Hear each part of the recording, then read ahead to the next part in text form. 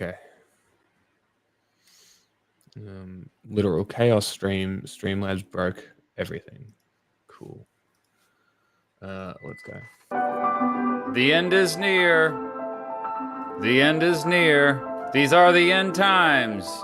Oh, hey. What? My name is Mr. Beat, and I regret to inform you that the end of the world is near. To find out more, go to my website, IamMrBeat.com, or electricneedleroom.band.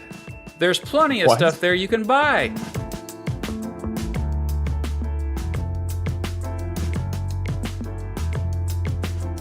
You know, I'm not...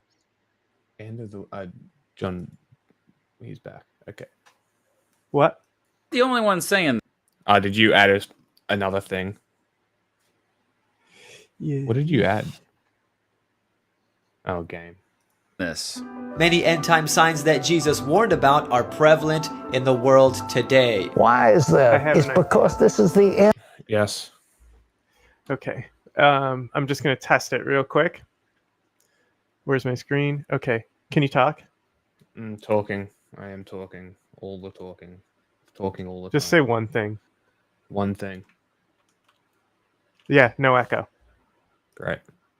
Okay, so what I did is I'll flip it back to you while I explain. Because I don't use my desktop, I'm using the other one to monitor because I don't have Bluetooth connection. Yes. So I just made the audio source coming from Streamlabs on this to go to my fucking microphone. Okay. So it's outputting from this computer to this microphone. So I'm only hearing on this. Okay. So basically I figured out a way to mute you from the system. Yeah, that's not going to work for me, though. That's the problem. I know. I'm just saying. I did figure out at least one way to fix the echo. You're telling me you can't send the audio output to the mic? No. The only way would... Later. I really need to go to the toilet, though. No. I just thought that was like... Because I think it's annoying. It is fucking annoying. It's because I have a headphone jack in my mic. Yes. But I also have, like, the streamer thing, right? So... If we have a look. So you can see the back of it, right? I can plug headphones into the back of this, but these headphones are attached to this, which I can't plug into this. So, you know, when I issues. get my food, yeah, we can test. I'll just plug in directly and not use the monitor, and we'll see if for some reason that fixes the echo on your end, but I don't expect it to. End of the Gentiles. This is the prophecy that we have all been looking for. It's CBN. Of course it was Gentiles. Signs that we need to pay attention to that point to the end times. And endtimes.com is your premier source for cutting-edge end times analysis. We are literally living in the end times. It really breaks my heart and saddens me to see how evil this world is becoming every single day. All of them seem to want your email address, by the way. But yep, search up We're in the End Times, and so many of these videos pop up. And yes, some of these videos are quite old. According to one poll, 4 out of 10 American adults believe that we are currently living in the end times. That's pretty impressive. According to another poll, 83% of people living in Afghanistan said the end times would happen in their lifetime. According to yet another poll, 10% of... Look, man, it's fucking Afghanistan. If they didn't think that, I would be surprised. What was us compared to them? 40%, I think. People 40% around of Americans? And yes, some of these videos are seem to want your email address. Living in the end. No. End times would happen in their life. So 83% of Afghans think end times. I got that. Right? 10%. According to yet another poll. 10% of people around the world think the world... around the world. What about America? Globally. I don't know. ...is probably going to... Yeah. The When, first earlier? one. Yeah. I'm so distracted. I really need to go to the fucking toilet. I'm going to send you the fucking video. Bro, I'm literally trying to... I'm aware. So I can grab my food. I'm very aware. I'm still sending you the video. And... Okay, I'm walking away. Prophecy that we have all been looking for. This is... And so many of these videos pop up. 4 out of 10 American adults. 4 out of 10, so 40%. I was right. And that was only one poll, though. Believe that we are currently living in the end times. According to another poll, 83% of people living in Afghanistan said the end times would happen in their lifetime. According to yet another poll, 10% of people around the world think the world is probably going to end this year. Epic. Oh, that was actually a poll taken in 2012. The world, in fact, did not end in 2012. No, it did not. But remember that? Remember back in 2012 when a lot of people were freaking out about the world ending? Yeah, it was the Mayan calendar shit, and everybody was freaking out about Y2K as well. I really hope he goes into these end time philosophy prediction things, because this is a very interesting topic.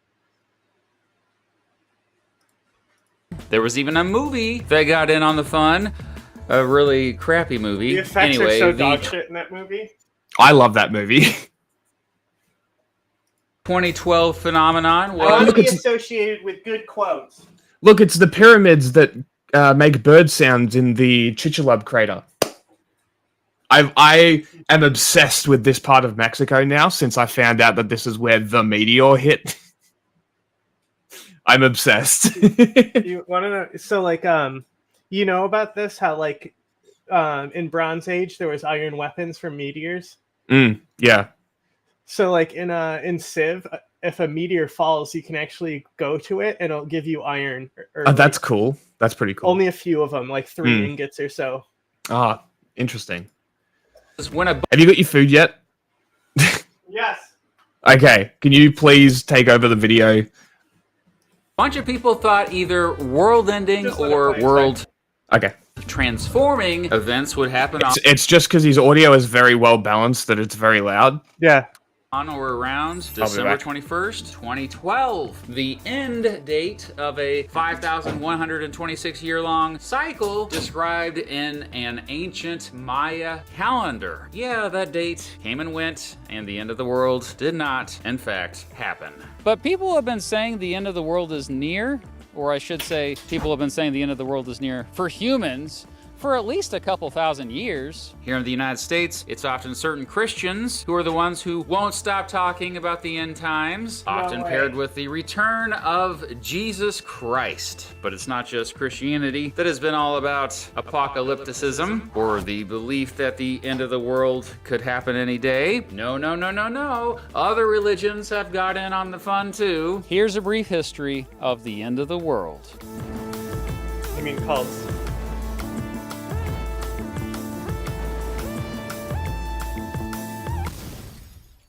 This video is once again sponsored by Aura, and it's an important time to be talking about them since hackers may have stolen the social security numbers of every American. Over 2.9 billion records were stolen from national public data, which provides personal information to employers and others doing background checks. And yep, these stolen records include full names, addresses, date of birth, phone numbers, and social security numbers. It's pretty messed up that the social security number of every American is just out there for free. So what can you do to keep your data safe? Well, I use Aura. Aura monitors your personal data, including your social security number, across billions of data points to alert you to potential identity theft, giving you up to $5 million in identity theft insurance should the worst case scenario happen. They also provide a bunch of other features to keep you safe online, all inside one app. I highly recommend you go to aura.com/MrBeat to protect your personal data right now, as national public data isn't going to do anything about it. I'm not leaving myself or my family vulnerable to data breaches, and if you don't want to either, go to aura.com/MrBeat and try your first 2 weeks for free. The link is just sitting there in the description of this video. And now back to our regularly scheduled programming. We humans tend to respect other humans who are able to predict the future.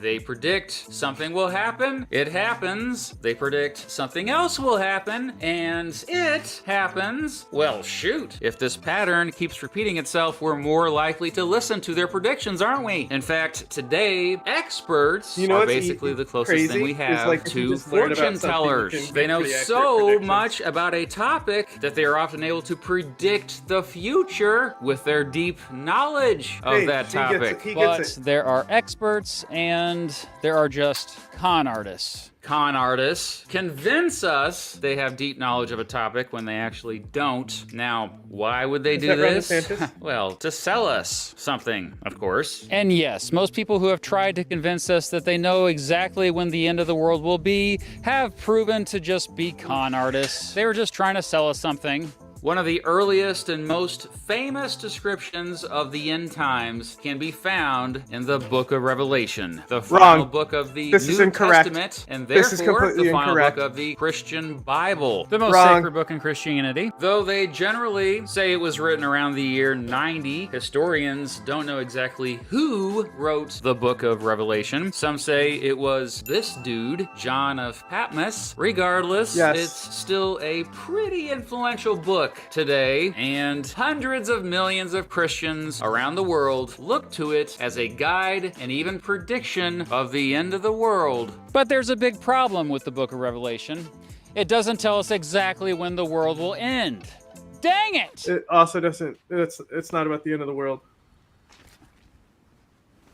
Don't worry, other dudes told us exactly when the world would end, like Montanus, who arguably started the world's first doomsday cult and regularly said the world would end any day now. Any day now, any day now, any day now. That was in the year 156. But I'm just getting started, buddy. A Christian bishop named Hilary of Poitiers said the end of the world would happen in the year 365. Well, 365 comes and goes, so he pushes back the date. A few years later, another Christian bishop named Martin of Tours predicted the world would end before the year 400. Nope.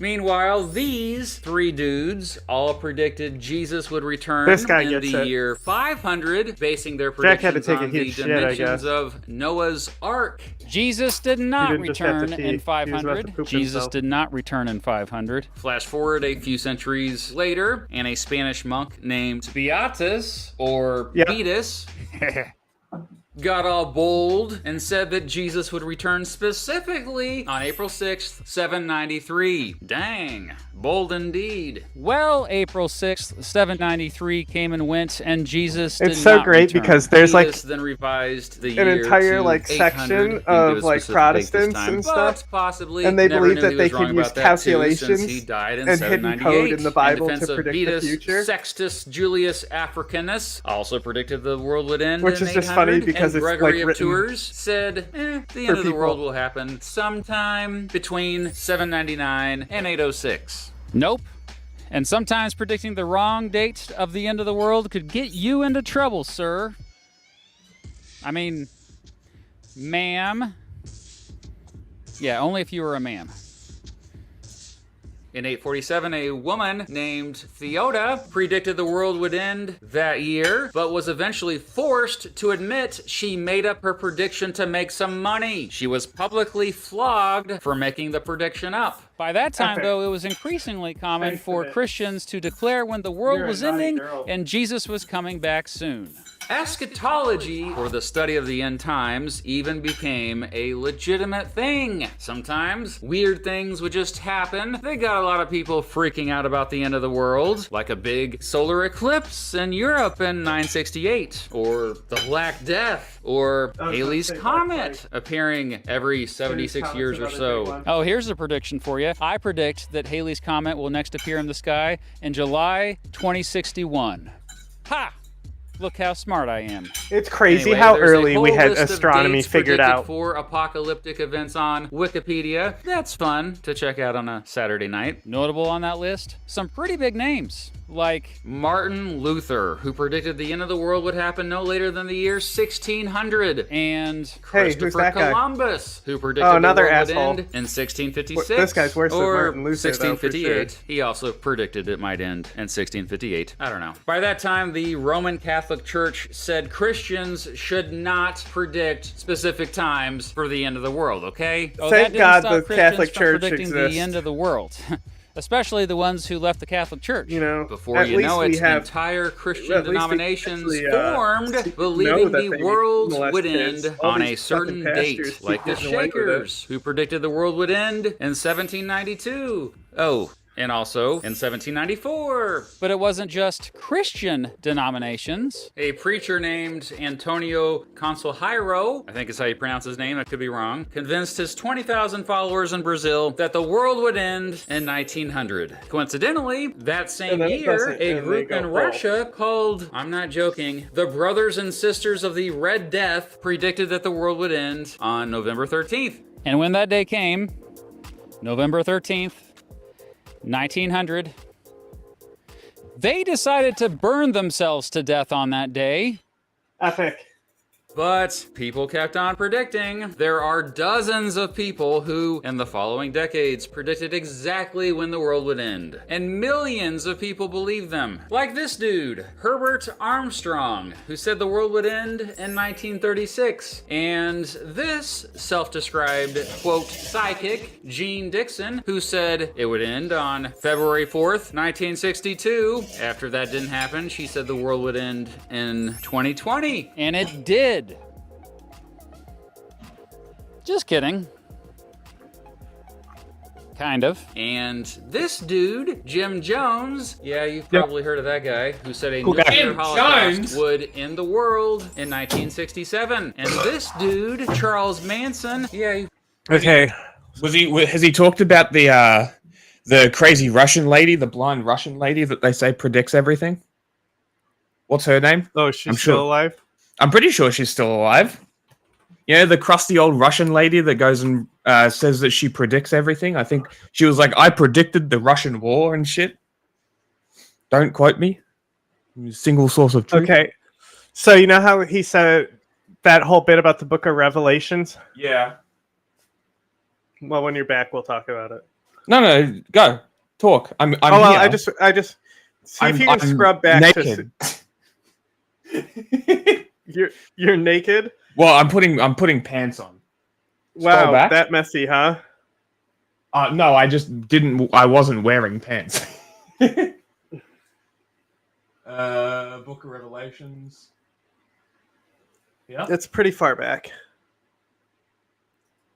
Basing their predictions on still going around the world, like in look the to it as a guide and even prediction of the Tell us something. Okay. One of the earliest and most famous descriptions of the end times can be found in the Book of Revelation, the final book of the New Testament. I know that. And therefore, yeah, because you said wrong, and I was like, interesting, wrong. So this isn't the first. Okay. Well, I guess the Mayans would be the first, or even further.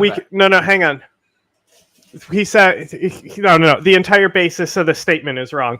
Oh, the whole premise. So interesting. Yeah, so we can do this in real time. If you open Google and hopefully porn won't come up, I'll tell you what to type in. But I figured you could share your tab. Yeah, give me a second. And type it in real time to show how easy it is to disprove. To kind of ruin this guy's entire video. Oh, that's funny. Fuck's sake. So. Yeah. Give me. Whenever you're ready. Yep. Almost ready. Everything is gone. Everything is a mess. Everything is a disaster. I don't know where anything is. Oh my god. He really messed himself up. What do you... And... Fuck off. It's because it's fucking 11:30 and we had no list. Bro, I told you no videos, and you kept trying to get it to work. we tried doing a new thing so we could play games for you guys, and now everything is all fucked up, and the order's fucked. We have No. Don't type in P. Okay, ready? I'm waiting. We have nothing ready. I'm waiting for this tab to come up in real time. Okay. You got to sit down. It's a whole thing, bro. I don't want to fucking sit down. Okay. Yeah. Now just type in Book of Revelations is about Rome. Enter. Oh, it didn't even come up with like the AI stuff at the beginning, like it does for me. So Front this line? is the AI for me, like on mine. Yes, the Book of Revelation, also as the Apocalypse of John, is about Rome in several ways. Imagery. The book is full of imagery that invokes Roman imperial practice, motives, and myths. For example, some say the dragon in the book represents the emperor and the first beast may depict the emperor. Okay. Coded references. Scholars use Rome as a decoder ring to understand Revelation's imagery. For example, 666 is almost certainly a reference to Nero 20. Letters to Christian churches. The book contains 7 short letters of exoneration to the Christian churches in 7 leading cities of Asia Minor. Sorry. Hold on. This is both a clear reference to the 7 hills of Rome. What? 7 hills? What? Yep. This is where it comes from? It's literally just about Rome. It is not about the end of the world. Incredible. Right? So, like, his entire video is invalidated because all those people are wrong. Interesting. Well, is the obsession with 7 here? Is that like the 7 days? Is that why they're obsessed with 7? 7 mountains. There's 7 a lot hills, of numbers. 7-headed beast. 7 seals. Yeah. Like, what the fuck? What? So Babylon is Rome. Is basically what they're saying. And they're saying that Babylon... I mean, here, part 2, Babylon is fallen, and if Babylon is Rome... And it would make sense... Are these the OG prots, or are these Catholics? Or are these just Christians? This would have been written in the year 90. Okay. Like, the Christians were being persecuted at this time. I don't should have been persecuted harder. Honestly, I don't think this. I think it's controversial that this book shouldn't be a part of the Bible. People focus on it way too much. Yeah, it's because it's scary. This New Age shit. Well, it's the reason that people like scary stories, right? The same shit. Yeah, it's why people will buy scary news. It's why people will. Another funny one. You're gonna love this. Okay. So you know about creationism and like they teach are we talking young Earth creationists? Well, that's what they are. So they teach that. Yeah. We walked the Earth with dinosaurs. They're not young Earth creationists deny dinosaurs' existence. Yeah. No, they say they use the Bible as fact for it. Cool. Bible. Dinosaurs. That's fine. That's fine. I'd like to remind people that dinosaurs existed 70 million years ago. Nope. Not according to the Bible. Okay. More like 70 to 200 million years ago is probably some kind of... Actually, I've been watching dinosaur videos. I found another science nerd channel, and she's great. She's got a bachelor of science and zoology. And I'm going to read you a Bible verse. Go on. And we should not listen to these types of people who are fanatics. Hold on. Wait. Don't start yet. I need to make a funny joke. Okay.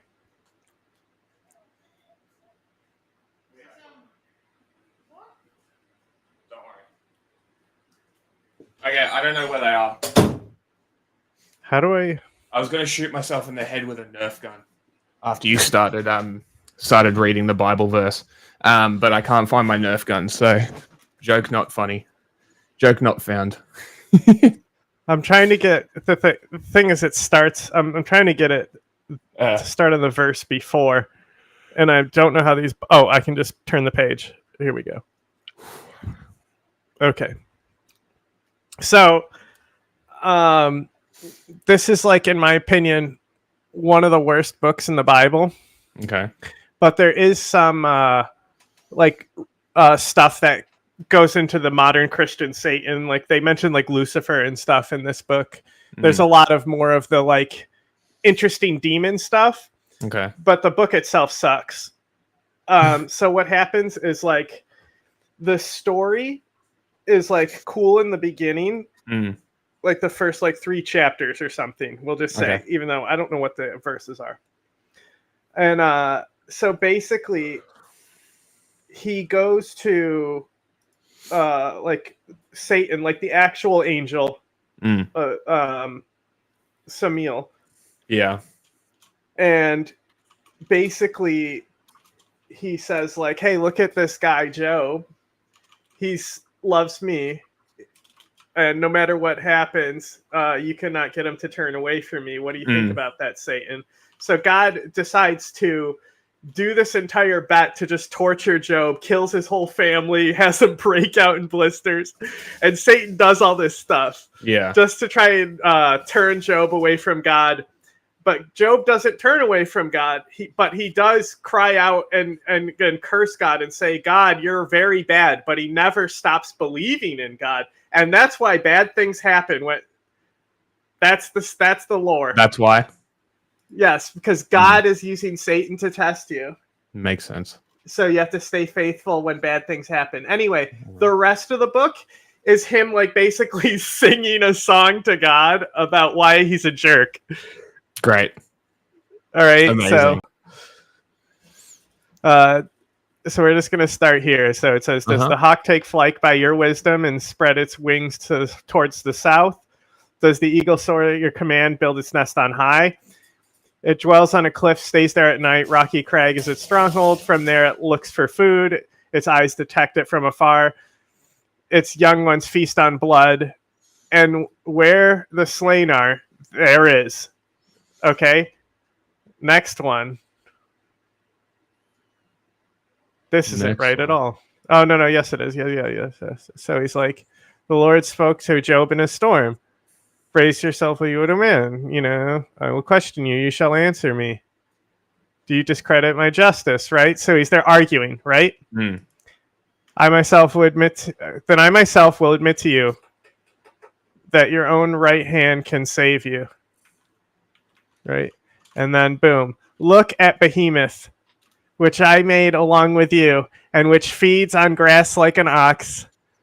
What strength it has in its loins. What powers of muscles in its belly. The tail sways like a cedar. The sinews of the thighs are close knit. Its bones are tubes of bronze. This is where they stop reading the creationists. Uh-oh, no, it's got metal bones. It's Wolverine. So they just take this part and they teach this to kids. And like this is like the first lesson with Noah's Ark. Is this right here? And then they'll give them a creation quiz, and they say, what describes the behemoth in Job? And it will show pictures, and one of them is like a brontosaurus because they have a tail like a cedar. So because of this book, it shows that we walk the world with dinosaurs. That makes sense. Totally. Guess legitimate. what the behemoth is? An elephant. So close. It's a hippo. Interesting. Right. So it talks about like Leviathan and Behemoth coming together. Leviathan, they're referring to a crocodile. Behemoth is being referred to as a hippo. Interesting. They're both in the Nile. Huh. That's very funny. Like it's pretty well accepted. Yep. So like with these people that read into the Bible that far, no. Like you just need to remove them from the census. And these are like Branch Davidian type people who believe that type of shit. They are like really far gone, apocalypse, Seventh-day Adventist stuff. Yeah. Flintstones ass history. Look at how much I've extended this just by talking about the Bible. No, I know. Where would you say?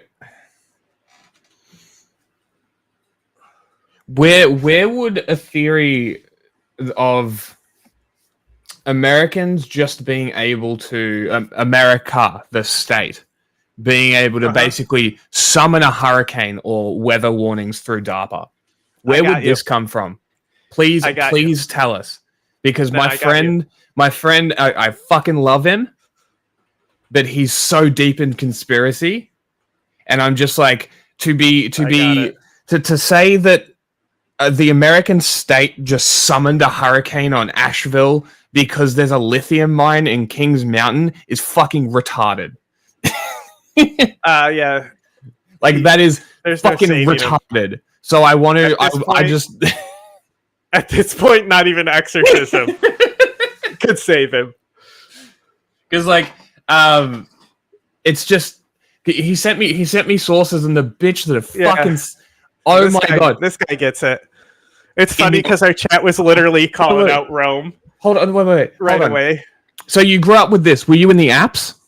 Is this a specifically Appalachian thing? Because it's all to do with FEMA, right? It's opposition to FEMA, which I understand, right? Fuck FEMA.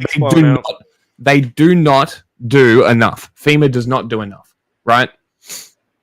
So it's like, and this is why I was kind of facetiously mocking. Hold on. Yep. Facetiously. Pause the video. Facetiously, talking about and now I fucking lost it. Fantastic. Okay. For a lesson about the weather. Hello, welcome to Internet Comment Etiquette. I'm Eric, your host, and I'm here to teach you how to leave proper and respectful comments online. So, I understand opposition to FEMA because FEMA will come in and allocate resources even if they've been gathered through mutual aid, right? Because that's kind of, I'm sort of assuming that's kind of FEMA's job is to centralize aid distribution. Yes? No? I mean, yeah. Yeah? Okay. So that's my assumption because I really don't know much about FEMA, right? So I just assume that they're a disaster. It's not the only organization, though. Yeah, right. But it's like I'm trying to specifically get down to this point because he's from North Carolina. I've heard a lot of people from the apps talk about government distrust and DARPA and HARP, FEMA black coffins. FEMA, all of this stuff. Where does all this come from? Why is this so prevalent within Appalachia specifically? I'm so fucking curious. Retarded. I mean, it's interesting.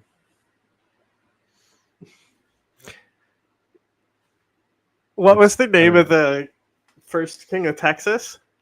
King of Texas? I don't know. Ashida Fardad or something? Ashid and Fardad.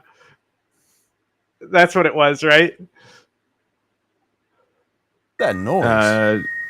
I don't even know what you're talking about. What is this? Daniel Larson. Snow? What the? What? Oh my god! What the hell? How come there's snow everywhere now? It was just so nice out. What's going on with our weather? Well, guess what? I'm about to figure it out. Let's start the show.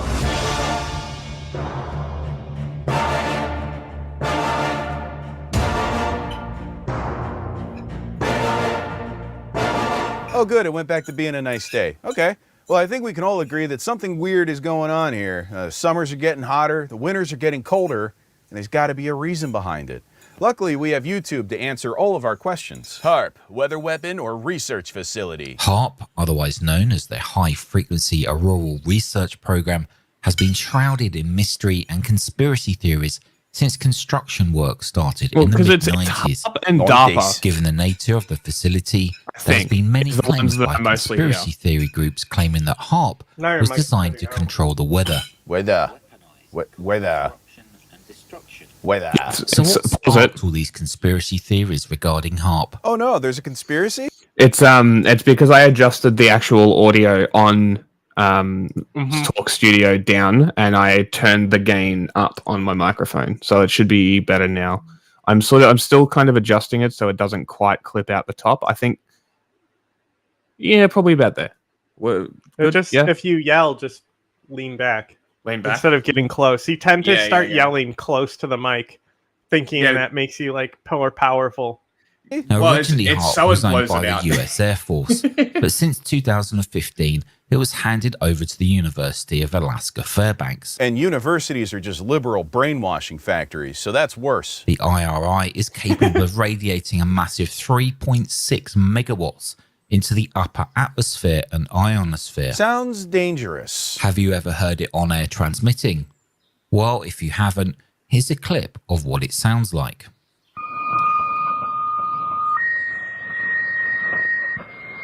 Yo, that's what I heard earlier. Before all the snow started falling on me. Oh my God. The lack of YouTube videos on HARP is a bit suspicious to me, almost like damage control. Oh my there God. are also portable HARP weapons, huge things mounted on massive oil rig-like platforms, kind of like battleships that can be taken near to target areas, seemingly looking innocent. Some people think one of those was off the coast of Greece when they had all the fires a few years ago. Ship also spotted before earthquake in Turkey. Why? These things can make earthquakes? There are pictures of the Like ship. at least During this Telegram, one. There are a lot of They shots. have the lithium mine. At least they have a conclusion. Yes, like it's for the lithium mine. Like, yes, right? And that's why I brought it up, because I'm like, there's an actual thing here. There's like, here's a legitimate conspiracy theory that's only just starting, right? And I did save some things on Twitter. So after this video, I'll play the Twitter videos where they'll tell us about why it's like, Kings Mountain lithium mines and BlackRock $90 million contracts and shit. It became difficult to criticize things that the government's doing, and these people are the reason why. Because of fucking grifters. Yeah. And that's literally what I said to my friend, right? I was just like, because my first response, right, to anybody who says You're any retarded. kind of it's no. I'm due back on planet Earth. See you later. My first response is, so what you're telling me is that the government is both simultaneously grossly incompetent but incredibly effective to the point that it can just summon hurricanes on top of cities, is basically what I have to believe this. And considering how much I know about that's why government, like the more you look at incompetence, the more you move away from the conspiracy. Yes. Like with 9/11 and stuff. The most. That's why I say everything. Ask your buddy who did 9/11. I already know his answer. What is it? It's the government. Yeah, exactly. That's why I say that's the test for me. If they're already there with 9/11, can't help you. Like I could just like so obvious. I know. It's also, and then they're like, you believe the government narrative, and it's like literally we don't. Yeah, exactly. Like that's the whole reason why the commission report happened. It's very funny, but like that's and my it's first like response, right? And then you try to talk about Israel being involved. I'm blowing myself out. Yeah, you are. But I was like, you can't because then it goes back to the dancing Jews and shit, which even Donald Trump has helped fucking spin. Because it's so that's like that is my first deduction is like I am very aware of how incompetent governments are. So what you're telling me is that through all of that government incompetence, they can come together to summon natural disasters on top of millions of people to literally wipe out towns. The mayor can do it in SimCity. So of course. That's how it works. It's a simulator, is it not? And also, why would North Carolina be the the target here. Small population, lots of lithium. Because they also said something about quartz is going on as well. Something about quartz. I don't know what quartz have to do with it. You can dig quartz out of your own back fucking yard. It's the most common mineral. I don't know what the quartz have to do with it, but apparently there's like a pure quartz mines in. There's literally like a layer of earth. I have no idea. Just quartz. It's very funny. Have you seen like quartz layers? What they actually look like? No. Oh my god, dude. And then I basically just said to him, like, there's so much that the US government does that you can criticize. That's like on the surface, that is open. That you just don't need to go into these regions. You just don't need to leech into these conspiracies. I don't believe it. Like, they're fun. I love conspiracy theories, but fuck, man. Like, they're just not it.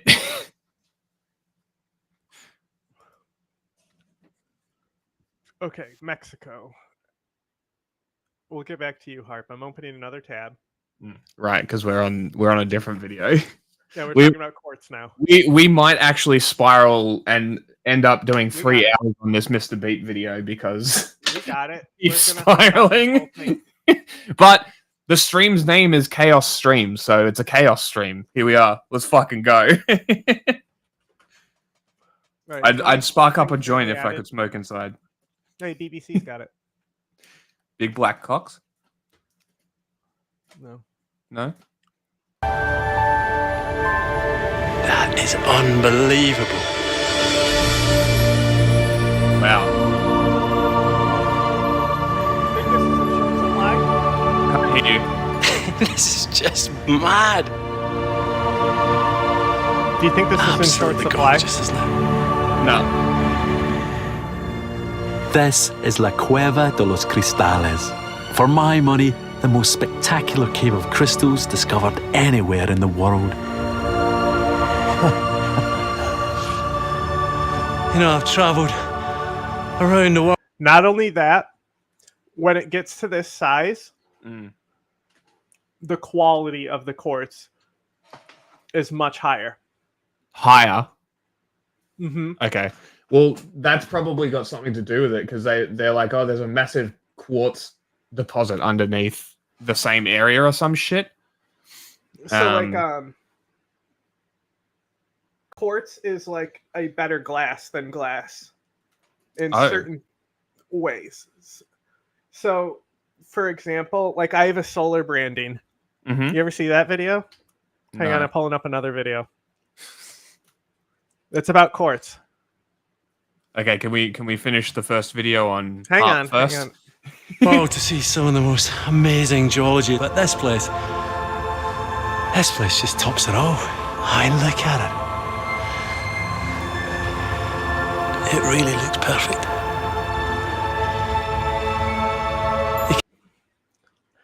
It's pretty much entirely disappeared from my leg.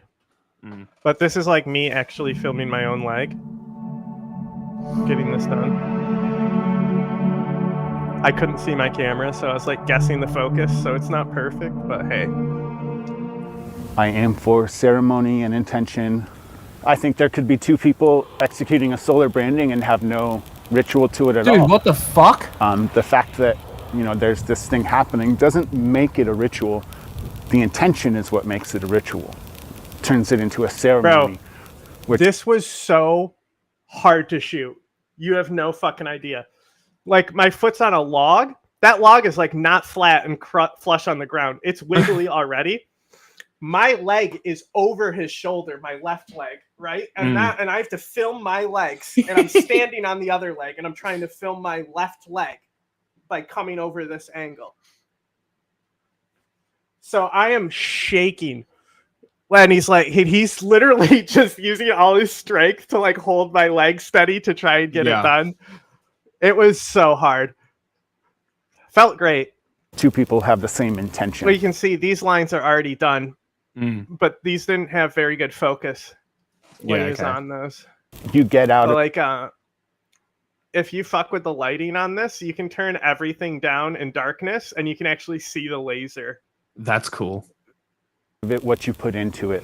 You know, it doesn't have to be spiritual, just like any piercing doesn't have to be. He insisted on not wearing a hoodie because he thought this looked better. It does look better. Piercing, and turn it into you can tell how cold he is, magical experience for your client.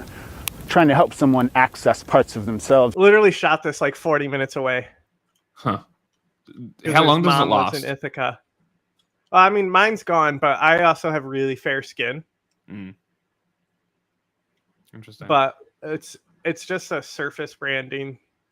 So that aren't accessible through the daily grind. Give them that opportunity to peel the layer back on themselves a little. Like, there's people who do solar carving. But like some of the orbs they make are glass. It's too wavy. It's too wavy and imprecise to use on a human. So you need have quartz. to have quartz. Interesting. A little bit. I like to take people to pyramids to brand them. When you are meeting up with your client at 8 in the morning, drawing at your house, and then going to a pyramid in the sunshine, that automatically lends an element of ritual. You can see, fucked me up a little here. And you're making a memory with someone. You know, you're literally laying on the rock to be burned by the sun, you know.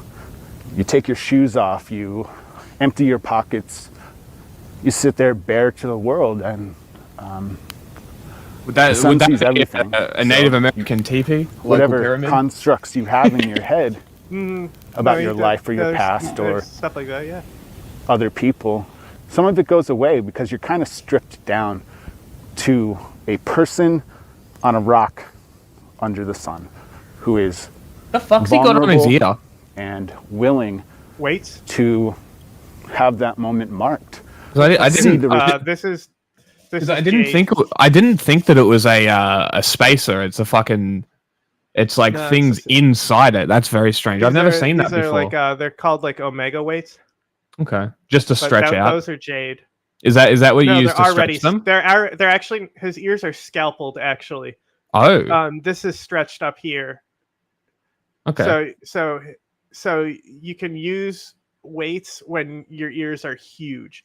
So like I can actually use weights, and I had weights, but they were stolen from me. And one day I'll have them again when I can afford them. Yeah.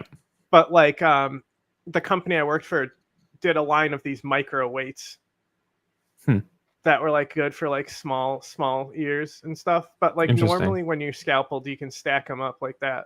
Yeah. Very interesting. Jewel and everything. He's also, if you look at his septum, that's also like carved. Huh. Like you see how many rings he's got? So his name's Nico. It's a sick name. And then he had this lip right here. This is like a lip plate. Yeah. So this is also scalpeled. This is very common. People don't realize it. They still write articles like every year about like weird new piercing trend in Oregon, and it's somebody who like made a hollow one so you could like see his teeth, just to be funny. Like wacky, you know? Yeah. And that's always the headline in the article. And it's like, no, this has never been a thing. It's like only done by like certain people, the inner circle of these like people. But it's very common among them. Yeah. It's like, fuck it, let's try something new. Yeah. There's like there's a few thousand of them. But there's only a couple thousand comedians left. But yeah. Yeah, no, exactly. All right, harp video. We gotta my weather control and my time code sheet is fucked. Wow. Well, I got to look into that. But first, I'm going to show you how to leave a polite comment. You immediately buy into a conspiracy without doing any research at all. Oh man, my crazy uncle was right all along. We cut him out of the family because he wouldn't shut the fuck up about government facilities controlling the weather. If only we had listened. To be fair, he was also insanely racist and anti-Semitic. But now that I think about it, people are calling me anti-Semitic too, just because I donated money to a Palestinian food bank. Maybe there comes a time in every man's life where he realizes his crazy uncle wasn't that crazy after all. I better look into all the racist stuff he said in case he was right about that too. And post. Okay, now I believe some of those comments said something about HAARP starting fires. Discover the startling secrets behind Maui wildfires. HAARP is often associated with terrible natural disasters. So in this video, we will see if due technology and fires in Hawaii, as well as HAARP technology, are the cause of climate change and capable of producing destructive energy. If HAARP is responsible for climate change, I'm gonna stop recycling. Directed energy weapons, DEW, are weapons that use electromagnetic energy, which is focused to attack or destroy enemy assets. I'm so glad there's a real person willing to talk with their human voice about this issue. It was rather strange that none of the cars were left in the middle of the road with their doors open, as if all the... There are also pictures... As if all the what? Why isn't this guy finishing his sentences? Anyway, it doesn't matter. I 100% believe him that the Maui fires were set by HAARP. Let's take a look at the comments. Oh, and look at that. We got a blank canvas on which to paint our internet comment etiquette. All right, everyone. Let's go. Hey, dickhead, how did you get your AI script generator to talk about conspiracy shit? Anytime I ask ChatGPT to generate low-effort, lizard-brained, soulless nonsense like this, it comes back with a statement about misinformation being bad. Do you have to gaslight and abuse the AI first? What's your secret? And hey, for the next video, try using your real voice, you fucking pussy coward, and support a small creator. Okay, cool. The only way that comment's gonna backfire on me is if it turns out that guy's mute or something like that. Anyway, for our next video, let's see what HAARP has to say for themselves. HAARP Master. Well, that's a suspicious title. And play. You heat up the ionosphere for a few minutes and then you shut it off and you watch the ionosphere repair itself. It does that in a few seconds. And do a lot of experiments that way. Things you can't do in the laboratory. Now the whole planet's become the laboratory. Wait, is that... It's an instrument that allows us to make small changes to the ionosphere. Pause. Fucking Jesus Christ. Are we back to the moon landing didn't happen because radiation belt? Is that really what we're doing? That's really what we're sticking with here is like the basis of HAARP?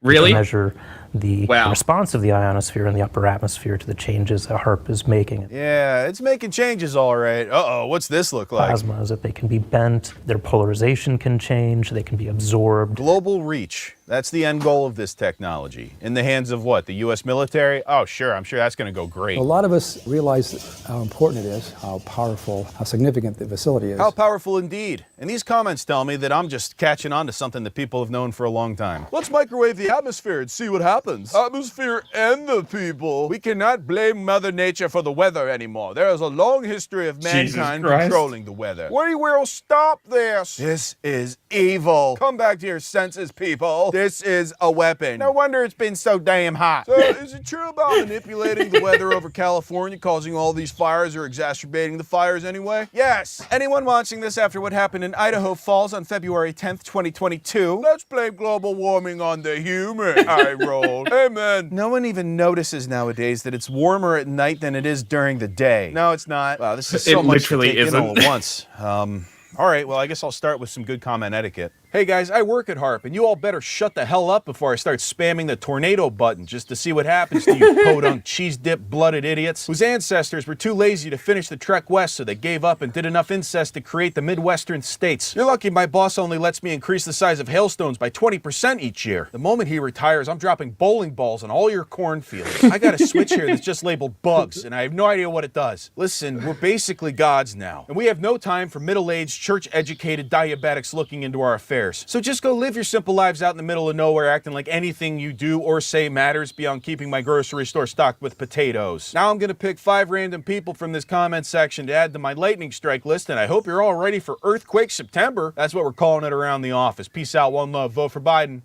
And post! Yep, that's how you do that. And I can't believe I've been living my whole life unaware that our government can change the weather and has been doing so for quite some time. And it's not just our government either. Dubai artificially creating rainstorms with drones and electricity. Oh, play. Because a lot of people, I don't think, understand what cloud seeding is. And this has been going on for decades, by the way. This is not something that's brand new. But traditionally, what cloud seeding is, it involves using aircraft or drones or even some cannons to push silver iodide up high into the cloud. Oh yeah, what's that stuff do? They feel it could be harmful to aquatic life. Okay. So over in Dubai, which is what you're seeing here, they took it a different step, and what they basically did, they had a fleet of drones that flew up into cloud cover and they use electrical charges to force water droplets to combine into larger ones. Okay, so they're using charged particles. Isn't that exactly what HARP does? These are little HARP drones. I love that all the people, including myself, who were ridiculed in the past for openly talking about cloud seeding and weather control programs are here saying, I told you so. I've seen friendships shatter over if this was a conspiracy or not. Crazy how people don't believe it until it's on the news, as if they tell the truth. This makes the HARP seem more real than a conspiracy theory nowadays. If they can stimulate clouds to be more precipitous, I'm sure they can sedate clouds from raining too. That's a good point. Now I'm scared of that. People with conspiracies tell you so much at once that it's hard to believe them all. They got this one though. This is what's behind storms everywhere. I knew it. I've seen and heard things in thunderstorms. It sounds like giant objects made of steel rubbing against each other like a metallic whale song. Even voices have been heard by former neighbors. The helicopters making their runs every night were enough to make us move away. This is how my boyfriend activates my butthole to make it rain pennies. And wait, nope. Did anybody else post this already? No? No. Okay, I'm good. And post. All right, now let's go to Sean with the weather. Thanks, Eric. As you can see, it's another beautiful day. Not a cloud in the sky. Except that one that wasn't there a few seconds ago. Anyway, today's temps will be a high of 68 degrees and a low... Sean? What happened, man? I just got hit by fucking lightning. Oh my God, are you all right? Where the hell did that even come from? Anyway, the weekend forecast is gonna feature rain in some of the following... Just got hit by lightning again? Bro, you gotta get out of there. No, I'm a weatherman. These are just the hazards of the job. Mother Nature can be a fickle bitch. Sean, this isn't natural lightning. It's being generated by HARP. I don't know what that is, but I do know we have a high pressure system moving down from Canada right now, and why is that cloud glowing? Run! No! Oh, shit. Well, that's not good. I think HARP knows that I'm making this video now. It's going after all of my colleagues and friends.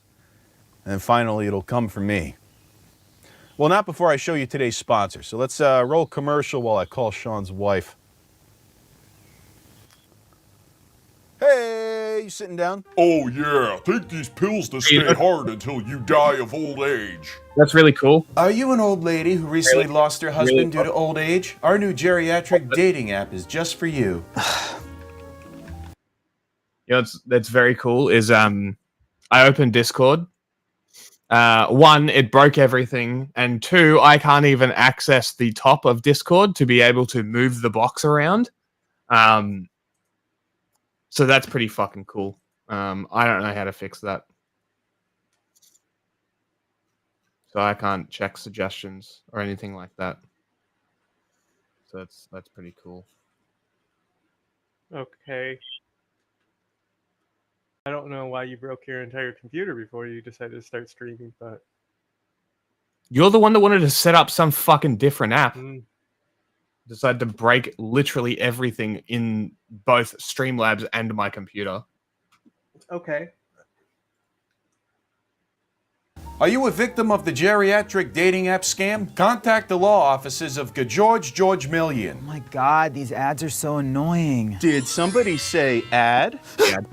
Who the hell are you? Well, I'm here on behalf of NordVPN.com/bigmoney to tell you there's a way to get rid of all these stupid fucking AI dog shit ads that YouTube's been shoving down your throat like some kind of vor fetish. What? Vor. Yeah, don't Google that unless you have NordVPN on. You see, NordVPN hides your online activity behind a wall of next generation. I can't hear you when you talk. Hang on. Can you please skip the ad? Yeah, sorry. I'm trying to do other things. Only available to UK IP addresses. You got to go to novelberry.co.uk to watch it. Little side ad there. What else can NordVPN do? Everything. Well, I guess not everything. I probably can't say that in an ad. What do you mean in an ad? Oh, we're in an ad. Oh my God. NordVPN. Struck planet Earth. You want to know how I know? Well, it's because I'm in this Telegram channel where somebody comes and updates every single time there's an earthquake, which I guess means it was HARP. I mean, the channel's called HARP is Real, which is true because it literally is real. So let's get to know these people. One good thing, today, no chemtrails. First time I haven't seen them in ages. None evident in my area today. And guess what? The sky was finally blue with I was getting my mod tools up because I switched it my laptop off modding because that was causing an issue with the program. Okay. So I just that's what I was doing, is I had to make it so I could mod Twitch again. So I just did it on my main PC. If you fluffy clouds, because the other Google account is already integrated.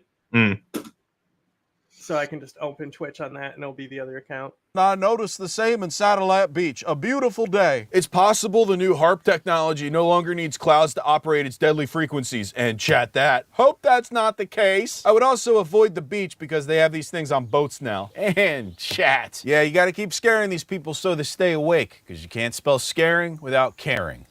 I also don't care, though. I heard that our enslavers are using HARP to push all the rain east to dry up Lake Mead. They're also digging a tunnel underneath to drain it, too. Grr. She heard that? Who'd she hear that from? I want to get her contacts. Let me DM her. Girl, I know. I'm in Alabama, too, getting dumped on. HARP has got to go. And DM that. Just building a little bit of rapport here. Okay, I got a thumbs up in response. That's good. I'm just trying to figure out who to contact in case we all want to get together and stop these sick experiments and direct message. Cool, nice one. Count me in. Well, let's say 300 of us storm a government facility and turn the weather machine off. What are they gonna do about it? And conspire. You guys hear about the big attack that's supposed to happen tomorrow? Do tell. I hear they're gonna fire up all the HARP sites at the same time. Oof, that wouldn't surprise me. Don't let anything surprise and shock you. No fear, will be okay. Daily I am in awe that I am alive to witness all. Give me your email address. Chat. All right, well, I should probably stop doing this, because I think I might be messing these people's brains up. Let's go somewhere where brains are already messed up. TikTok. If you look at the sky, you will see that there are ripples in the clouds, which is not a normal formation. Just like if you were to throw a stone in the pond. Giants are dunking their balls on the atmosphere. This is being caused by the HARP machine sending out frequencies. Wow, thanks, Crazy About Jesus, y'all. You would love my friend Curious Betsy, and post that. Wait, holy shit. The snow's fake again. Look at that. You guys ever see snow do that? From the chemtrails? Chemtrails. Weather in general is really odd lately, and have you seen the birds and animals acting crazy? We have snow coming our way. I dread it because I know something else is in it. Nothing. Look at that. Absolutely nothing. It slid down. It's so epic when they try to encounter thermodynamics. Who? Trying to light snow on fire. Yeah. I think we hit a cap for playlists. Oh, whatever. I can't make it. I can't believe that fake snow's making a comeback already. I swear, we just did this like 2 years ago. All right, don't mind me. I'm going to do a quick duet. Cease your investigations. Only you can see this duet. We have spent far too long crafting this fake snow to have some GED-educated trade worker blow the lid off the entire operation. So stick to your Toby Keith music and nicotine-lit pillows and keep your head down. Otherwise, we'll be forced to make your mom gay. All right, it seems like those were the only humans talking about this on TikTok. Everything else is AI spam. Do you know about the terrifying project called HARP? It's an American project whose aim is to control the weather. Imagine deciding when it rains, when the sun shines, or when a cyclone hits. And it's not science fiction, it's real. Imagine not worrying about this at all and waiting for God to take you to heaven. Seems like a dark way to put it. Imagine waking up one day with a big head in the clouds, telling you that if you don't want something, it's going to go wrong. What people wants to play be God? Exactly. Hey, horny boys, check out my profile. I'm 27, female, and looking for open relationship with first lucky guy to DM me. Link in bio. Post. Oh no, it's HARP. They finally caught up to me. All right, I'm gonna have to make haste. Gotta find a secure location. There's gotta be some place where no government's allowed to run surveillance. Ah, I know just the spot. And it's right here on Epstein Island. Yeah, it really is, isn't it? What was that? Is that HARP? Oh no, thank Crazy. God. It's just some little kid's ghost. All right, I still have time. Time to make a difference. Time for a comment montage. Let's kick it. All right, what are the most popular videos right now? Ooh, Nicki Minaj, Bigfoot, official audio. I think Nicki's on a coke binge. Anyway, you guys should check out HARP. It's a government installation that can control the weather. Do your research and post. All right, there we go. What's next? Ghostbusters Frozen Empire, official trailer. You might be looking at a second ice age. This movie's just pro-HARP propaganda where they want you to think the ghost can freeze an entire city when really it's the government. Do your research and post. What the fuck is next? There's a lot of elements that remind me of that Doom Eternal type stuff where you gotta like kill the enemy a certain way to get your health back and everything. Hey, you guys should check out HARP. It's the government changing the weather. They're using a machine to change the weather. Check it out. Do your research and post. All right, that's definitely gonna get people to do their research. What's our next video? HARP proof. Chilly sky 15 minutes before the earthquake. Hey, I'm the biggest HARP believer in the world. That's a fucking rainbow, you idiot. And post. It's really hard to find the chemtrails today, but I do see the HARP waves working. HARP waves, huh?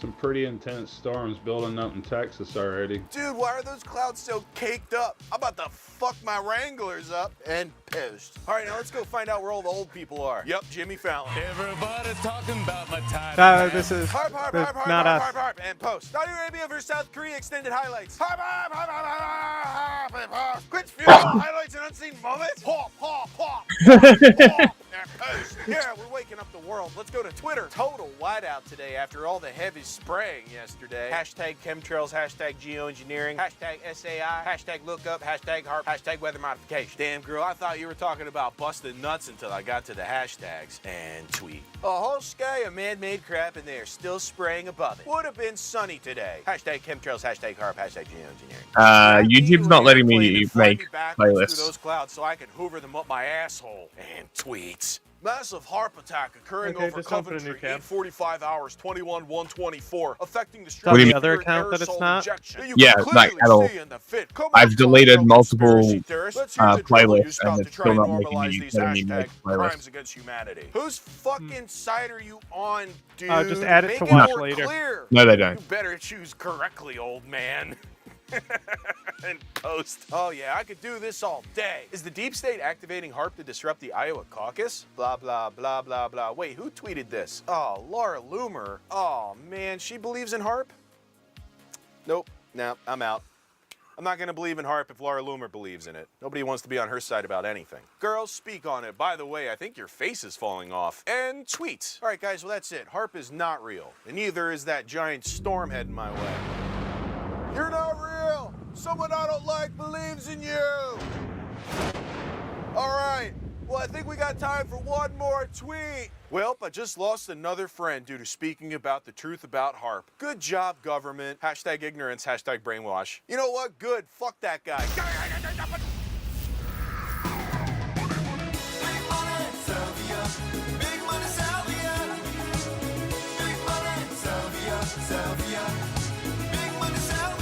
You know, folks, this day and age, you can never tell what the weather's gonna be thanks to HARP. That's why on NeonGrizzly.com, we got you covered. Go pick up the hoodie Eric was wearing today. It's the Cease Your Bird hoodie. And then when a couple hours later it gets to be 80 degrees, you can get this tank top with a bunch of gay frogs on it. Yep, we got just about every climate covered here, except for tundra, and whatever inferno Hillary Clinton's going to. And when you have to retreat inside for a couple weeks because HARP's shooting dust storms at you, at least your walls will be covered. Back to Mr. Bait. We done with that video? Oh, we're going back to that? Are we? We're basically done with that video. Yeah.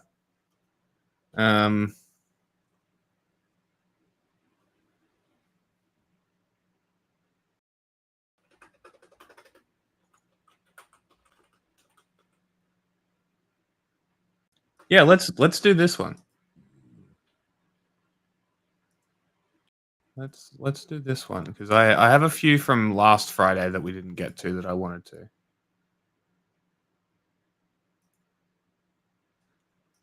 So let's.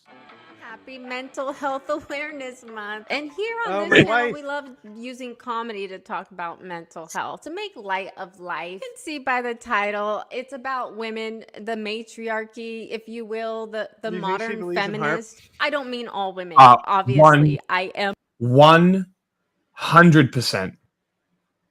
100%. This girl 100% believes every conspiracy theory that you can think of. Zero critical thinking. It's like you sometimes something might glitch and not let anyone create playlists or something. Oh, it's not working for you either. No. I'm testing some more stuff, but that's my working theory. Is maybe it will fix itself. Okay. Well, no playlist, random videos. Let's fucking go. Add it to watch. Just add them to watch later. Chaos stream. Just add them to watch later. I'm a woman. It's probably less than 50% of women I'm talking about in this video. But it's mainly women, some men that have a lot of triggers, unresolved issues they haven't worked on mentally. What do you think the chapter title is called for this part? What do we think? I couldn't tell you because it's too small. Literally trigger warning. Which I think is that's a hysterical. I think that's genuinely funny that she's... Yeah, I know. My future wife is hilarious. Thank you. I have great taste. Don't get me wrong. The patriarchy isn't all what it's cracked up to be either. Don't talk shit about my wife. Too. They didn't get out of this. Actually, I like this idea. Torturous. Let's fucking go. We're currently heading into communist times because of women preaching socialism and I'm a good. What was that picture? Was that a picture of the Chinese state? Communist times because of women. Oh, that is a picture of the Chinese state. How interesting. China's not communist. We're heading into communist times. Socialism and I'm a good person. We'll get into everything. I just want people to have health care, sweetie. Obese than ever. I have a video that walks you through your triggers on what would be the best meditation. My other account. This chick's not create a playlist. This chick's crystal. So it might just be annoying. Maybe. Glitched. Yeah. On your trigger, and I have another video that I'll link below of how to resolve your triggers. Just remember, law of attraction is always working. I'm gonna put up a chart. How is this chick a MAGA fascist when she's a crystal lib? I don't understand. And she's talking about pick-me's versus basic bitches. This is why she can. You are the pick-me. Also, it's called Arizona. Okay. Arizona has like the highest amount of people who believe in witchcraft. Oh, you're saying that it's a specifically Arizonan it's still phenomenon. pretty loud. But also you cut out at other times. I don't know. It's because I turned echo cancellation off or auto adjust. This one. So now it should be fine because it's auto adjusted. Yeah, let me switch my headphone input. But auto adjust sucks. I don't know. But I also changed headphones and it fixed all of the audio issues. So now I can also hear these. And now I've got voice modulators too that I can actually hear. Which is very speaking of which. Yeah, What are you doing? Still have a game booted? Showing high. No, it's just sharing full screen. It's just sharing full screen in general, right? Mm-hmm. Okay. Vibrations and low vibrations. But when you're in high vibrations, comedy, laughter. Dude, that's great. Granola fascism. Love hang that. On, I have to switch the. I can't hear. I have to switch it. No. Like that's definitely what this is. It's granola fascism. That's a great term for it. Their happiness, love, all these high vibrations. Vibrations!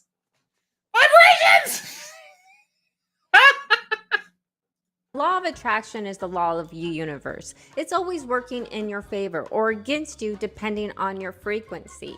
If you have low frequency, if you just believe that floodwater is going to recede and your house is still going to be there, that's just high vibrations, man. It'll work. It'll work out. Physical destruction of fucking land and place and cities doesn't matter. Just high vibrate it into existence. Can you do, Zapata, you are so cute. Can you do a full screen share so we can do an echo test real quick? Yes, Sure. you are so cute.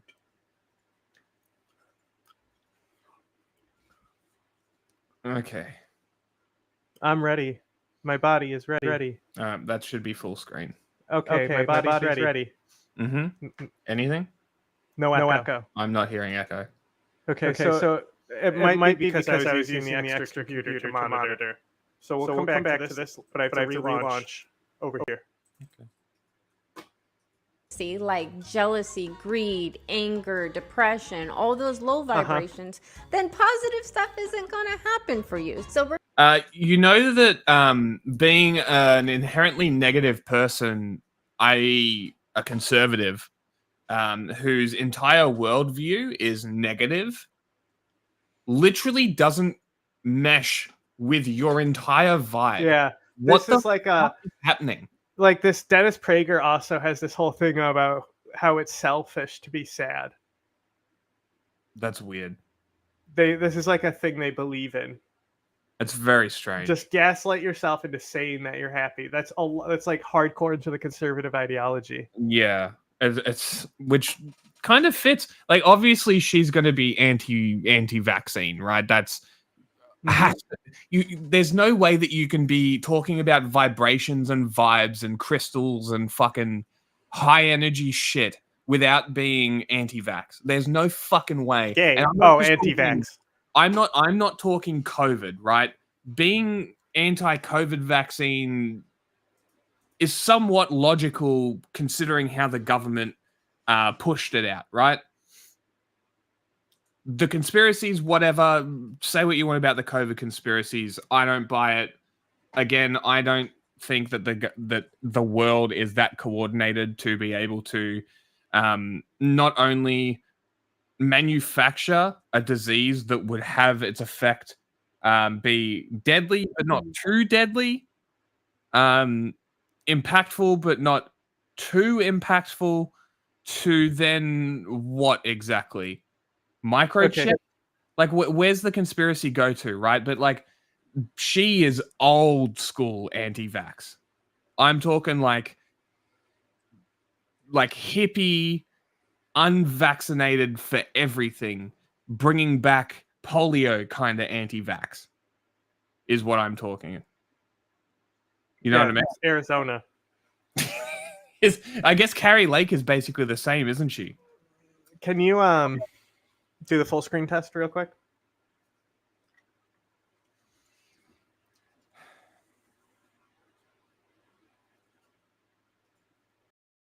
Mm-hmm.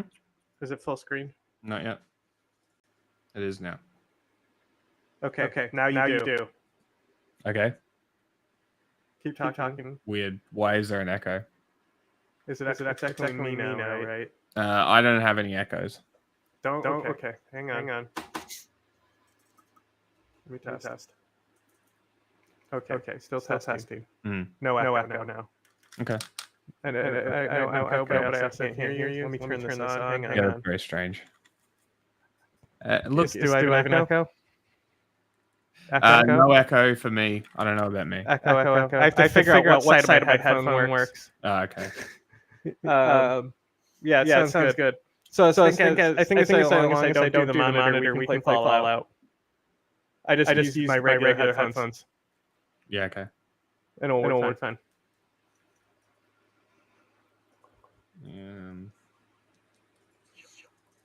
Yeah, I thought that was like a black conservative thing specifically.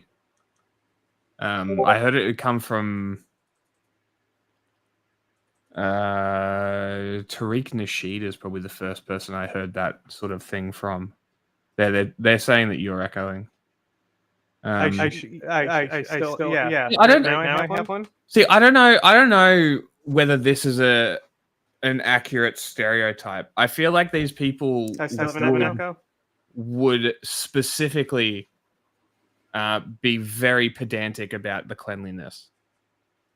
I don't know. I could be very wrong.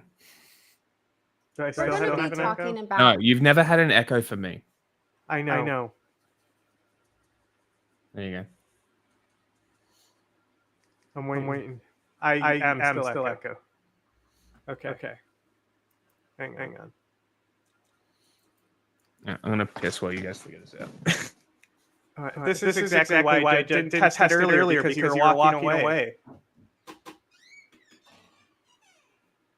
Fucking ridiculous, bro.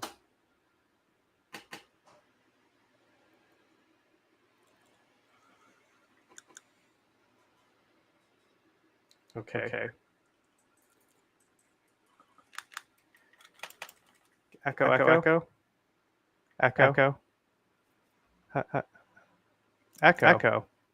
Yeah, it does echo. That's fucking dumb. And I can't fix it because he's still full screen.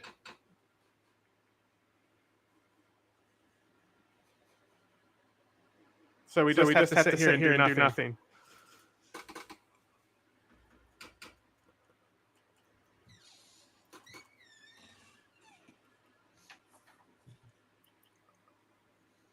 How'd we go? Did you fix it? Yes, no? You can't hear me now? You're just not responding. Very cool. How modern day feminist and the matriarchy is ruining so much in America. We're talking mainly America. This is going to be a wild ass video.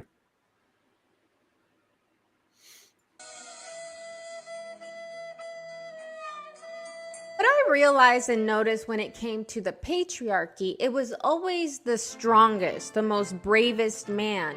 This is going to be so bad. This is going to be such a bad video. Oh my god. This is... M joined. Oh man. This is... Here again. Here's the reason that the echo was happening is because it was full screen. I know. That's what we were testing. Now there should be no echo.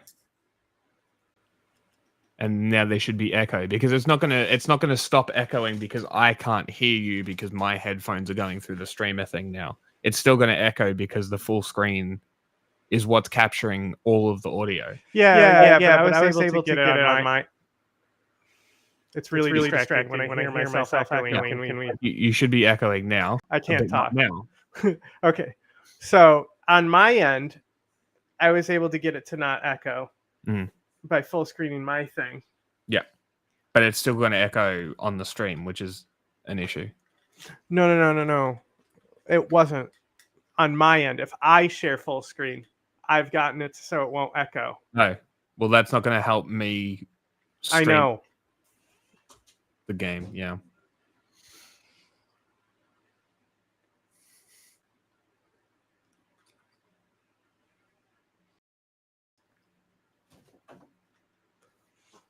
The one that wanted to protect all the women and children. Alpha man was always in charge of the patriarchy. The one that was always... What? But I realized and noticed when it came I wasn't to sure whether the you heard patriarchy. this part or not, so I'm just going back. I did not, so please go back.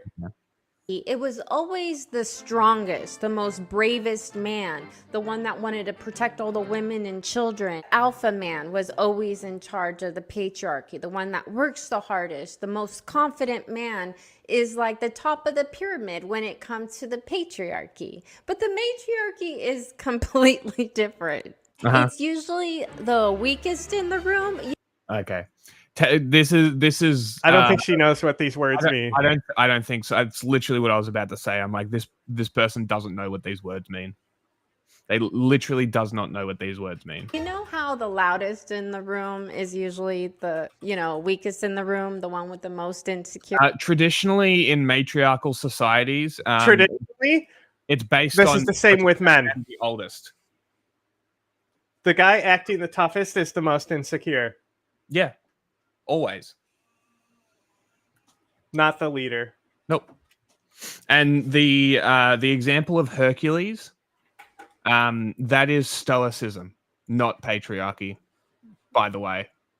Very different things. Stoicism is an aspect of true patriarchy, but the problem is all the other things of patriarchy. like inequality and hierarchical systems as a base, where from what I've gathered, matriarchal societies, while still having that hierarchical structure in like the social setting, I feel like the majority of them are horizontal for the most part. If you're talking, I can't hear you. I'm not talking, I'm reading.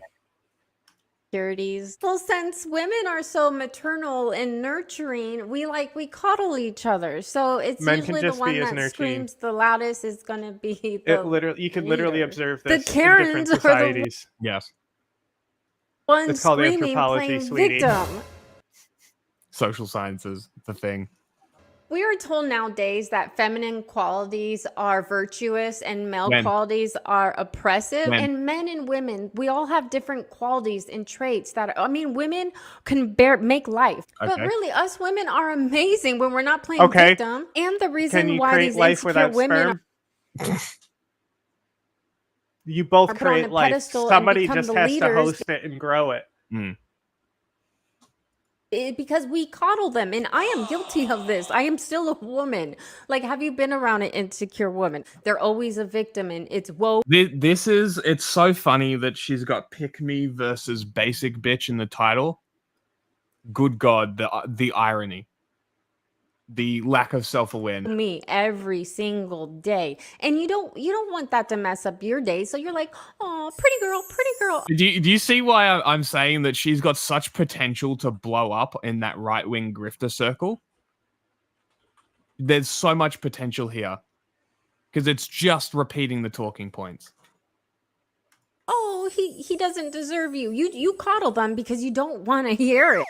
But all us women are guilty of this. I'm not going to call anyone grumpy. But you have to understand that she's coming from the perspective of woman is adult human female turf mentalities is what my assumption would be.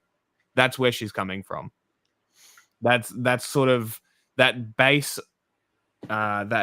belief that leads people to this kind of mentality. Grumpy and frumpy to their face. We're only saying 1 week out of the month because of our menstrual cycle. In the patriarchy, men bust each other's balls when they start losing and thinning their hair, or when they gain weight and they're like, hey man, you're gaining a bunch of weight there, and they start busting each other's balls, and they don't get triggered or offended because that's how men talk to each other. They're just real and they joke around. But not with the matriarchy. They just lie to each other and coddle each other. In the patriarchy, an inferior man will never challenge the masculine men because they have masculinity issues. But it's not like that with the matriarchy. That is hierarchy, not patriarchy. What are you talking about? How is this 20 minutes? How is this a 20-minute video? I'm like gay as fuck. And I challenge everything. Oh no. I like adults don't try to fight each other. No. Like with fighting does not apply to like have a social hierarchy if you're good at like being violent. That's not how society works. We've got toxic body positivity, which we all know exactly what that's going to talk about. So fat shaming. We're going to talk about consumerism in women, I guess, because men aren't consumers, maybe.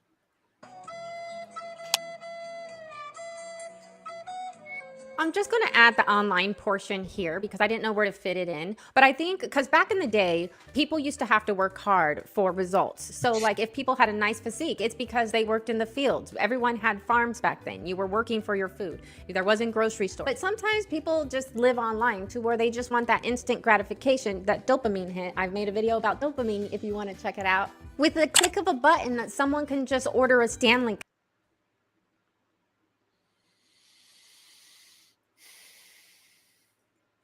This is true.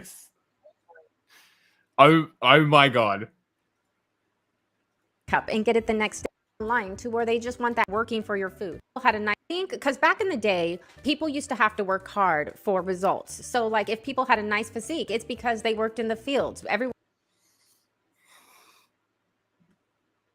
Every sentence is an issue.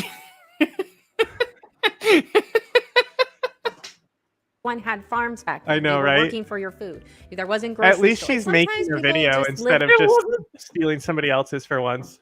There wasn't groceries. Oh, are we learning about the surplus? When did groceries? When was the first grocery store? Nobody figured out how to sell food. 1916 was the first grocery store. That is much later than I thought it would be. The first grocery store was Piggly Wiggly. What a fucking great name. Incredible. Online to where they just want that instant gratification, that dopamine hit. I've made a video about dopamine if you want to check it out. With a click of a button, that someone can just order a Stanley Cup and get it the next day. With a click of a button, they can have that coffee sent to their house. No, with but Uber seriously, Eats. I don't They- understand this. How come when we full screen share in StreamYard, it doesn't cause an echo? I'm fucking no. Like, where did you go wrong setting up your program? It'd be handy if they had a live chat. Yeah, I know, right? Apparently, you can contact them through StreamYard had to Discord. raise their prices. Apparently, they have a Discord thing that you can go to, but that's whatever. You can deal with that if you want. Oh my god. Yep. So that's pretty cool. They can have food sent to the next day. With a click of a button, they can have that coffee sent. I'd like to inform you that the whole hyper consumerism, the click and overnight delivery, the rapid shipping, the afterpays, the instant dopamine thing you're talking about, it's all capitalism gaslighting us into thinking that we need or want this. Everybody was perfectly fine with shipping taking a week. Nobody had a problem with this. The only people who pushed this forward was capitalism, because you can buy more if shipping is faster. If you can get shipping out the door, that means stock out the door, which means you can restock faster, which means lines go up. This is a problem with capitalism, not women. How are you assigning blame that should be put on capitalism to women? That's fucking wild. That's actually fucking wild. That is a wild take. Sent to their house with Uber Eats. They can have food sent to their house. If you want a date, you can just a click of a button, a swipe. You can be talking to someone and Pizza delivery has been a thing forever, by the way. Uber Eats is not a new concept. It's just expanded it to literally everybody. Again, consumerism, capitalism, Uber telling us that we want this. Okay. Please stop. I may have found a solution. Okay. So, in your PC settings, go to sound, and then at the bottom, advanced sound options, app volume and stuff, and it'll give you the apps, and you can adjust their volume. So I'm thinking if you literally, because like I turned off system sound and I was still able to hear you, for example, because it was still capturing from Google Chrome tab. Mm-hmm. So maybe in here, turning some of these off will fix the echo. Like if it's Google Chrome. Okay. But you'd have to share full screen for us to know.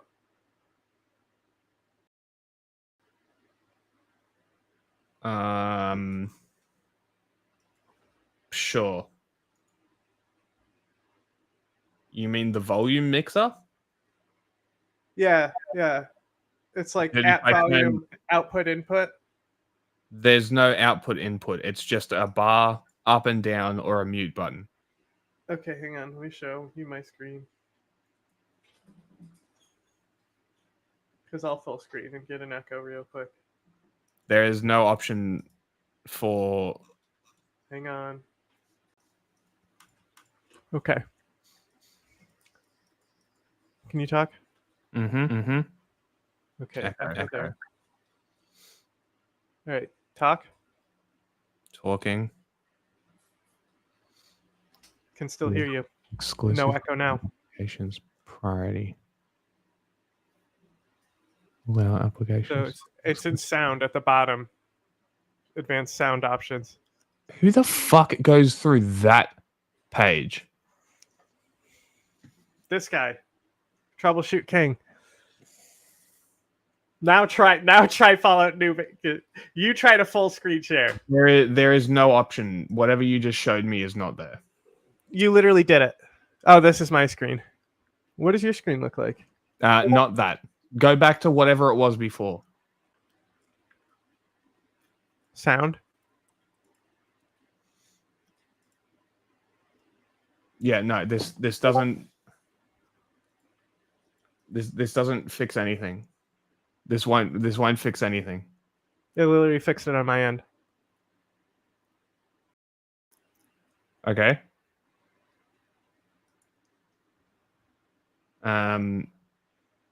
Still not sure what you did.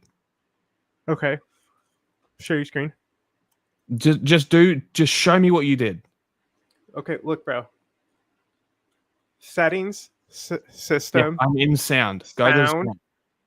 Bottom, advanced sound options. Click. Boom, it's there. What's there? The whole sound bar. The whole thing? So what did you turn down? Google Chrome. That's not going to work if I'm playing the that's only going to work if we're not streaming videos at the same time. Yeah, that's fine. I'm just trying to get it to work with a game. Yeah, it's still just a temporary fix that may not even work. Well, if you can turn on Google Chrome and open Vegas and there's no echo, I won't be able to hear you at all. Bro, my Google Chrome is at 0. I can still hear you. You had 2 Google Chromes there. Huh? You have the other one is the other one is the other tab.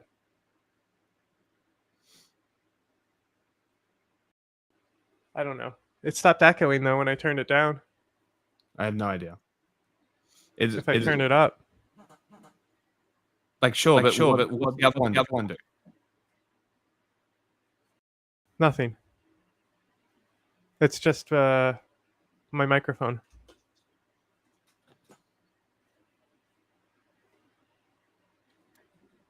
And you're full screen sharing. Mm-hmm. With system audio. Because look, if I turn it up, if I turn it up, now talk. Yeah. Echo. But it's turn it on 0, no echo. I'm so over. I just don't want to play games, to be completely honest. Okay, bro. All you have to do is set a setting to 0. That's fine. I'm saying that I'm fucking over the trying to get the games to work, because every single time that we do, it never works. And we play 30 minutes of a game and everybody gets mad, and then we go back to doing the same thing. Okay, whatever you say, buddy. Whatever. I don't care. Not do it. I don't care. I don't care. I don't care. I don't care. Thanks for wasting my time. Minutes. Nothing you have to work hard for. This brings me to my next point, that women are the largest consumer base. Not only do women love to shop, their partners love to buy them gifts, shower them with gifts. They're getting gifts coming from all angles. So with women being the largest consumer base, this ruins just about everything. When you control the market, you control the investors, the politicians, the government. We'll get in more into all that later. Insecure women tend to be extremely materialistic because they like that instant gratification. This is why everyday toiletries are so expensive, like deodorant, body wash, tumblers, because these women will pay for it to show that they're elitism. And it's so confusing to me, since women are the largest consumer base and everything is so inflated in price because they want everything to be expensive. They're always about capitalism. And it's like, we have you to think. I would be about capitalism too if I was going to Dutch Bros or Starbucks 2 to 3 times a day, or going to Target I don't go to Target, but going there a few times a week, because they would never work on their self inside mentally or outside physically with exercise, that they kind of just decorate their. So she's aware that the issue is capitalism and just can't make that connection. And is still blaming women for it. Okay. Bodies like big Christmas trees, like all the stuff they put on themselves are like ornaments, like their nails and their purse and their cup, and they can only have like items to like decorate, like, look at me, I'm important to society, I'm elite. Insecure women, basic B's, thrive on the 7 deadliest sins. We'll go through them all. Pride, no accountability for their actions, reality, what they look like, they play victim. Envy. That is not biblical pride, you idiot. Biblical pride is considering yourself above Jesus, by the way. Just so you're aware. Bases it off vibes. So that is not actually what pride is. Once again, you are misattributing something that you fail to understand. They call confident women that work on their body, mind, and soul and personality pick-me's because they're jealous. Wrath, the hatred. Projection. That is projection, because she is 100% called a pick-me constantly, all the time. Guarantee it. And resentment of the white man. Greed, Target, Uggs, all that expensive stuff they want. Gluttony, coffee 4 times a day with 1,000 calories each cup. Gluttony is not that, by the way. Biblical gluttony is also not that. Lust, men, money, revenge. They always scream misogyny, but they need to have a man by them sides. An insecure woman, they'll just jump man to man. That's also not lust. Can't be single because they don't have that validation in themselves. They don't have self-love. Insecure women love revenge. They love having revenge on their exes or women they're jealous of. But with that, with that malice intent, what am I trying to say? Well, revenge is not. What the fuck are you trying to say? Tell us, please. Like a good vibration. With that lower vibration, with revenge, that's going to come with karma. This next portion is going to be about the music industry and how the matriarchy, how feminist has ruined music. And I used to be so into music. This one pisses me off. I was watching a YouTube video that was talking about the history of Coachella, and the person narrating it was like a younger girl.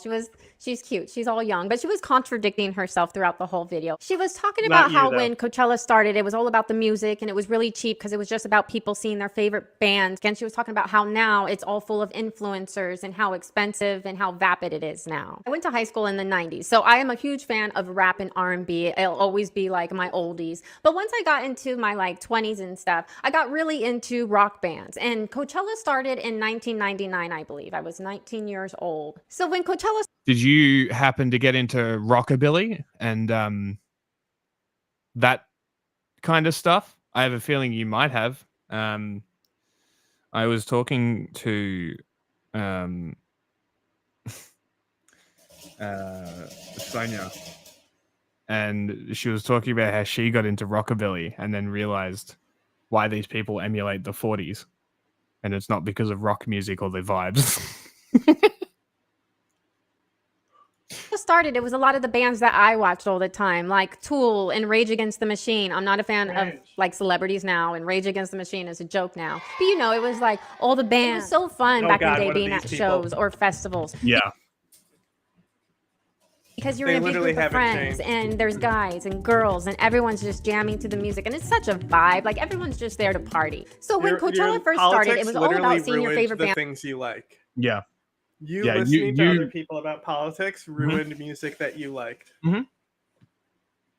for a cheap price, and you didn't have to go all 3 days, but the whole venue was losing money for the first several years. So that's why they started raising the prices. You had to stay all 3 days. The prices got, it's like $400, $500. And then it turned into the Coachella we know today, full of celebrities and influencers having a fashion show. Like, I like Lana Del Rey as much as the next person, but that's music I would like listen to by myself, crying if I was like depressed or something. Same with like Taylor Swift. I don't like Taylor Swift. I'm not a fan of Taylor Swift, but like listening to Taylor Swift, that was. I wonder if that has anything to do with the fact that she hates Donald Trump.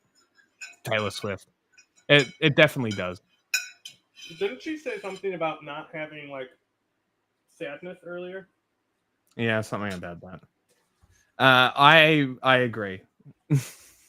Would be something you would do alone in your room, or maybe if you're going through a breakup and you invite over a few girlfriends and you guys all play it and cry together. Like that kind of vibration shouldn't be in a large mass with people. We're going back to the vibration thing. I like Sabrina Carpenter. I don't really listen to her, but I think she's adorable because she's like an inch taller than me. Taylor Swift and most singers and most comedians, all they do is either sing or tell jokes about men and misogyny. And it's like, find a hobby, find a personality. Like what?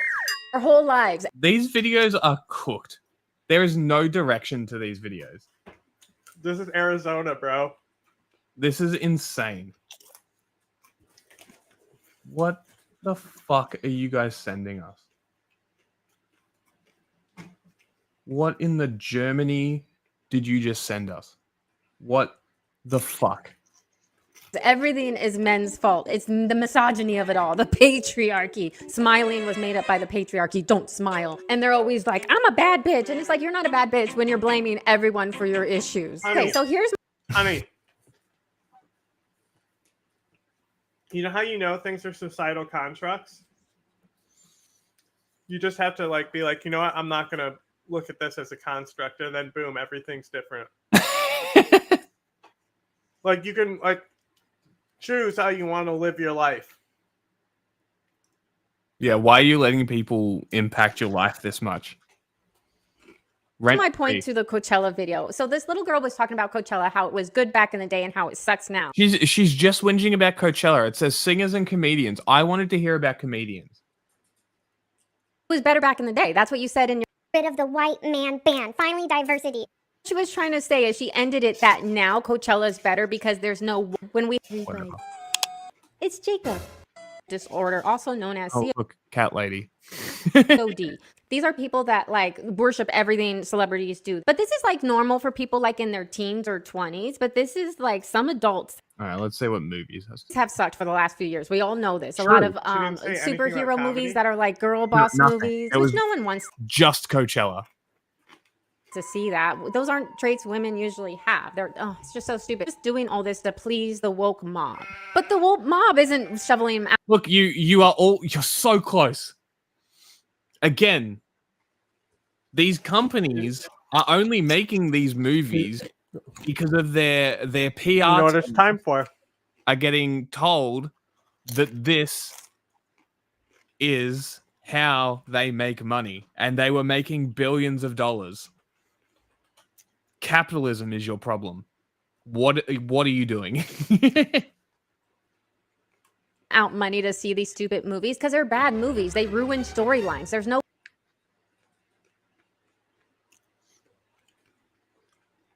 replacement theory. We got a video to explain all of this, you know. Okay, but we've got a transition video that has been requested. No character development. There's nothing to these movies except for agenda. They're just really...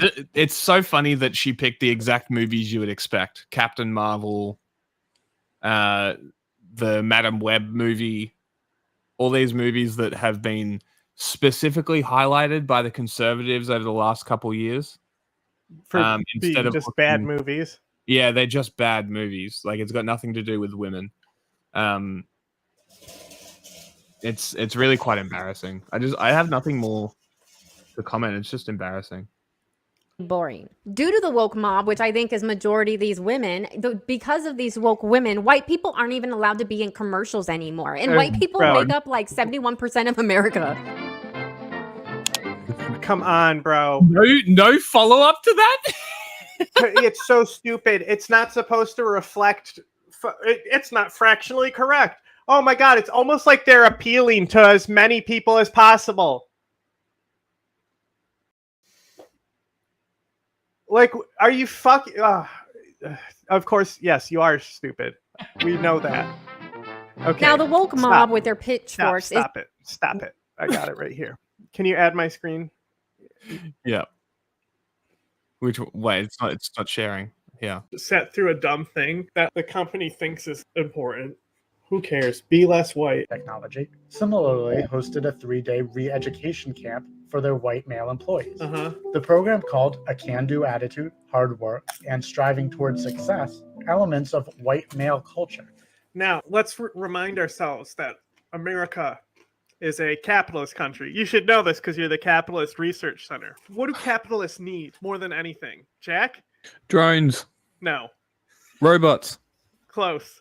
People that can do basic bitch work for Correct. no money. Workers. They need workers. They don't need This is why can-do attitude. This is why since the 90s, oil companies have been investing in specifically targeting women with their advertising because they need workers on these oil rigs. So as much as these men want to pretend like, oh, how come women aren't doing this job? They're trying to get them there. I think it's like 10% women now. And at the end of the day, it's what the company needs to do, because without that being filled by women, that's a 10% less workforce that they would currently have. So what does this type of training do at the end of the day? And why do companies do it, even if it's really, really dumb? Because they think it drives the profit motive. Okay? Capitalist Research Center. He's a good explainer. All right, got that answer.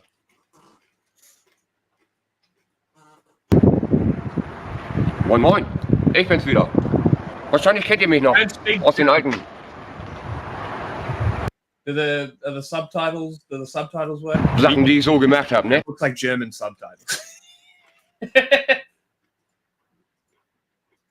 Let's see if I can't change the subtitle settings. Auto translate, beautiful. Here we go. English. Und ich habe ein Problem. Bei mir wurde eingebrochen. Mir haben sie in die Fresse geschlagen, mir haben sie Rippen gebrochen, die haben alles gemacht. Die alten Hurensöhne. Es war Silvester, haben sie uns überfallen, uns beide. Und sowas gibt es nicht mehr. Das lassen wir uns nicht mehr gefallen.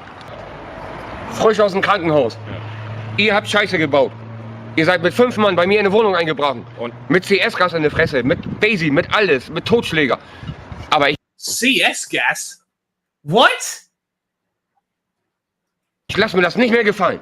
Das ist vorbei jetzt. Und wenn die nochmal kommen, meine Freundin, die schöne Luisa, die ist dabei. Und dann gibt das richtig mal einen Schade. Und wenn ihr boxen wollt, Kollegen, wir treffen uns. Auf dem Platz. Aber nicht feige sein, in eine Wohnung einbrechen und so. Das ist feige.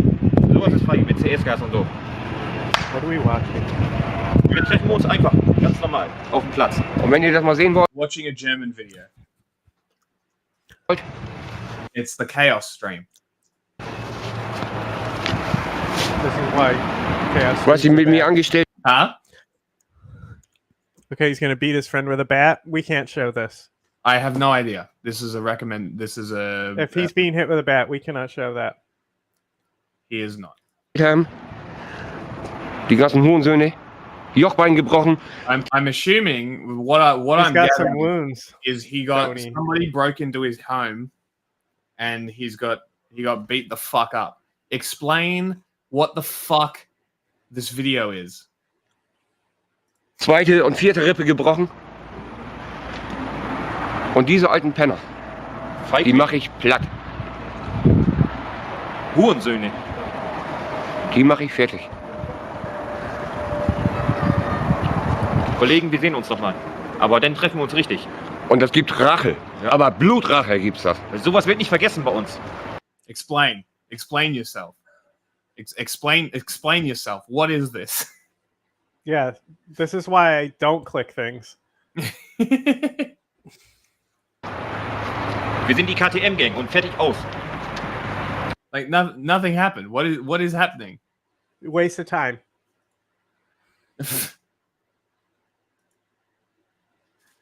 What else we got here? Battle of What were you planning on doing before you went to this? Well, I have an Alice Capel video that I wanted to play. Okay. Which kind of had this is kind of aligned with the last video that we watched.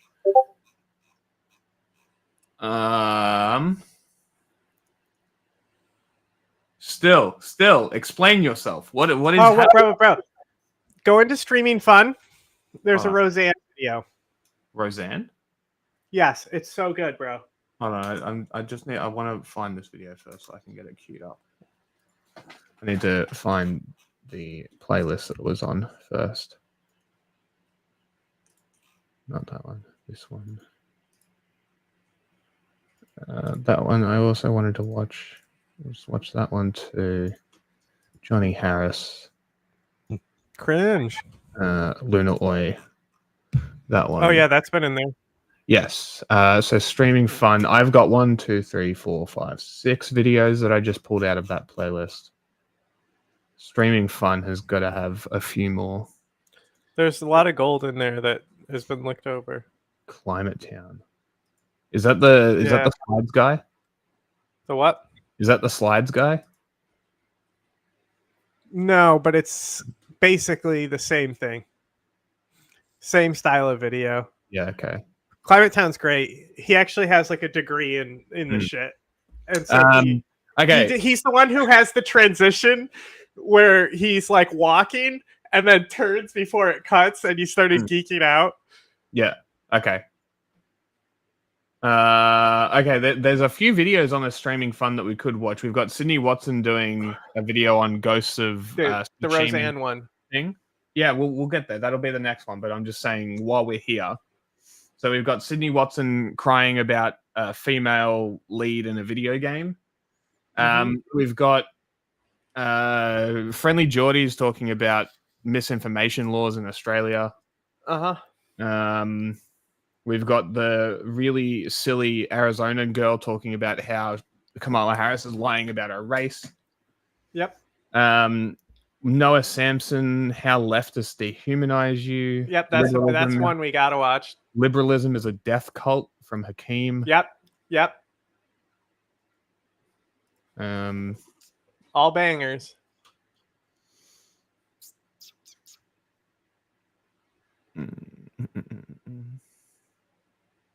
And then sometimes I do put stuff. Winston Churchill shouldn't be a that hero. might be good for Friday, but I still put it in the US stuff because it fits there better.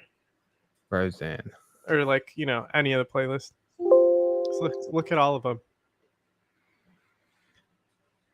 Kyle Kalinske.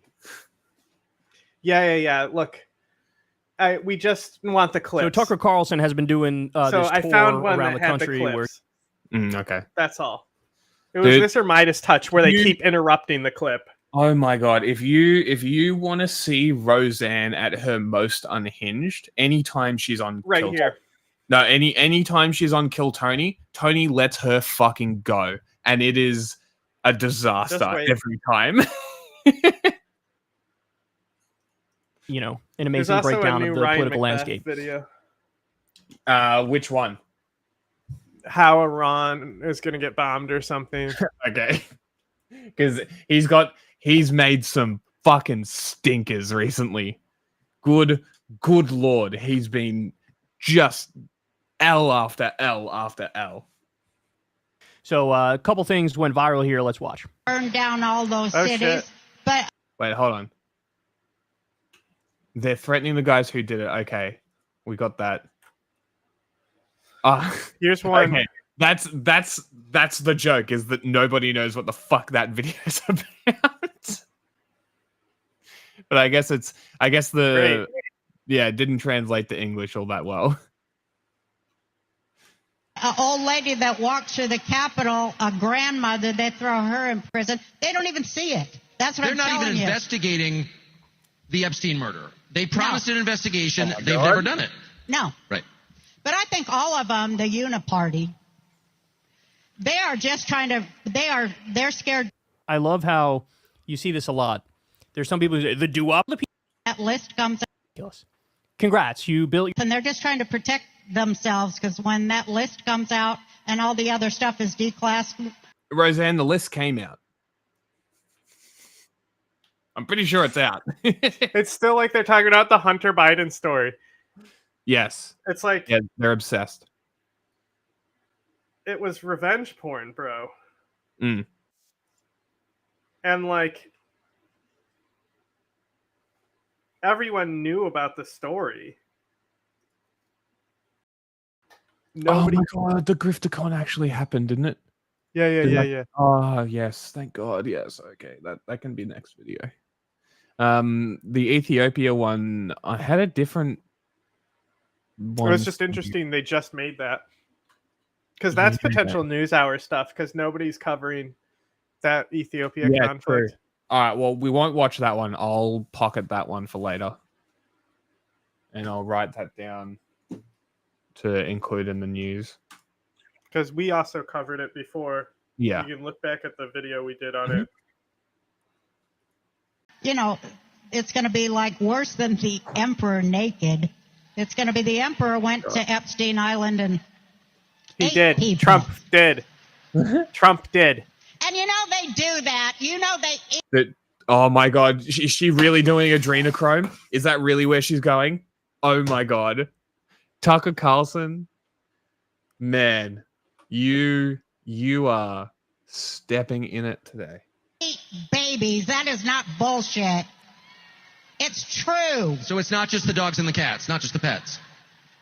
It's not just the dogs and the cats. Oh my god. They're full-on vampires. And everybody still thinks I'm crazy, but I'm not crazy. They're full-on vampires. They love the taste of human flesh and they drink human blood. They do, Tucker. Stop staring at me like that. You're freaking me out, man.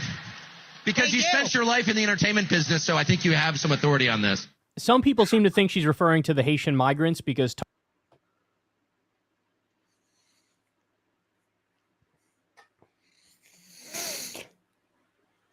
Pretty cool, huh? I'm very familiar with Roseanne.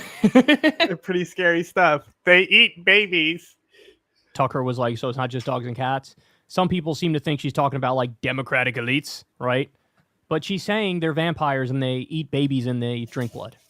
That's what she's saying. So many... What a shit analysis. Honestly, dog shit analysis. Seriously, Kyle. There was that or Midas touch. This is nobody else is covering this shit because it's so stupid. This is the adrenochrome thing. What are you talking about? How do you not know about this? It's funny. He does. He's just fucking low effort. Kids that I was in mental institutions with over the years. You were in mental institutions? Wouldn't have guessed. They are all from those cults. And they've covered it all up. They covered it all up. And so I was chatting with somebody in a men's... I'm just going to pray to God that he opens everybody's eyes in this country. By the time we go into vote for Trump, that he will open up everybody's eyes and they will stop pretending to be asleep. Cringe. You know what they say? You can't wake people up that are pretending to be asleep, but I pray to God, please wake up even those who are pretending to be asleep with the irrefutable truth of what the worst people on this planet are really up to. They are really up to that. Bro, take your that thumbnail medicine that we just played. Look, I assume it was the Matriarchy Ended Entertainment. It's a very, very common thing. No. Somebody She who has put a severe George psychological Orwell in issue, the like severe thumbnail. bipolar disorder, paranoid And we didn't get an schizophrenia, Orwell one of the payoff. really bad ones. Usually, I love when these people talk about Orwell. It might not have been that video. No, it is. The Matriarchy Ended Entertainment and Soon America. No, it was a matriarchy, patriarchy. If it doesn't have pick me versus basic bees in it, it's not the video. That's what it is. Then She might have changed the title then. But it's from 4 months ago. Yeah, I don't think it's the same video. Give me a second. It is. Oh, I we've can also see got that a it's been Sean watched. video. The cougar epidemic. If we want a shoe on head video as well. I'm good. She's like not dumb enough to actually get a reaction out of me, so I just find it boring. Well, there's one here that's war on normal guys talking about like Wendigoon. and shit. Yeah, I've tried to do reacts to her. It's not. She's not nearly stupid enough. Mm.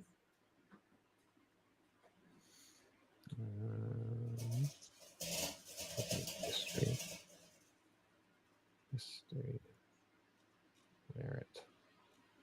Where it be? No. No, she does have Orwell in it. It's the book, yeah? Mm-hmm. Mm. Okay. I didn't even realize. So there was no payoff. No Orwell. Although we did skip a couple segments, but doubt it. They really hate taking their medicine because they say it takes away the thing that makes them feel special. She has this video. The title is... So they feel like they're Trump smarter than cannot everybody. ban They're abortion brilliant. if Their elected. mind works fast. You'll notice the debate questions that were asked is if he would sign it if it came from Congress. That's always what they asked. Yeah. I think it's that one. Trying to slot in these. You know they eat babies. Okay. It'll work. I can go at the end. Okay.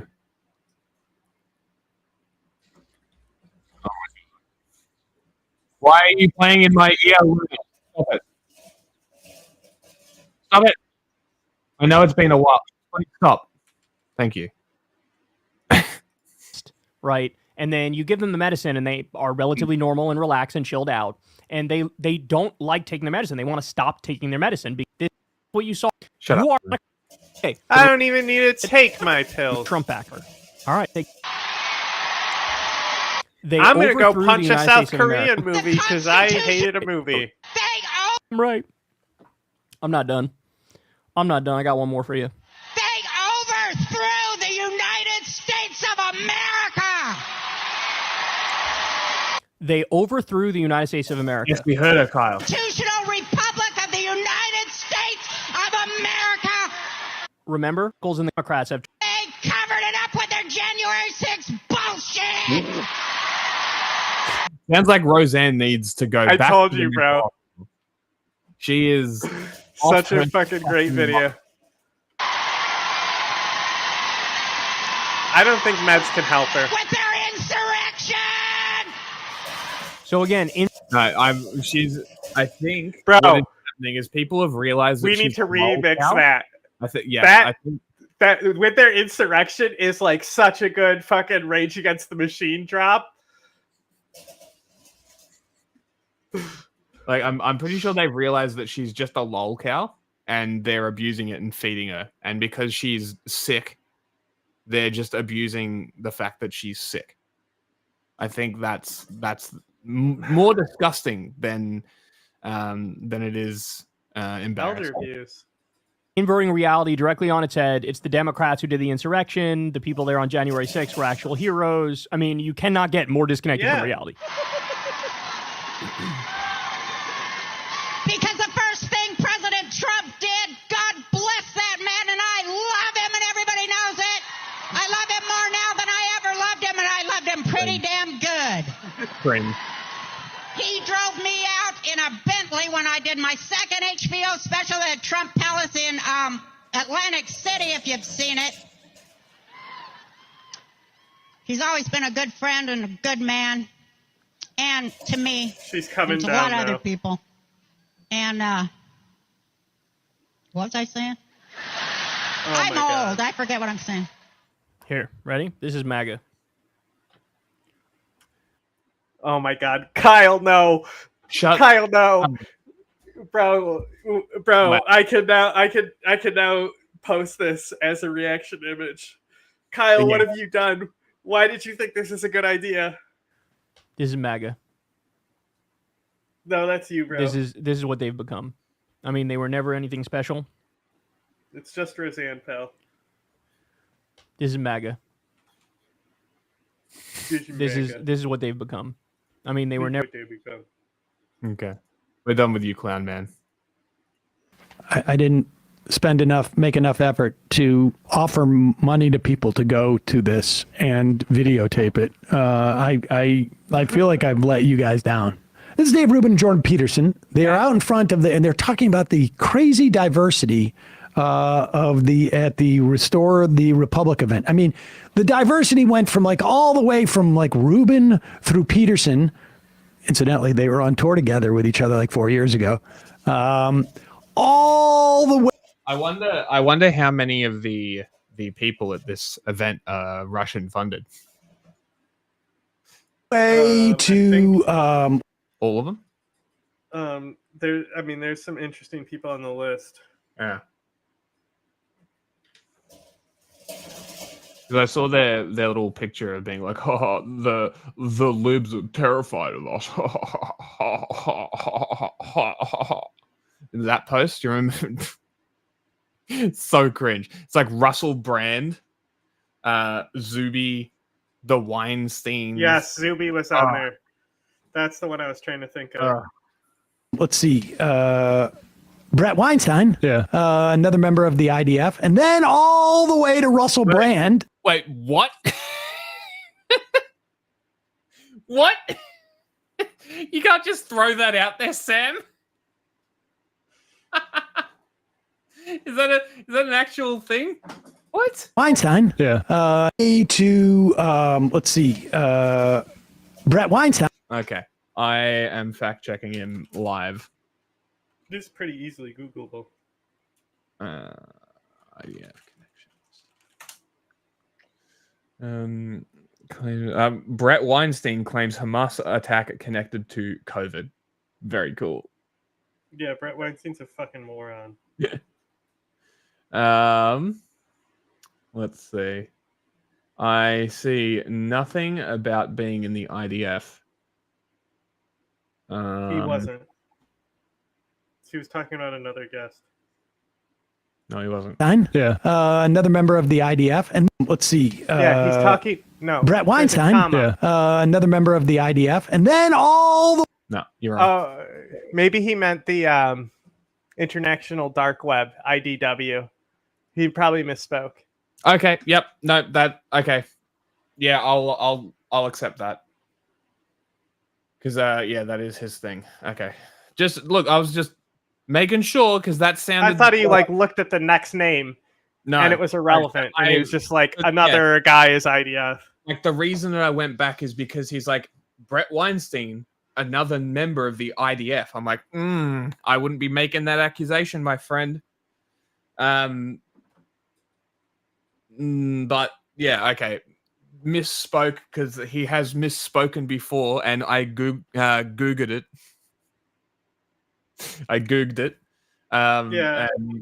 No, but like that's they've been talking about Israel constantly. It's an easy slip. Yeah.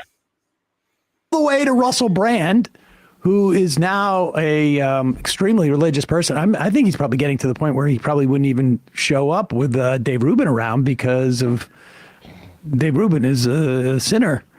Homosexual. They want to baptize him. He's gonna.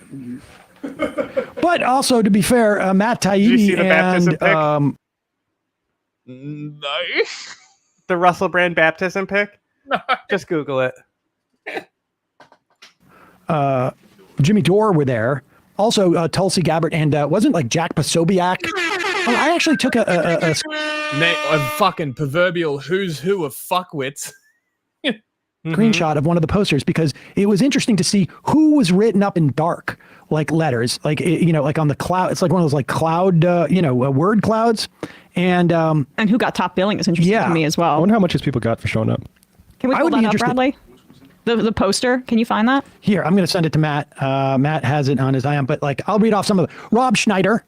Oh yeah. And he got top billing. He got top billing, but here's the thing. Like I say, this poster, Matt. Are you talking about this one? Nope. No. That seems maybe afterward.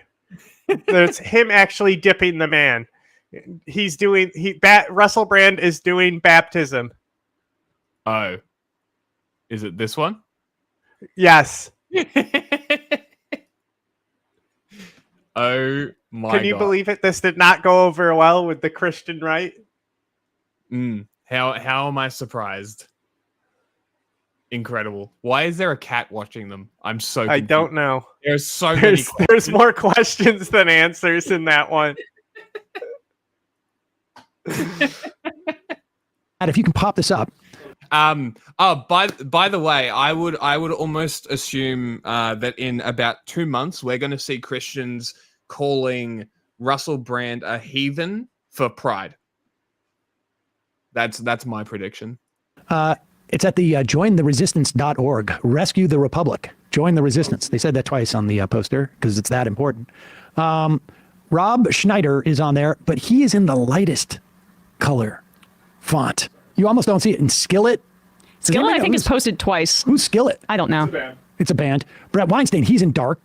Colonel Douglas McGregor, Tulsi Gabbard, Tennessee Jet. Is that a band? Yeah, here it is. Okay. And look at this. So you can see the big bold names are Brett Weinstein, Tennessee Jet, Dr. Robert Malone, one of the leading lights in COVID denialism. Yeah. Senator Ron Johnson gets the same color font as Rob Schneider. Like there's three Skillet darknesses, right? There's the Rob Schneider, there's the Skillet, and there's Brett Weinstein on the top there. And you know, Skillet and there's no rhyme for people named Kyle. Sure. I was too distracted by the fact that he responded to people crying about it and said it's a bit soon to be baptizing people, but the apostles did it on day one. So my prediction of them calling him prideful and completely rejecting him may happen faster than I thought. I told you, they are not happy about it. He literally called himself an apostle. That's fucking awesome. I was skeptical of what you were saying, but is that you? Are you an apostle? there's no rhyme or reason to the color choice. Like It just doesn't rotates. look aesthetically. Also, they didn't. Where was the day one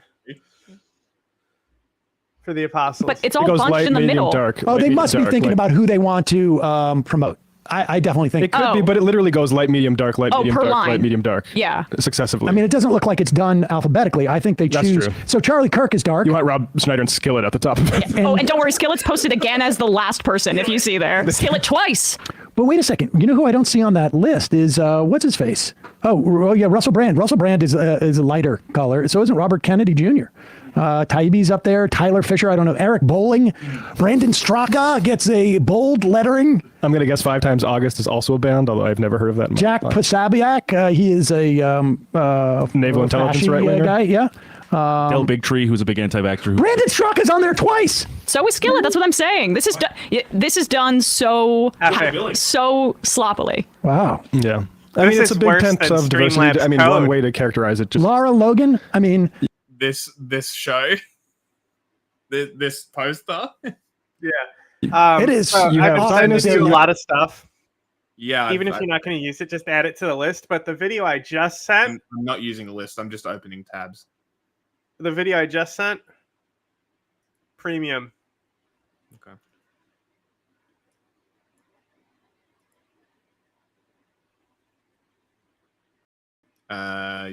Sure.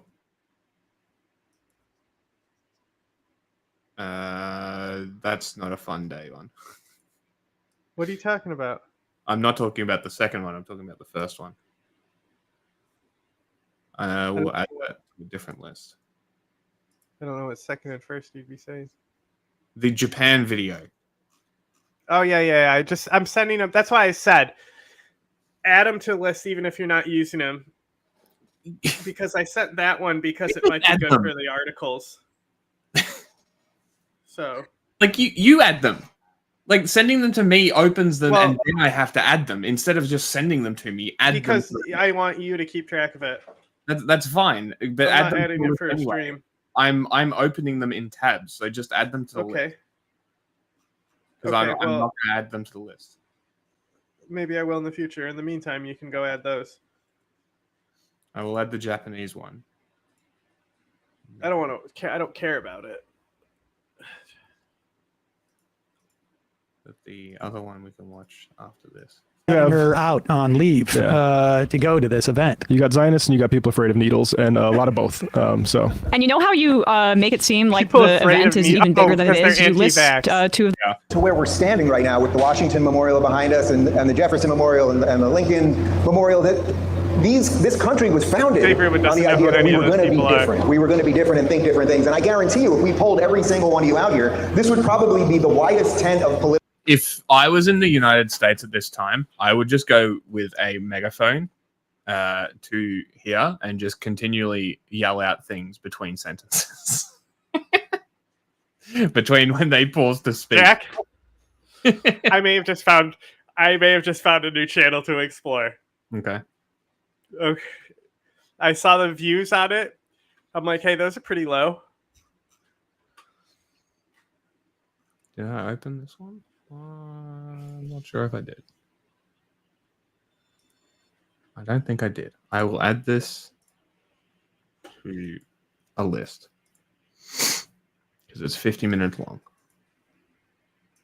You're 50 minutes long. Political thought in America today. That is rare.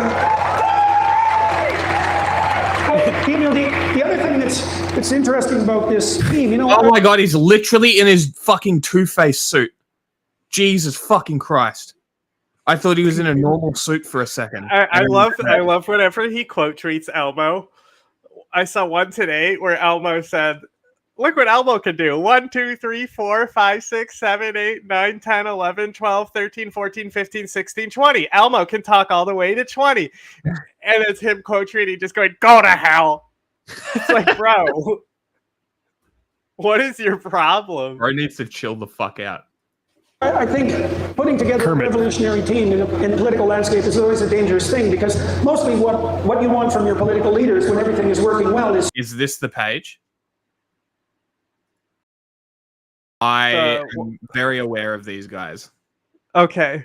I figured we've looked at him before. We haven't, but I'm very aware of these guys because Danny Haipong is a part of their thing. Mm-hmm. Yeah, I saw him on there. Yeah, he is a massive part of their thing, so I'm very aware of these people. But I'm keen. Also, I'm not sure whether people have been seeing on Twitter, but I have successfully been baiting Soviet bootlickers into defending and apologizing for rape as a weapon of war. This is a very entertaining line that I have found, that if you just bring up the fact that the Soviets committed mass rape on their way to Berlin, not just Germans, but Yugoslavs and Poles as well, to the point that Tito brought it up with Stalin as an issue, and tankies will deny it. They will apologize for mass rape of the Soviet army. They have gotten so far that I have gotten 2 people to respond to me going, what did they say? They said, 1, that it never happened, that it's Nazi propaganda, and 2, that the Nazis did it too, so the Germans deserved it. It's fucking wild take. What the fuck is happening? Like, actually, we have a German in the chat. I'm curious, how much is this actually spoken about within Germany? I'm very curious. I actually agree with that. Yeah. Bro, check this out. sort of calm and predictable stability so that you can ignore the political and you can get on with your own life. And that'd be a lovely thing to see. Yeah, interesting. So I had a feeling that might actually be the case, which is why it's probably mentioned and dismissed that way, right? I kind of had a feeling, but also if we look at the history of the Red Army, even post World War II, rape as a weapon of war is very notorious. We can see even now the Russian army, right? And this is what they would go with, is they would be like, oh, so all Slavs are just rapists, is the response that I got, right? And I'm like, I never said anything about Slavic people. I was talking about the culture in the Russian army, because at the end of the day, that's what it is, right? So it's kind of interesting. It's just kind of interesting that this is a very unexpected narrative that I thought the tankers would go with.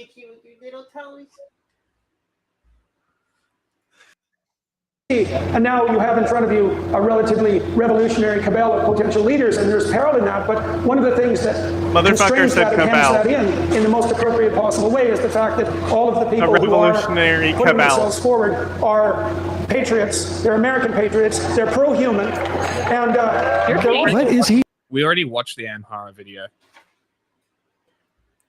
Oh, from him? Yeah.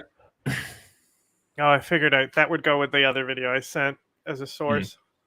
But yeah, no, I'll save that as well. I don't remember his. I remember other people. We definitely watched it. I think you weren't paying attention. What are you talking about? Strong advocates for free speech. And it doesn't seem like there's a ton of people there either, I gotta say. I mean, no, I'm looking for. You got a lot of people on that bill, and I don't know. Maybe you can't hear it from the stage. I feel like it's less than a typical Jordan Peterson show. I sort of feel like that. Now, just if you're listening at home, Jordan Peterson is wearing a two-tone suit that is divided right down the middle. Oh, what? Who funded this thing? What's it called? I was going to say GriftCon. Rescue the Republic.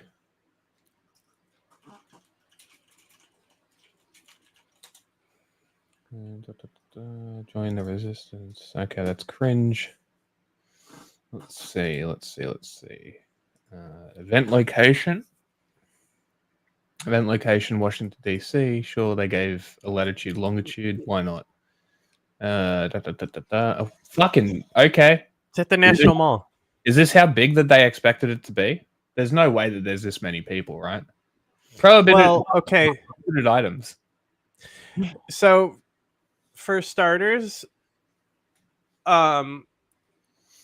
this is like the easiest place to like have political rallies. Like, I think the only one they would stop is like something like the Klan. And then even then, famously, the Klan has marched on the National Mall. Yes. But I'm saying nowadays.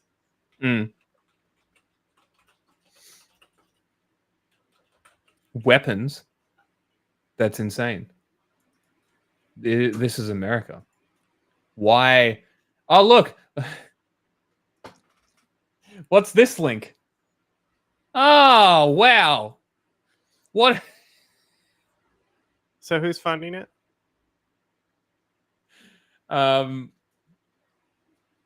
Well, considering that this is a link on the same website, I'm going to say Russia. Considering that Rage Against the War Machine was literally Russian-funded bullshit with people like Jackson fucking Hinkle there. Yeah.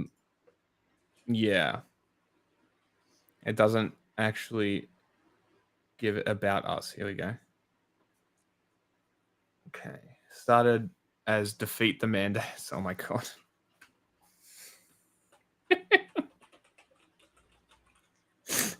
Defeat the Mandate is what the company was called? Or the event? The event was called Beat the Mandate? No, we started as Defeat the Mandates, a historic idea to bring together the world leading COVID-19 dissidents in the early days of vaccine mandates and rage against the war machine in the wake of the Ukrainian conflict. It is the same fucking people who did the Rage Against the War Machine. Here we go. Here, oh my god. Chair of the Libertarian National Committee, Brett Weinstein, and Matt Toon, whoever the fuck that is. Let's see. Probably the handler. Here we go. An article from Mother Jones. Trump, Russia denialists are back. Let's see. This was from June. That's a bit old. So I was trying to find a picture to compare, like for the crowd sizes, but I couldn't find a rally at the mall equally as small as that with a good picture of the crowd from above.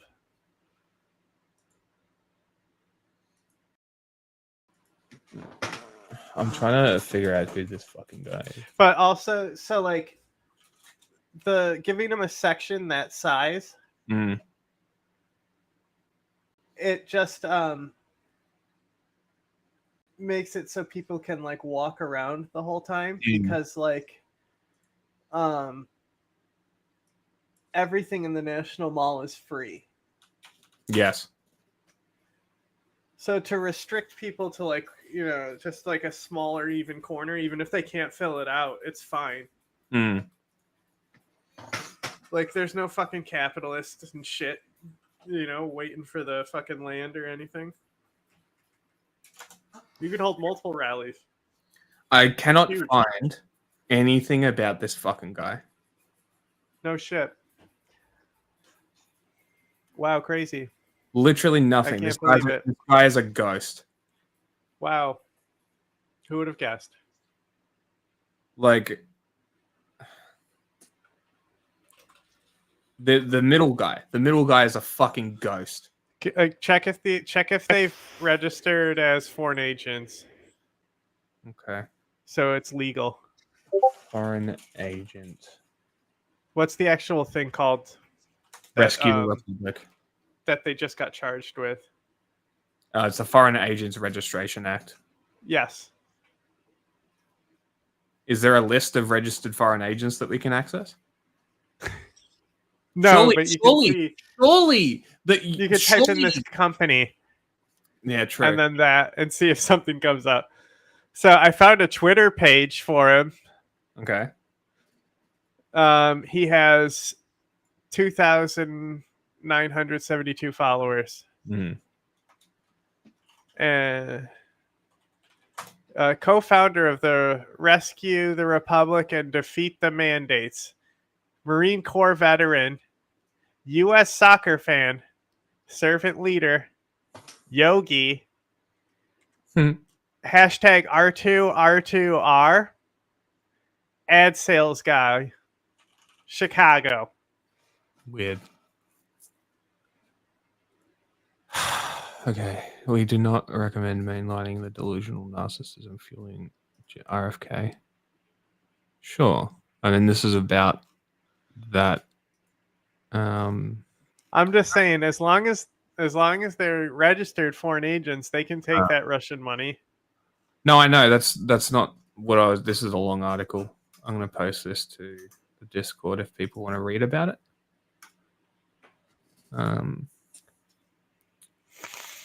Let's go North America. North America. There we go. There's your article. Okay. So these are the founders. Still, this guy is a fucking mystery. The libertarian girl, co-organizer for Rage Against the War Machine. So cringe. Let's see. Doofus. I mean, good on him for getting music guests, I guess. It just seems the fact that you can't even click on him. Like I can click on her, I can click on Brett, but there's no link for him. This guy is a ghost. I'm so curious. Yeah, literally just 3,000 followers on Twitter. That's it. Like, that is sus as fuck. Also, weird imagery that you want to use here. Not sure bro, that's got to be AI generated, right? It has to be. There's no way they actually spent money on drawing something. Oh my god, they've actually got the faces of people that attended. Jesus fucking Yes, Christ. that's what I immediately saw. That's why I was laughing about it. Like, it's fucking can we not invoke Manifest Destiny? Well, that'd be great. Hang on. There's a lot of symbolism here. Can we get this raw photo without shit in front of it? Let's see.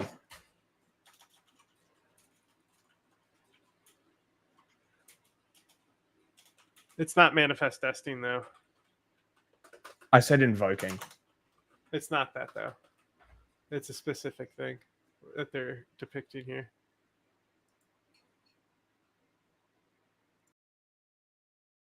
Got it. The full thing. When it loads. It's the original image is public domain. Actually, you could probably go see it for free at the National Mall.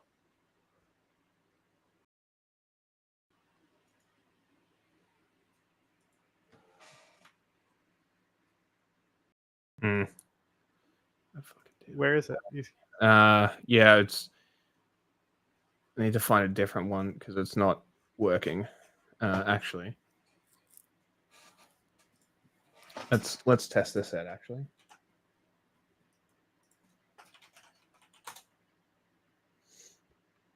I'm gonna say if my body is ready. I'm gonna see if it brings it into Capwing from Instagram. Okay, I'll open it here. Anyway, everyone knows this painting. It didn't work. There it is.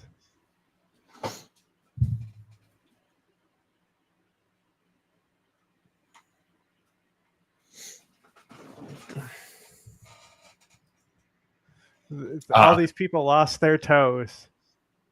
Let me shed some tears to your plastic toes. The initial landing of on America? Is that what that is? What? What is this? I have no idea what this is. It's Washington crossing the river to go kill British people. Okay. And it's in the middle of winter, so like they got horses and shit on this boat, and like they didn't even have proper footwear. People's feet were literally had to be amputated. Very cool. After this event, people right. on it. So that's what the image that they're parodying, but it's also funny because they have Liberty holding the flag. Yeah. And Trump is on the boat. He didn't attend. God, I fucking hate Reddit. Just give me then I was like, fucking the picture. ghosts in the background. They got Star Wars ghosts. One is Washington. I don't know what the other one is. Okay. I have got it now.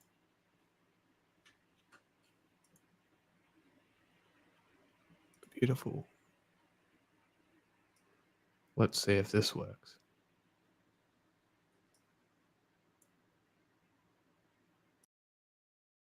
Incredible. It worked. Epic.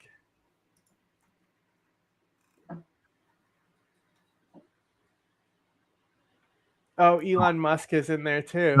The fucking crisp. Is that Melania Trump? Where Washington should be B? Is Tulsi the one pointing? I assume that would be more of the Washington figure. I don't know. No, Elon is where Washington would be. Yeah. I'm not sure who that's meant to be. Why is Russell Brand at the front? He is fucking literally British. Well, he's an icebreaker. Hey, guess what? The Patriots were British. They identified as British. That actually makes sense then. There you go. All these people. And also, I love the guy in the back, preaching with the finger up to God there. Well, that's. And then there's a guy who's I assume it's Vivek. It's a darker skinned fellow, but God, his neck to head ratio is just something's going on there. The guy with his finger up is the skillet guy. Oh. Cringe. Yeah. Anyway, what's the other Force ghost in the background? Also, one guy's got a pilgrim hat. That's not a period. I don't know. Who the fuck is that? Fuck that is on the left. Oh, there's more.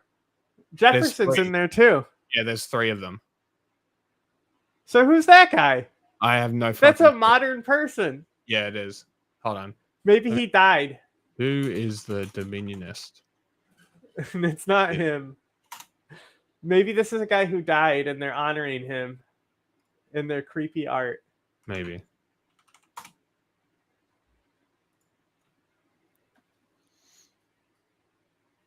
Who was the guy that I was fucking losing my mind about because he literally made Dominionism, and they were talking about him, and I was losing my shit. This is a dog shit picture, by the way. Look at Brett Weinstein. Like, this is legitimately embarrassing to produce and publish. Uh-huh. Embarrassing. Red and blue, I see. That's very clever. He raided Heath Ledger's closet from The Dark Knight or something. It's so strange.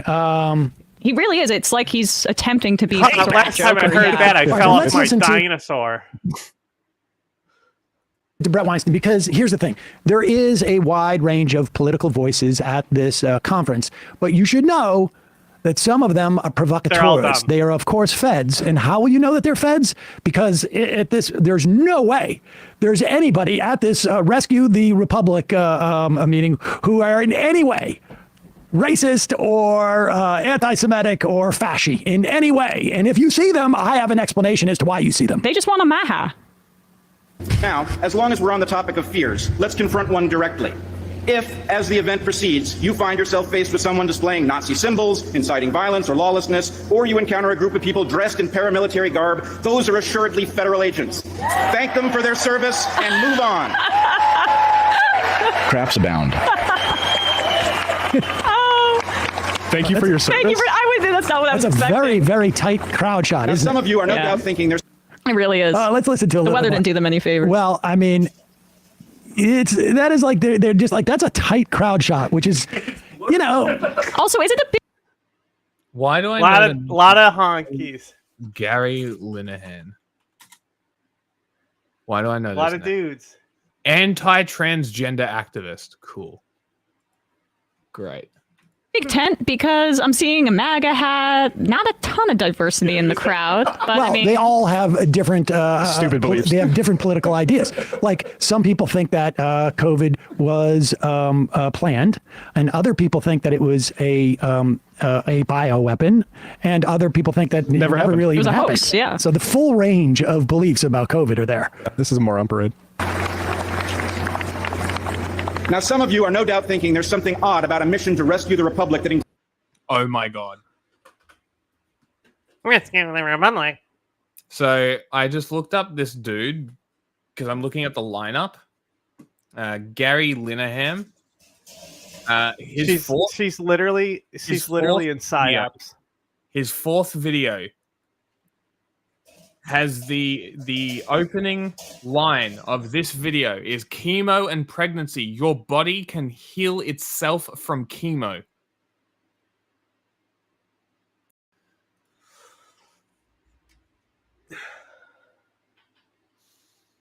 Please,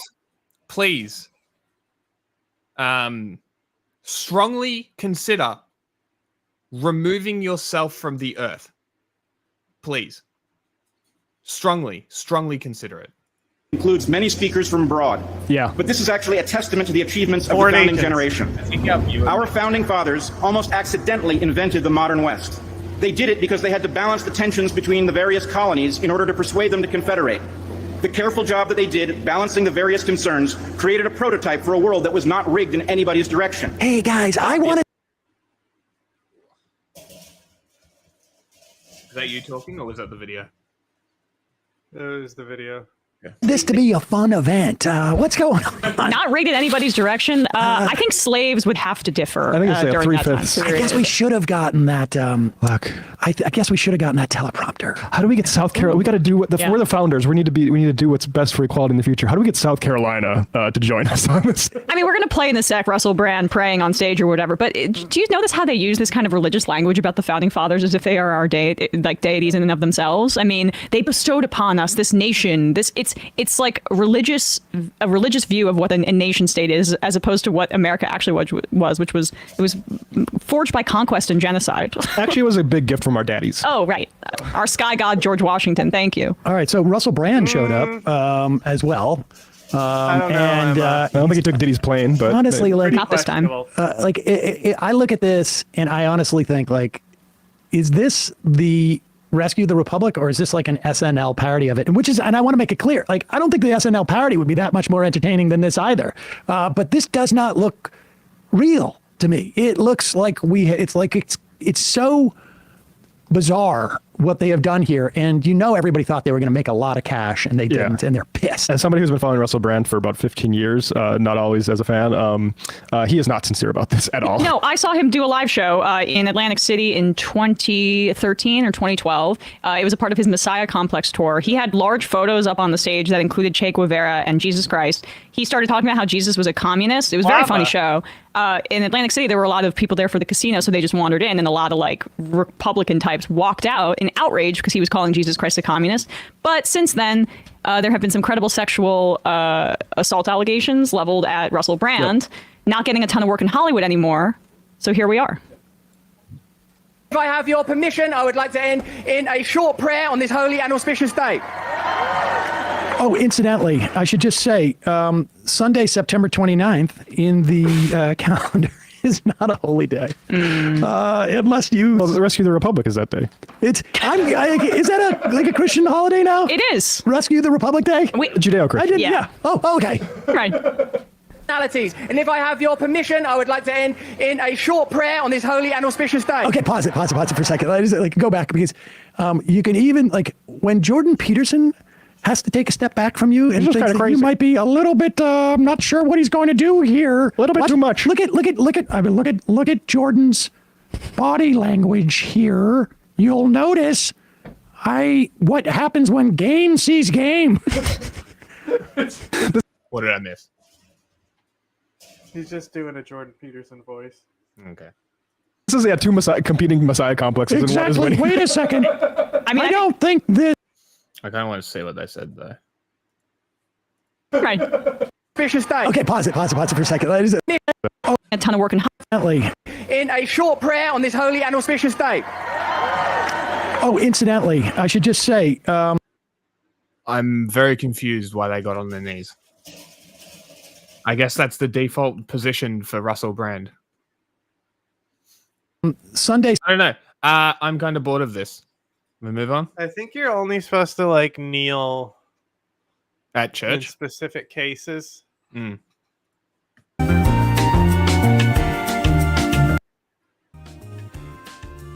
Yeah, just this has got to be public domain, right? This music? Yeah. Yeah. It's kind of neat. Bugs are weird.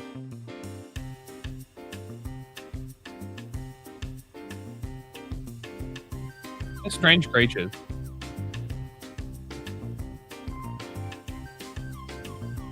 They dissolve away. You can literally dissolve them. It's fucking wild.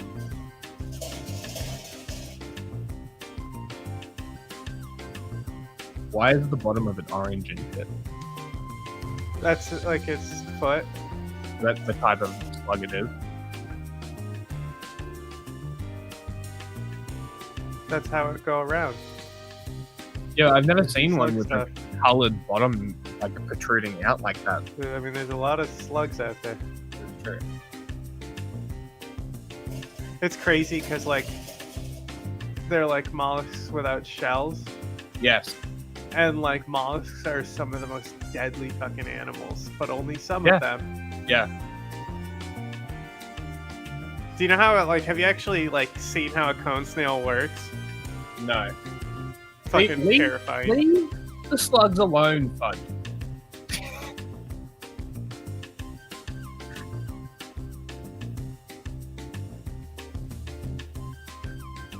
I love how it doesn't eat it the way you would think it would eat it. You know what I mean? Why the fuck is it eating it? Because I know how slugs eat. I'm weird. I look up videos of slugs. Why the fuck is it eating it like this? What do you mean? With its mouth? Hey, look, an ant's coming to join. No, it's eaten half of it and now it's going back for the little bit here. What the fuck? It's done with it? Oh, you're not going to finish it? Rude. Ew. It just came all over the place as well. It's just slug juice. It's slugma. Wow. Before and after. Hell yeah. Hell yeah. Healthy masculinity guru. That's one of the questions we're going to ask ourselves today. This video is not about Right. And this was the one that was supposed to be related to the other one about the patriarchy and shit. Now we're going to learn about toxic masculinity.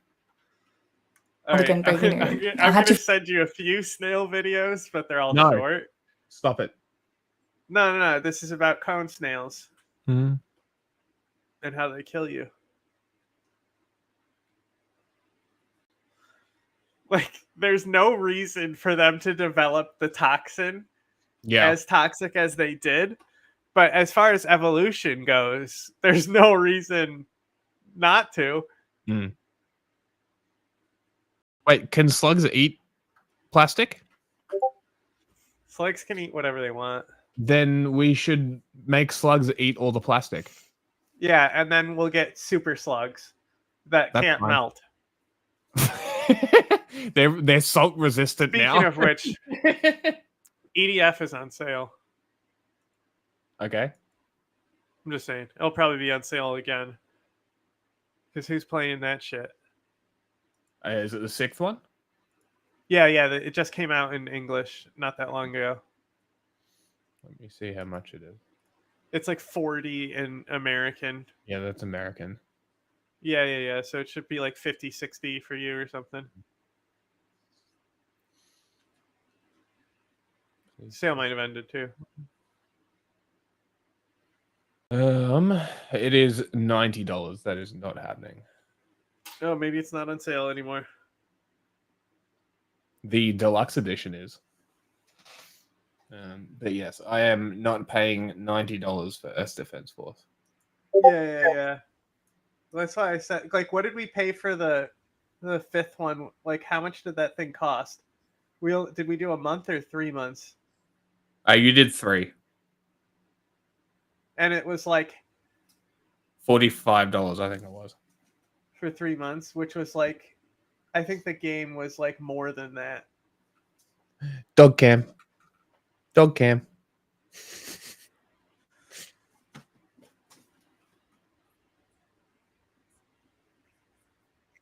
Oh my god, it's playing the snail video. Find something to stop the video. In this video, we're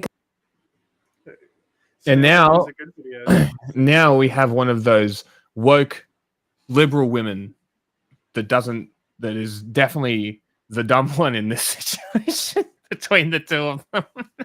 Yes. This is the one. Going to have a look this is the one who's insecure. Yes, this is the insecure girl. This is the dumb one. This is the person who doesn't understand and is a big consumer. And this is her. That's this one. And Annette, the last girl that we watched, she's the one that we should listen to. Genius. Gender norms, the politicization of clothing. She can't even speak English. She can't even talk. Masculinity, toxic and healthy, all that good stuff. But before we start, maybe it'd be good to define the term so that we're on the same page, okay? Toxic masculinity, quite controversial, isn't it? You'd be surprised to learn that the phrase or the concept was first used by anti-feminists, yes. More specifically, the mythopoetic men's movement. The movement became a big deal in the 1980s, The what men's movement? 1990, the mythopoetic men's movement. The movement. Mythopoetic. What a fucking word. What does that mean? Okay, that's what I assumed it was, right? So what do you think that means? Mythopoetic. What do you think that means? Romantic. That's initially what I thought as well, right? It's like some kind of mythological romanticization of masculinity. Nope. It is the creation of myth. So it's just a male myth-making movement is basically what it was. Okay, so it's obviously not on sale anymore. Mm-hmm. But you know how you said, oh, the other one's on sale? That wasn't the deluxe edition.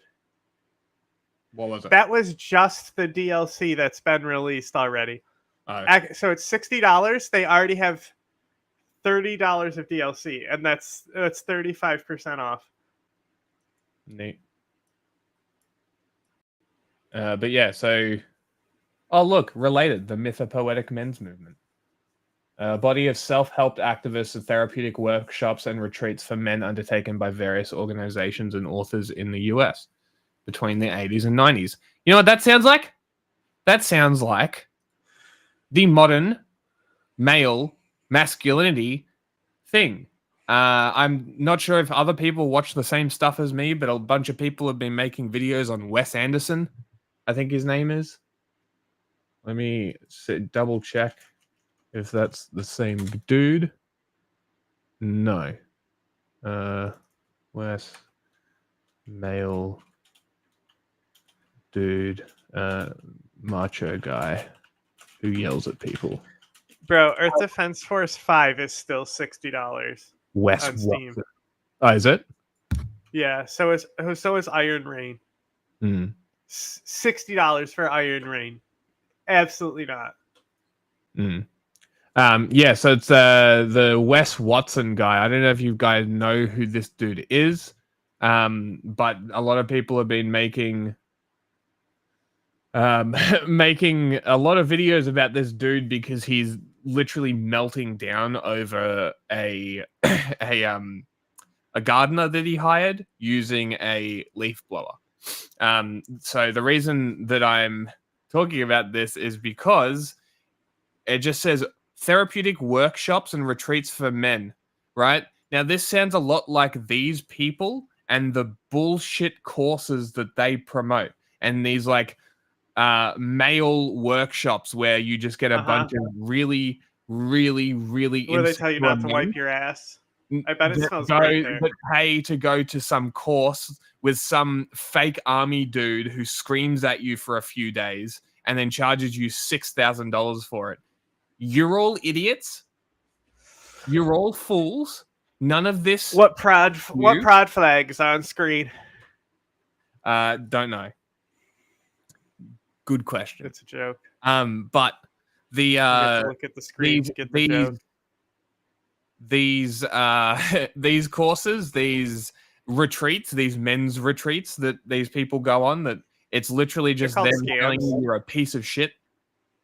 For a while, yes, it is a kink. It's obviously a kink, right? But these courses don't help you. You are getting scammed. You are getting scammed. You are being manipulated because you believe certain things. I'm sure you're going to reach the people who need to hear this. I don't care. I'm saying it because if it even helps one person, it's worth it. It won't. It won't. But if it even helps a single person not get scammed by a fucking Andrew Tate type, fresh and fit fuckwit type of dude, then it's worth it. Don't listen to these fucking clowns, please. Hey, speaking became of clowns, a big deal in the 1980s, 1990s with the release. Is this really funny? Words? What does that mean? What? I have no idea what it means. Is that German? Geriatrophobe? Is that what it says? What new comment? Oh, on one of our videos? Oh, no, I haven't looked at that side of the channel for a couple days. 1 second. I have to figure out how to get there on the computer because I always look at it on my phone. Mm-hmm. Which video was it on? The Ukraine one that we just posted. Okay. Let me find it. Oh, man, that's going to be a good one. Of leader Robert Bly's book titled Iron John, published in 1990. The book remained on the New York Times bestseller list for many, many weeks. It was a huge success. To put it simply, Iron John is the story of a boy maturing into adulthood with the help of a wild man. It was a source of inspiration for the development of the misopoetic men's movement, which is largely based on this idea of men. It sounds a lot better in the French accent. Raising other men, forging their masculinity together, etc. According to them, so the men of the movement, society had turned men into selfish competitors. Did Gaddafi like his green flags, did he? Yes. That's what the joke was. The green pride flag. It's a Gaddafi pride flag. I wasn't aware. That's funny. It had destroyed male camaraderie. Is that because he was Arab? Is that because he was King Arab and that's like the Arab color? Green is the color of Islam. Islam, yeah. That's why his book was the Green Book. Oh, that's funny. Okay. Do you see the comment? Why Islam? I thought he wanted to be king of the Arabs, not king of the Muslims. No, he wanted to be king of the black people. What do you think of that? Isn't that funny? That's interesting. That's very interesting. I'm so... What do we want to say to this? Ready? I got a good one. Let us know next time. Hang on. Please time code where the disinformation is. I said, watch often, huh? It's a funny one. That's a really funny response.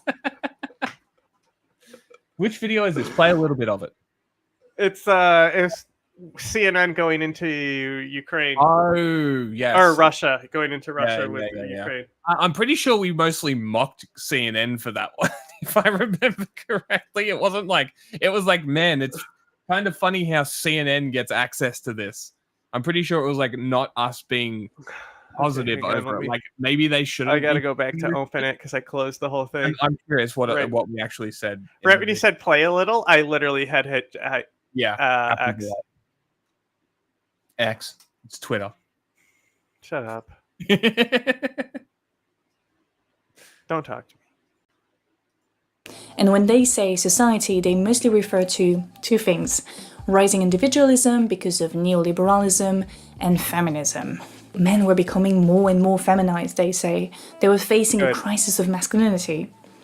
Little parenthesis here. I find it funny to see that this notion of crisis of masculinity has existed for... In control.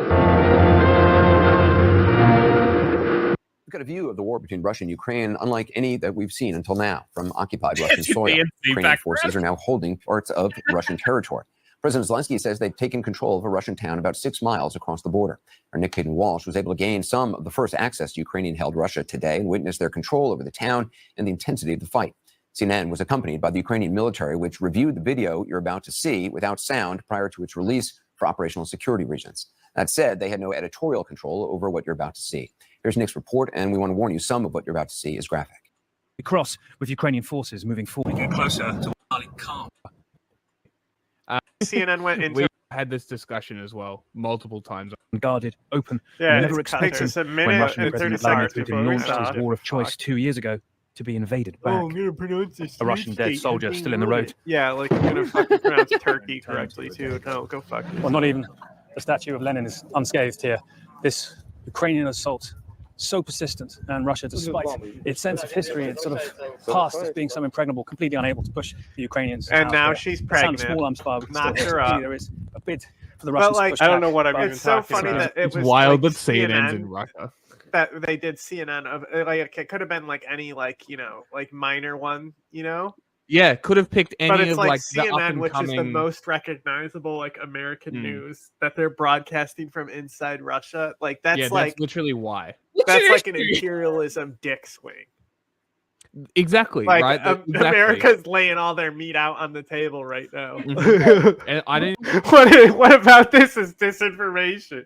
What's wrong about this? This is good analysis. What's the issue? I'm confused. I don't think this would have where his been issue comes America's choice. I think Ukraine would have asked CNN specifically because of how tied it is to 9/11, how tied CNN is to the American empire. Like it really is 9/11? tied to it. Yeah, the fucking 24-hour news cycle. They fucking did it. It's all CNN's fault. That's I think we also go into a 24-hour news cycle discussion. What do you mean? What are you talking about? 9/11. What do you mean? CNN created the 24-hour news cycle Yeah, after that is- 9/11. It was way before 9/11. That was when it really kicked off. That's Nah, when it they all... kicked off when a plane went missing. What plane? What? I don't know, some plane. Exactly. No, hold on. What was this the plane? This is actually a really good fucking It video. I crashed in a remember bunch of exactly this. water, I they found out. exactly remember this video now. Sure. Right? We Maybe go it was into the fucking, explaining how the 24-hour news cycle came to Sikh be. terrorist attack or something. Like There's a all lot of of plane hijackings and shit. Where's the disinformation?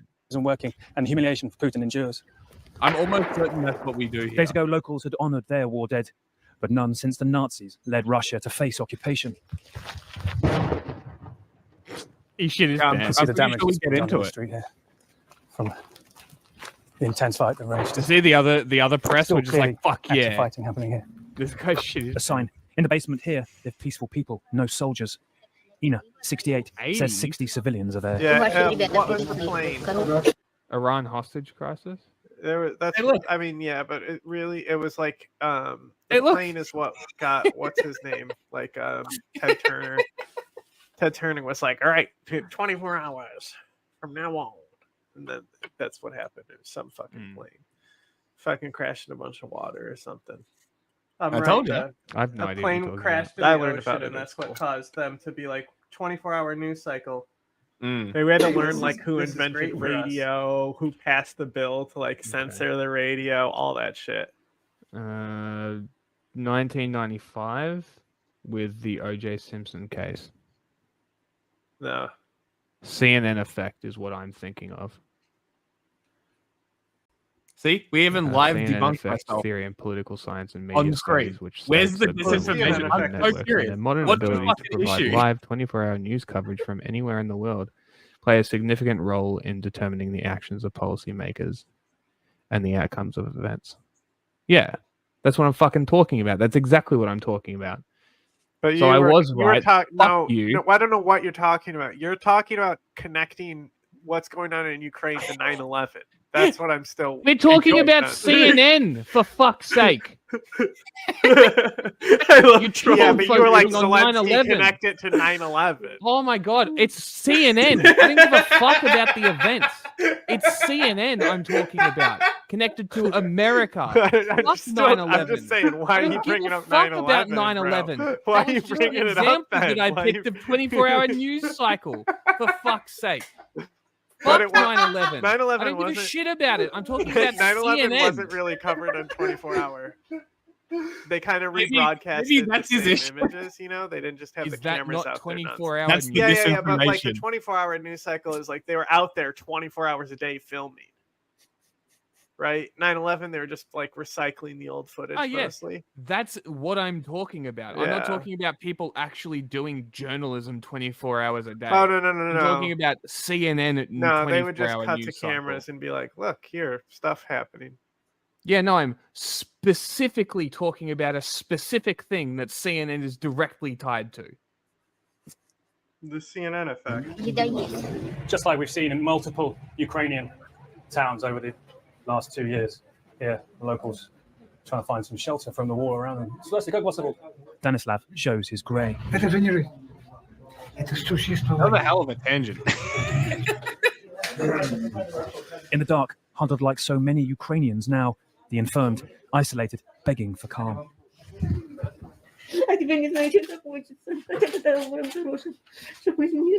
Forward. Like halfway. What? Like halfway.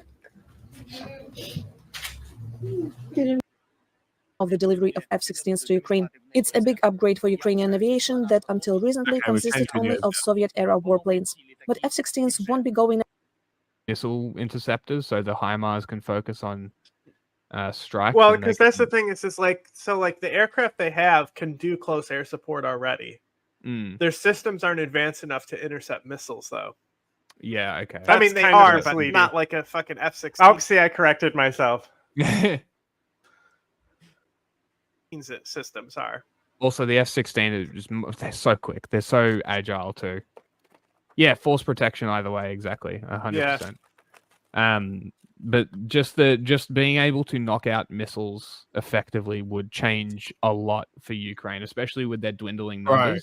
Clearly, Ukraine is the superior. Oh my god. This is misinfo. Oh my god. Talk Studio just beat StreamYard with one feature. Why? We can click What'd you links on find? the chat. Huh? We can click links on the chat. Oh. So send all the fucking links now. We can click it. Yeah, because it's so funny because you can click them. You can click them in private chat and StreamYard. Force. Yeah, like yeah. United States anymore. What's to say they can't volunteer to fly an F-16? And I mean, we already hundreds have of flight hours. Listen, who's training the Chinese pilots? American pilots. We already know this because they So- got. So why the fuck are the restrictions there for Ukraine then? It's because the people going to China to train the pilots were doing it under the table and illegally, which is why they got prison for it. I'm pretty sure. They got fucked up for it. Is the minimum? I'm just saying. I'd have to. I'm not saying like the U.S. allowed it or anything. I'm just saying, why aren't they there? Yeah. You know what I'm saying? I'm not talking about legality.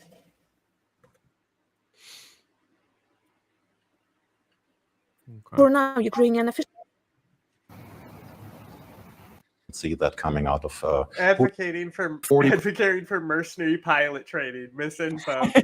John Brown killed people who weren't slave owners. They just advocated for slavery. They advocated for the side of the slave owner.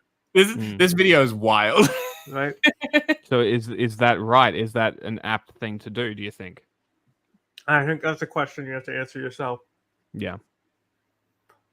I think it depends on the situation. I think that's generally the correct position to take. Because like I'm not like, because you would hope that Ukraine pushing into Russia like this would be more discriminate. Well, Russia also posted that head on a pike that they did. That was epic, huh? See that? When they invaded. Huh? When they invaded. No, just the other day, the head on the pike. Oh no, I didn't. They cut a. I don't know if I don't know if there's evidence presented on how the head was removed from the bodies. You know, because decapitations can happen in a battlefield, so they may have just had the head, and you know, they may have executed the person. They may have taken it posthumously, or it just may have been like, "Hey, free head. I'm going to put this on a pike."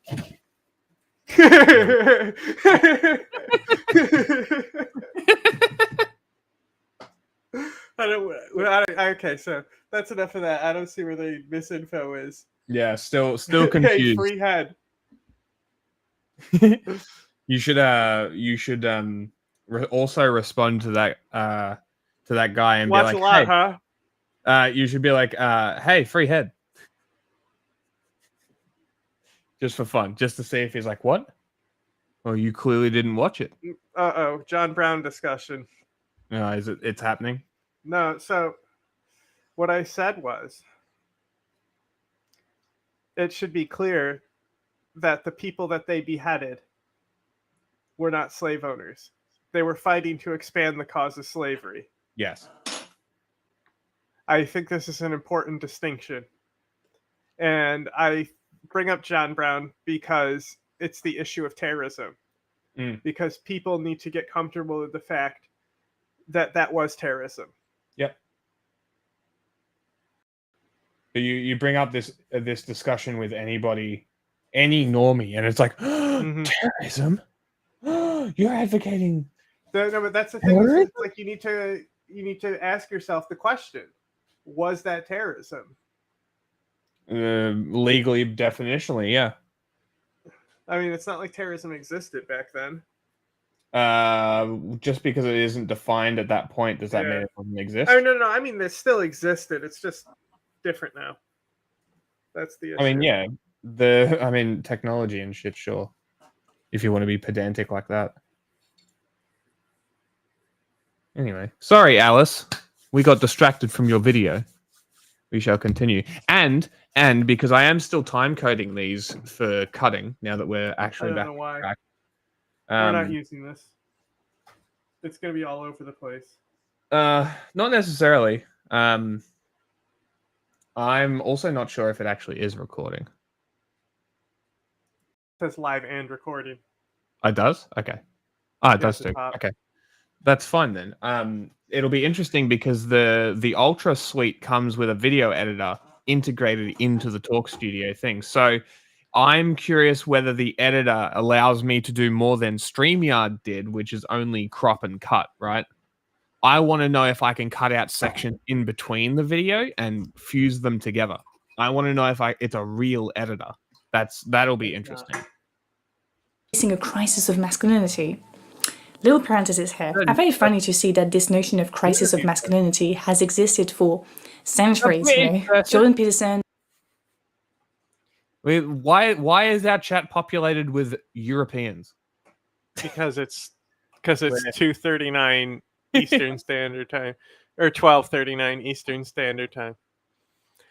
How about Britain? How about Britain giving back that island so now the sun will actually set on the British Empire for once? Wait, what? Keir Starmer basically just gave back an island to like Mauritania or something. It's like it's like an African island nation. I know somebody from there. Mauritius? I used to see them on my feed. Is it Mauritius?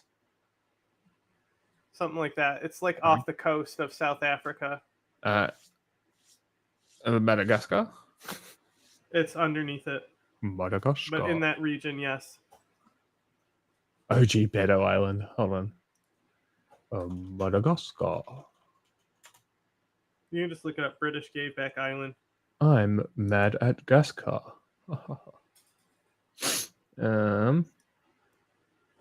Eswatini. It's always a funny little place. Google Earth is broken. Yeah, well, Google Earth is an inefficient program. Where is Mauritius? I'm pretty sure it is around there. Yeah, cool. That's Mauritius. East Africa. Yes, it's right next to Madagascar. Yeah, it would be that one. Yes, there are a lot of Mauritian people here, actually. In Australia. So it's giving back an island to them. That's very, very interesting. Which means now the sun will set on the British Empire. I like this, Pom. No oil, probably. And then Ben Shapiro did not invent it. That's pretty cool. The fact that the sun hasn't actually set on the British Empire yet. And now What do you mean? Like sunset is in like the last bit it gives back? Yeah, because the phrase is the sun doesn't set on the British Empire. Because there was always daylight in Britain because the empire was so vast. Oh. Now with this given back, places that are considered Commonwealth, at one point during the 24-hour cycle, everywhere under the British Empire will be dark. Beautiful. We love this. Since ancient times across we love to see empires fall. Hopefully France can go next. Well, I mean, it's just a small island giving back, Yeah, but it's the final nail. France, I'm sure the sunset has set on them a long time ago. If it ever the globe in various cultures was that big. Not necessarily, because they have the island on this side of the planet. Mm-hmm. And they also have, I guess, Haiti, maybe. I don't know. It has been said that men are in crisis. Wait, who gave us democracy? France? They also gave us state terror. France didn't give us democracy. Even if women couldn't vote, even if women couldn't work, silly. Even if there were... When was the first of Greece? My favorite part about that French democracy is when they bring in the actor as a representative to the people, and they literally laugh about doing that in the meeting. And that actor who is supposed to be a representative of the people was like, hey, I got an idea. Why don't we kill more people? Democracy. Cool. Democratic. Were underrepresented in positions of power, which is... All right, let's go back to this chapter so we can start. Little parenthesis here. I find it funny to see that this notion of crisis of masculinity has existed for centuries, Jordan Peterson and Ben Shapiro did not invent it. Since ancient times, across the globe, in various cultures, it has been said that men are in crisis. Even if women couldn't vote, even if women couldn't work, even if they were underrepresented in positions of power, which is still very much the case today. So please take that with a grain of salt. It's a bit too easy, too convenient to proclaim that men are in crisis all the time. It prevents us from looking at masculinity or masculinities as objectively as possible, which is exactly what I'm trying to do in this video. End of the parenthesis. So according to them, toxic masculinity refers to the individualist man who wasn't raised by a strong, respectable male figure. In today's media landscape, an example of toxic masculinity would be Andrew Tate. I mean, he ticks a lot of boxes: absent father, greedy man, mean towards other men, etc. And I guess the respectable, wise male figure would be someone like Jordan Peterson, whose ideology Andrew Tate is insecure. Oh, very insecure. Very much aligns with the mythopoetic men's movement. Peterson seeks to teach young men how to be a good man. In his self-help books, Peterson becomes a mentor to people seeking guidance. In his talks directed at young men, he hopes to encourage them to reconnect with what the mythopoetic men's movement called deep masculinity. To preserve and rekindle deep masculinity, the movement organized seminars and retreats. It's a really bad idea. What? That's a really bad idea. Deep masculinity? Sounds like a real bad idea. That means. During which groups of men were isolated from the rest of the world, so from women, usually nature, to... Remember what I said about those workshops that cost thousands of dollars that's just some muscly dude yelling at you? No. Or some, like, fake Navy SEAL guy yelling at you and you're supposed to like learn something from this? Don't do this. Don't get scammed. Be smart. Each other. Those retreats still exist today, and I don't want to make fun of them, but...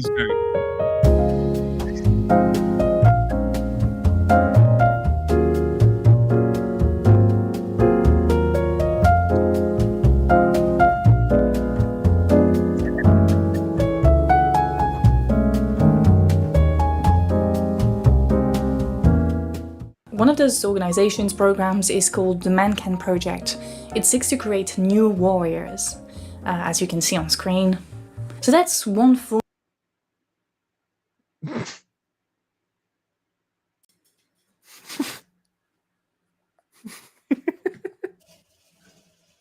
What? I'm assuming that she cut the audio because of music, but the audio for these videos. Good God. Form of opposition to toxic masculinity. Huh? What do you got against the piano? I'm not talking about that. I'm talking about the audio from the guys. Them screaming and shit. It's cringe. Deep masculinity, which is very essentialist, very patriarchal. I don't need to tell you that, since it starts from the basis that men and women have completely different values, essences, and therefore different roles in society. Men are the warriors, women are the carers, and everyone in between has to conform to one category or the other. Another form of opposition that is becoming more and more is the concept of healthy masculinity. This is the topic of this video. You did a Instagram story on your Instagram page asking your followers about positive masculinity gurus, some examples. Number one, Pedro Pascal, who I think a lot of people agree on. Keanu Reeves, of course, everybody loves Keanu Reeves. Ali Essim, who is a Egyptian, a friend of mine, he's an Egyptian actor. Okay. Justin Baldoni. What? Who? No idea. Never heard of him. Who?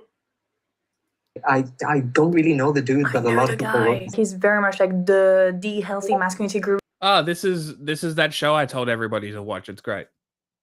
He's also like quite strong and like good looking and. Trevor Noah, Luke Cook. Trevor Noah, I would not put here. No. Cook is spectacular. Not 100% sure, but Harry Styles. Somebody says that. That's interesting. Yeah. We have Lil Nas, Prince Harry. Excuse me? Tom Hardy, he's an interesting one. I think he does embody positive masculinity. I've heard a lot of things that he says, that he said about masculinity in general. It's interesting to see how the perception of what is a respectable man changes with time, and there is no better way to see that than through TV ads. My mom often tells me that now men in TV ads also do the laundry, they also take care of the baby, they also cook, they are all feminists. When Me Too gained momentum, the brand Gillette did an ad campaign looking back at how they themselves used to promote a different type of masculinity, which heavily relied on stricter gender roles, the diminishment of women, and the infamous boys will be boys. And it then reversed the paradigm, showing men who understand the consequences of their actions and want to change. Gillette as a brand was sort of personified. By that I mean that it felt like pink capitalism. This Gillette ad is really what started people going real crazy. Yeah, it really did. It was a shit ad. There's also like a Dove women's soap ad that also drove people crazy around the same time. Huh.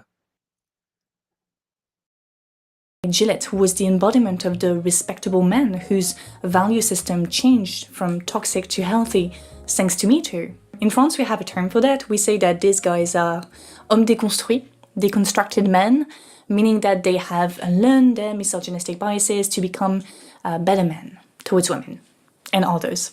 What a fucking French ass concept.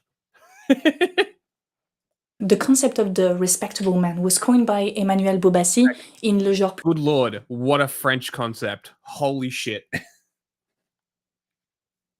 Like, cool concept said in the most pretentious way possible.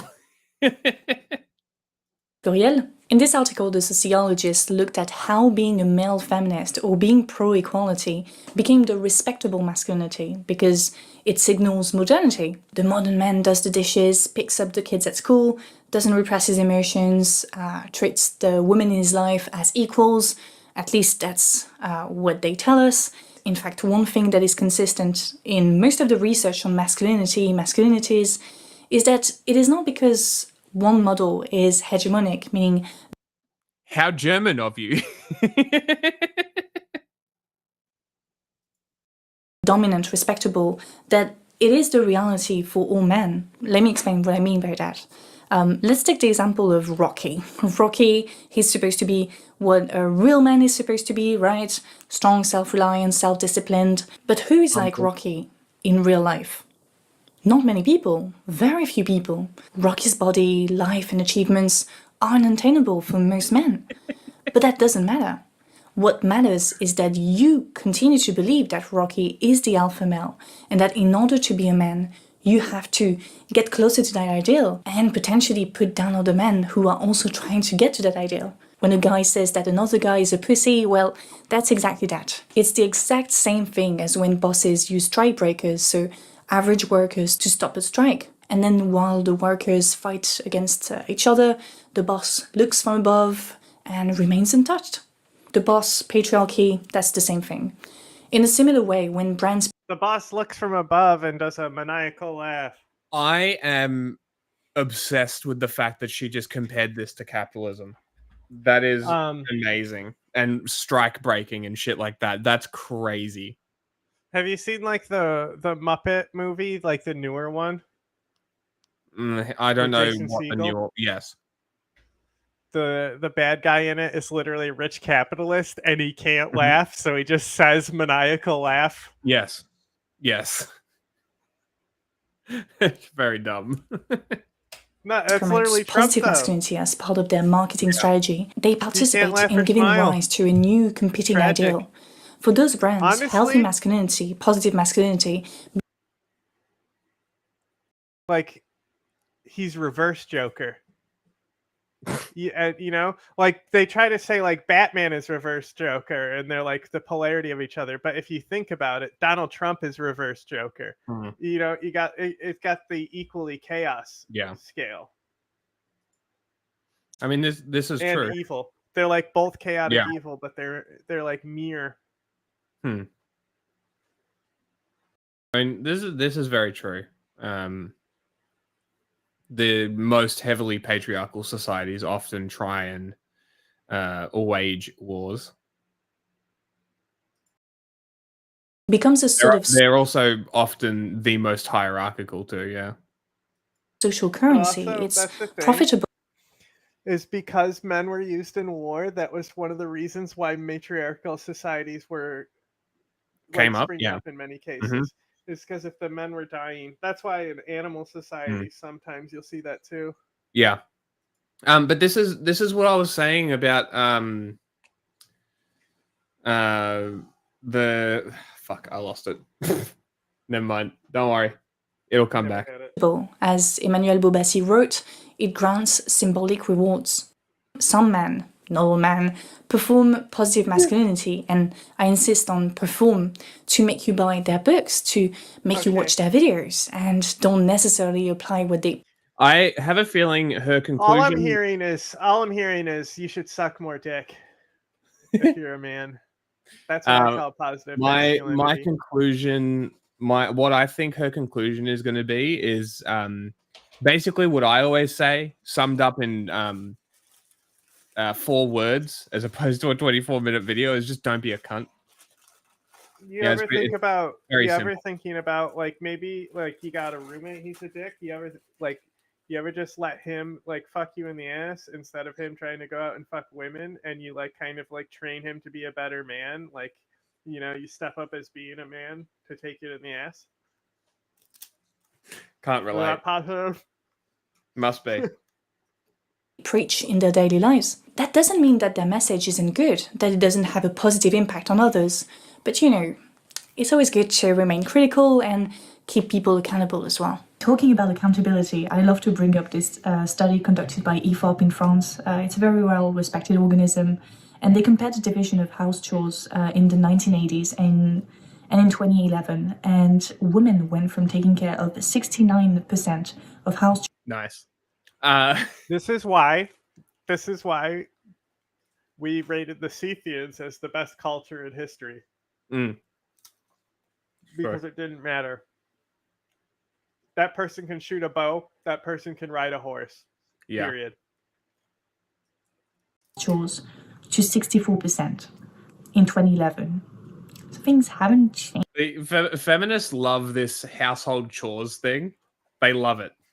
It's their favorite statistic. Changed much. And sure, 2011 was a while ago, so it probably dropped a little bit, but I assume it hasn't dropped much. And it's important to say that working class women are more likely to take charge of house chores. Timothée Chalamet is often used as an example. Yeah, she just admitted that women mostly run the houses. I wonder if she'll come to that conclusion. Example of healthy/positive masculinity. He's the new Rocky. He's the future of masculinity, the media says. But we have to nuance all of that. We have to ask ourselves, who establishes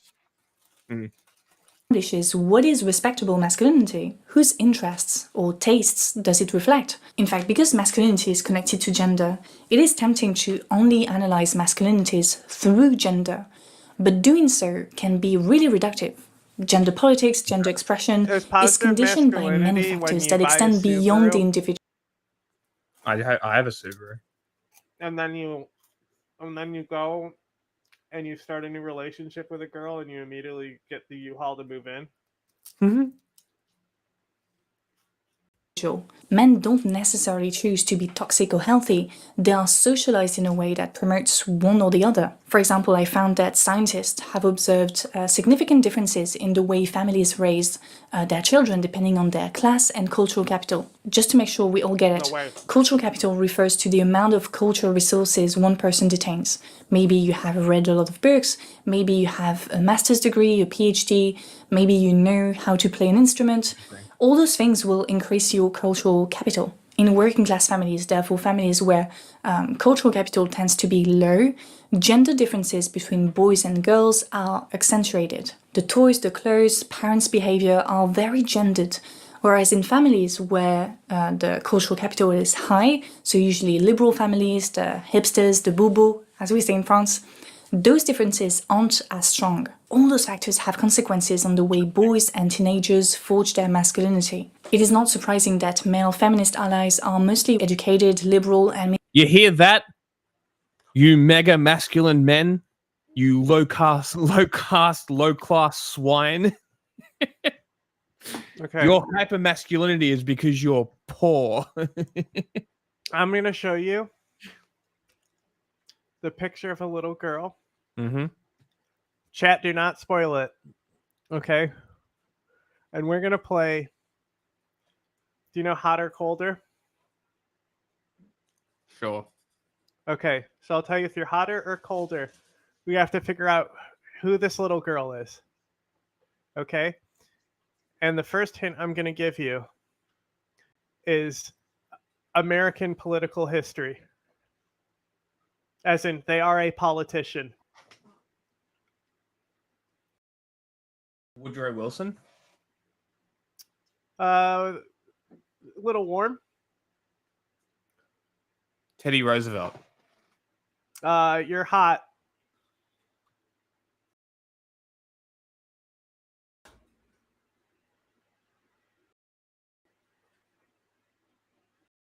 Lincoln. Colder. Mm. You're not getting closer than Teddy Roosevelt. I don't know then. It's FDR. Really? Uh-huh. No fucking way. That's very funny. It was just easier to just, because I think they already had a child death as well. Mm. But it was just easier to raise them as a girl because they're probably going to die anyway. No shit. So why would that be easier? Yeah, just at the time, child mortality was so high. Yeah, but why would it be easier to raise them as a girl? Because your kid is pretty much guaranteed to die.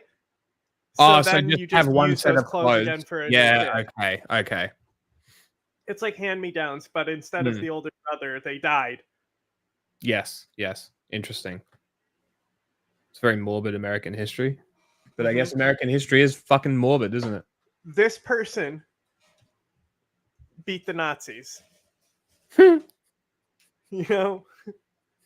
they may have not been there at the end, but that's that period. The they-them army. This person rebuilt the country after a civil war.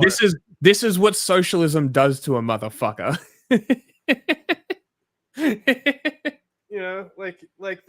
He continued the Reconstruction period that happened beforehand. No wonder he was socialist. Because he's gay. His parents made him gay. But also, this is interesting, right? Because there's the studies on forcing those kids to have genders that weird scientist did, and they killed themselves. Yes. Very strange. That male feminist allies are mostly educated, liberal, and middle class because they are more likely to have grown up in a household that has an egalitarian ethos. And it is not surprising that Andrew Tate's fans are young, conservative, working class to middle class men because they are more likely to have grown up in households where gender roles. Yeah, it's their literal children. His fans are children. They are immature and unaware of the world. That's why his rhetoric works. Were strict and gender expression more constrained. One more class racial aspect to take into account is that those who are I agree. Yes. Are dispossessed, diminished on a daily basis can turn towards the few people below them to treat them the same way they are treated by the dominant class. In Double Jeopardy, To Be Black and Female, a very important text in the history of intersectionality, Frances M. Bill wrote that to be a black woman is to be a slave of a slave. By that she meant that the black man is oppressed in many ways, but still has power over the black woman he can oppress in return. Now I really want to make it clear that none of those factors make any cases of sexual violence or sexism less problematic. However, it is crucial to understand those factors and take them into account in the way we talk about masculinity, toxic or healthy. I mean, without those factors in mind, it is very tempting to say, and a lot of people do it, that it's always the same people, it's always in the same places that I get harassed, catcalled or whatever, and then therefore these specific people are the problem, when in fact sexism is everywhere. In the public sphere, in the private sphere, among left-wing people, among right-wing people, among working classes, upper classes, it does not manifest itself the same way all the time, but it is there. And I also want to make it clear that these are social trends, so it is possible that... Name. What? Hello, HR department? That meme where it's the two different people? I don't know what meme you're talking about. Oh, come on. You'll have to show me. You know of one or multiple counterexamples, but the studies that I've used have looked at a variety of people, large amount of people, over long periods of time, so that's what they came up with. To go back to where we were, it is evident that Timothée Chalamet, but also Tom Holland, Harry Styles, and other men like them on the future of masculinity, or maybe, but only for a specific class of people. I mean, we see them everywhere in liberal media because it reflects the taste and interest of people with high cultural capital. The fact that I like those guys, that I love the way they play with gender expression, etc., says a lot about me. So we know that positive masculinity gurus won't put an end to patriarchy, but at the same time we know that in our present society, role models are crucial in the formation of one's self-identity, so what should be done? Super, super ugly to say, but I'm sorry, I'm just going to have to say it. We need male role models that fit the category that men want to see. A person who is indeed fit, who is maybe, rich, smokes cigars. Cigars are what not, I don't want to see? It's not really... These dudes that always look like they have wet hair. Stop it. Mm-hmm. Wash it. I don't know what's going on there. Toxic. Look like you play Magic the Gathering. Yeah. Positive masculinity is healthy hair. You could be on, have amazing cars. Electric cars. Only Teslas. You don't wanna. You wanna save the planet. She's joking. She's joking.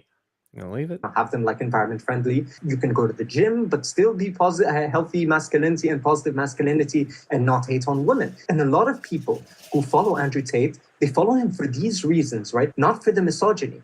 They need a role model who embodies a lot of the things that they find attractive in men like Andrew Tate. They find men attractive. Yes, didn't I already say positive masculinity is when you suck your homie's dick? Yes, that is the major point here is that they are looking at these dudes like women. I want to see how many of these people who think this toxic masculinity is cool went to summer camp as a kid. I bet you low. See, camp is essential for boys because that's when you suck your dicks. Right? But in a healthy way. That's what someone like Sanabi tries to portray in a way. Oh my god. I saw this one come. Well, no, he does do this though. People try to come at him and say the typical soy things. And he's like, look at me, dude. Do I look like what you're trying to describe? Hassan has a deep voice, he's built, he has an expensive car, a big house. He takes a lot of alpha male about his weight and thinks he's fat. That's called a mental health problem. boxes while being left-wing, while being an ally. So because of how he looks, he has the capacity to get the attention of young men who... I will admit that is a good response. That is a good response. I like Ethan Klein doing it more than Hassan. Because Ethan's like, I'm married with kids. Yeah, exactly. I'm literally what you want to be. Shut up.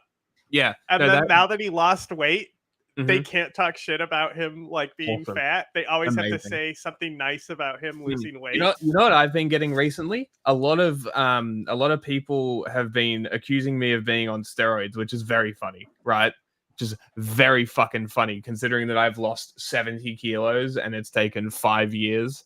And I can't actually put on muscle mass. So it's actually very funny that they're like, steroids. Steroids are natty. My favorite part is I will always, because they will always screenshot my picture. I'll just retweet it with post physique. They never do. Yeah, I'm waiting for it. And as soon as somebody does, hold on. And as soon as somebody does, hang on. Did you hear what I said? What? Steroids are natty. Yeah, I'm aware of these fucking idiots and their opinions. I spent a month arguing with these fucking morons. Anyone with the name Bowtied on Twitter in their name, block them. They are brain dead. Anyway, next time, if somebody actually does post their physique when I do this, and it's a genuinely good physique, I will compliment them. Mark my words. I will legitimately compliment them, and they will not know what to do. It's going to be very funny. Nice cock, bro. grew up in You got more the biggest traditional dick I've ever households. seen on a man. This is true. Hassan does look uncomfortable in every single You picture. know that scene? No, I do not. You have the biggest dick I've ever seen on a man. No, I have no idea. Okay, hang on. Honestly, I kind of agree with you. I don't get it. I don't understand why people think Hassan is attractive. Like, I dress like shit. He dresses like me. I mean, he's better when he's at his desk, but when you get full body and see how tiny his head is, there's just some uncanny valley thing triggered in me. Like he's very stocky too. Like he's very like what's the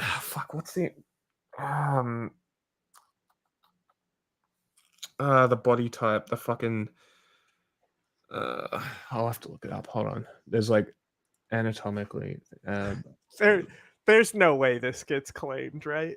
What? This video. He is an endomorph. He is an endomorph. Oh yeah. The Yeah, word, he steals the word your I'm- bricks. Is the word I'm looking for. Kenner, just in case we get killed, I wanted to tell you, you have the biggest dick I've ever seen on a man. Thanks. Amazing. Absolutely incredible. A great pause. But yeah, he's an endomorph, it seems like, from the way that I've seen like he looks. So it's like you can kind of work to that, and he doesn't. He just doesn't. He dresses like I do, and I dress like shit. Like, yeah, he has a bit more money, and he can spend more than $10. Crash Bandicoot Bill.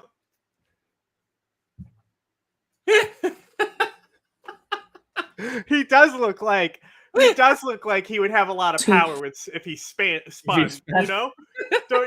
Come on. Okay, hang on. Would you be more comfortable with him coming straight at you, or if he was spinning? What would make you hesitate and move out of the way quicker? I'm not sure. I don't know. I also haven't seen what his legs look like. Does he lift legs, or is he just like fat-legged like some people are? I'm curious. I mean, Don't he have a saw- very he high saw culture. a lot of physique in that wetsuit when he was clearly scared he looked fat. That's actually a good point. Hold on. Here we are fucking looking up pictures of Hassan now. Fucking gay. No, look at a picture of Crash Bandicoot. Fuck Hassan. I want to look at Crash. I'm curious. Okay, so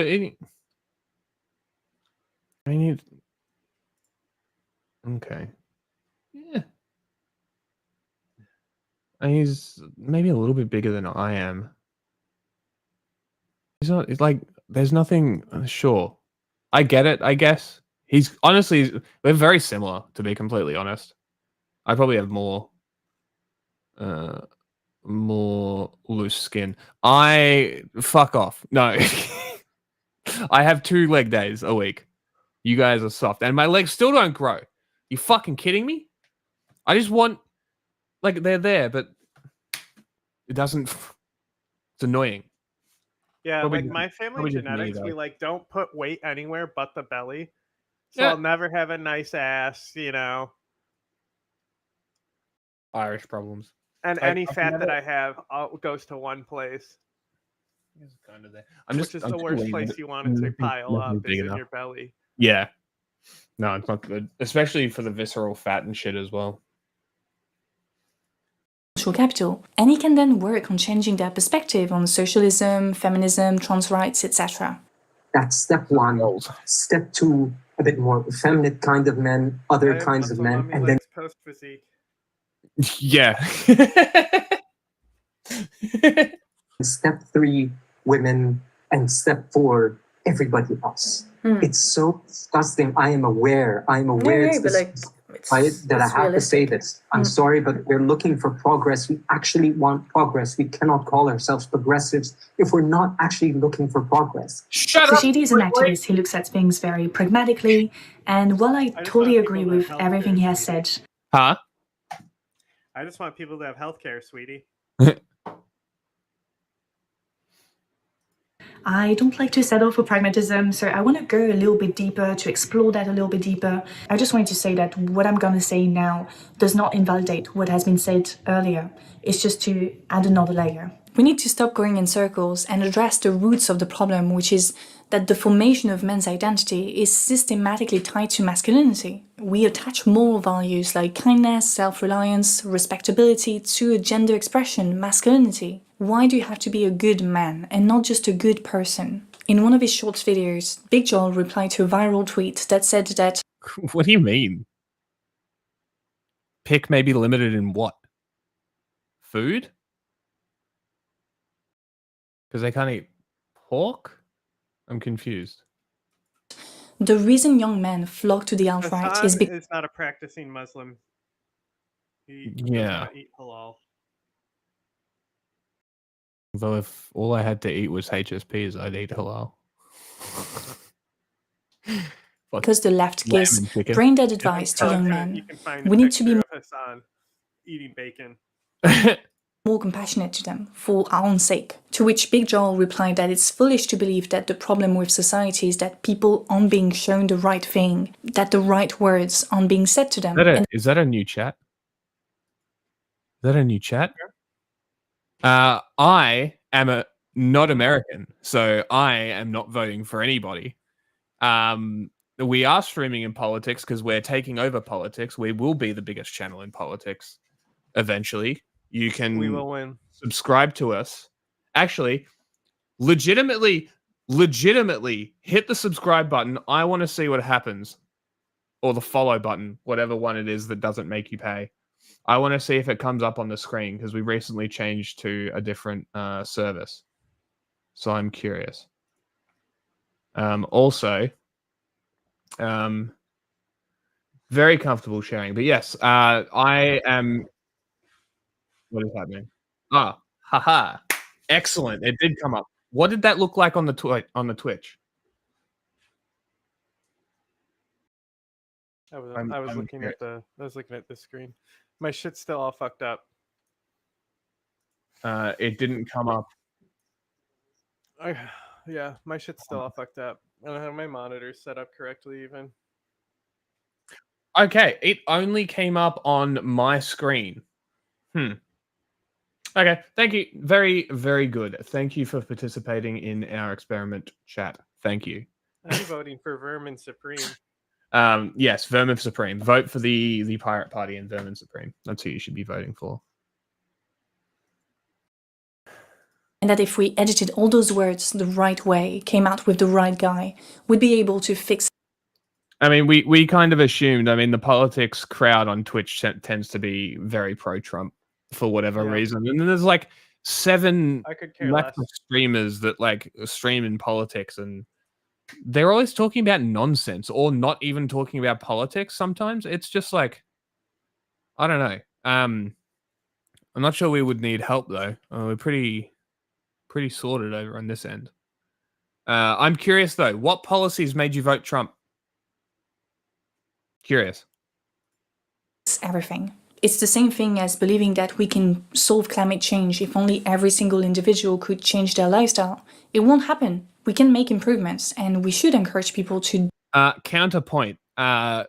Regulate corporations into the earth unless they follow CO2 guidelines. Pretty simple solution. Also, and make it illegal to pass off. Make it illegal. I understand what this dude is saying onto the consumer about how like it doesn't. You shouldn't think that people are like this because they weren't shown the right things. I understand what he's saying, but like anything beyond surface level, that kind of is a really dumb thing to say. Because like you look at like, so for example, there's that Prussian Blue band, right? I told you about them. And the girls were literally like part of like a white supremacist cult. Yes, when they were kids, right? And like they came out like normal. They moved away from all of that. Yep. So like clearly that exists. Mm-hmm. So like to his point, you know, like it doesn't matter what people are shown, because if Prussian blue is like normal functioning adults today, that kind of shows you that it really isn't like that type of thing. That said, as she was saying earlier, with like depending on like the cultural capital, yep, which I think is like, I understand she's using a word that's already been coined by somebody else. I just hate that term. That's fair. You know, but that's I thought it was a kind of neat term, but obviously I don't really give a shit about it because also it's not necessarily like what that person is shown, but there are like obviously statistics you can draw from like that cultural capital, social economic position. So like to a degree it is what somebody is shown. You know, it's just it's like a nurture versus nature question. Depends how much you buy into it, though, I guess. I think it just depends. Do those lifestyle changes, but it's not enough. In his video, Big Joel said that his best advice to young men would be to do what they think is good, according to them, according to what we generally deem as good. I like the way he phrased that because he completely removed masculinity from the conversation. He talked about being a good person, not a good man. In a similar way, this person, Griffin, who is non-binary, said the following during a debate on masculinity organized by Vice. Kind of becomes like irrelevant whether or not we attribute like having like a good ethical compass to being like masculine. A lot of those things are just things that people should be doing because they're like morally right. Like if you're in a family, you should probably support your family. And I really don't think that it has to do with like your manhood. To which another participant later... I agree, but also disagree. I don't think that family should be holding you to anything. I think that if your family are cunts, you should get the fuck away from them as quickly as possible. I think you should choose your family, personally. I don't think it's something that you should be born into and anchored to. But that's a controversial take. Replied, predictability. We love to put people in boxes. It makes life easier, decision-making easier. But is it just about... That's a human thing. Generalizations and boxing people in. Predictability. Who invented those boxes in the first place and why? In his work on the history of sexuality, philosophy... Sure. Like he was like, do whatever's good, right? Just do what you think is good. Okay. I don't need it. Okay. It's loading. Boom. Okay. So this is are you bringing up Buddha? The Eightfold Path. Yeah. So as soon as you said who said it first, and I saw exactly what popped up, I'm like, oh, it's Buddhism. I didn't even look at it. I saw it out of the corner of my eye because you've spoken to me so fucking much about this. But you see, like, there's almost like a yin yang in the middle. Looks like a swastika. And it's because, there's swastikas all over Buddhism. Oh, I know. But it's actually because there's 3 sections within the Eightfold Path as well. Okay.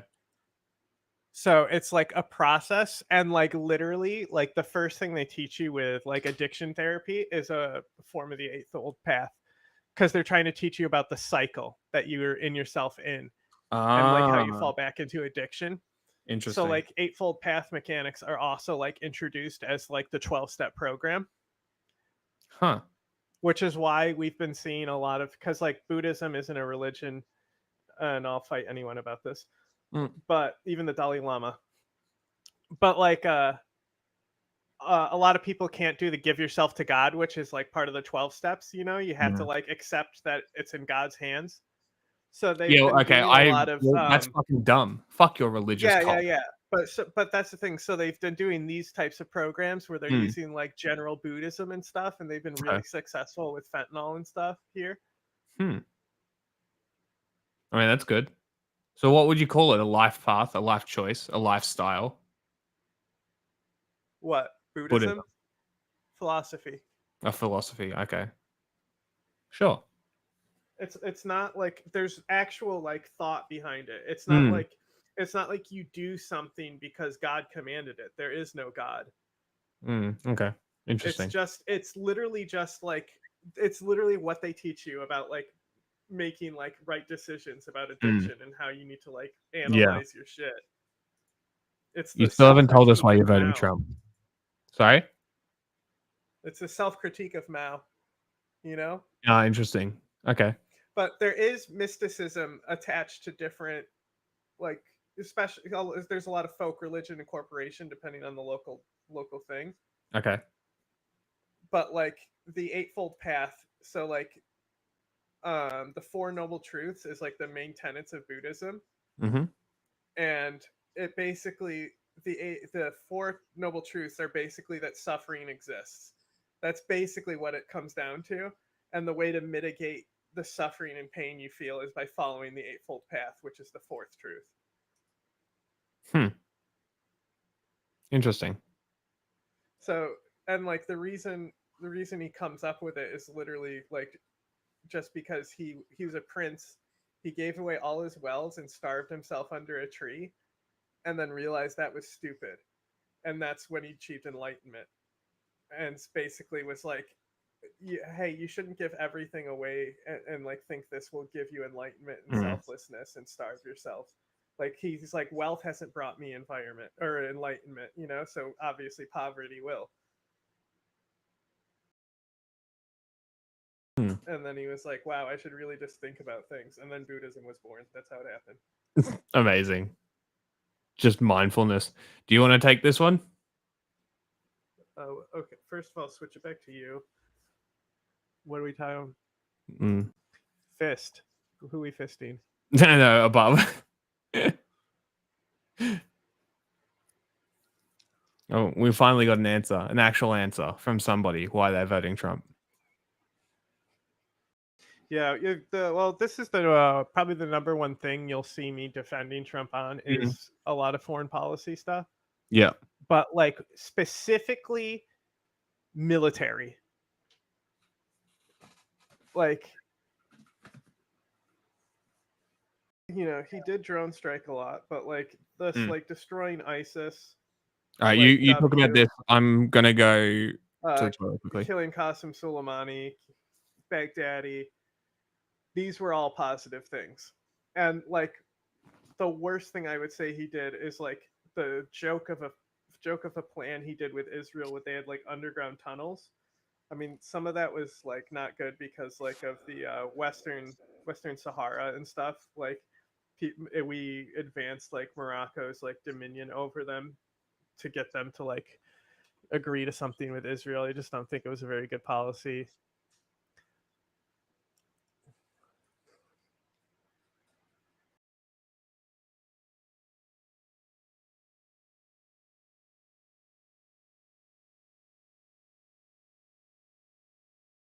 Yeah, exactly. This is probably one of the things that pissed me off the most. But then also with that in Syria, he like Obama didn't fucking do anything when sarin was used on people, and Trump did.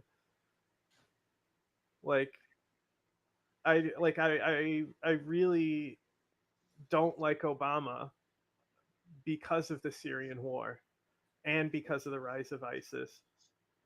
So that's the thing. Is like people like try to say that Bush is like worse than him, but I don't know if that's true. So I think it's really just Obama and Bush's foreign policy was so bad that there's easier things to pick out that were good for Trump on the military side of things specifically. But that's probably the biggest one, because not only that, there's the Kirkuk incident, which is one of the things we probably criticize the most, because he really hurt Iraq's economy by like forcing down their price per barrel, and then ended up giving their second largest oil field away to like IRGC proxy forces because he didn't listen to his advisors on what was happening. That wasn't smart.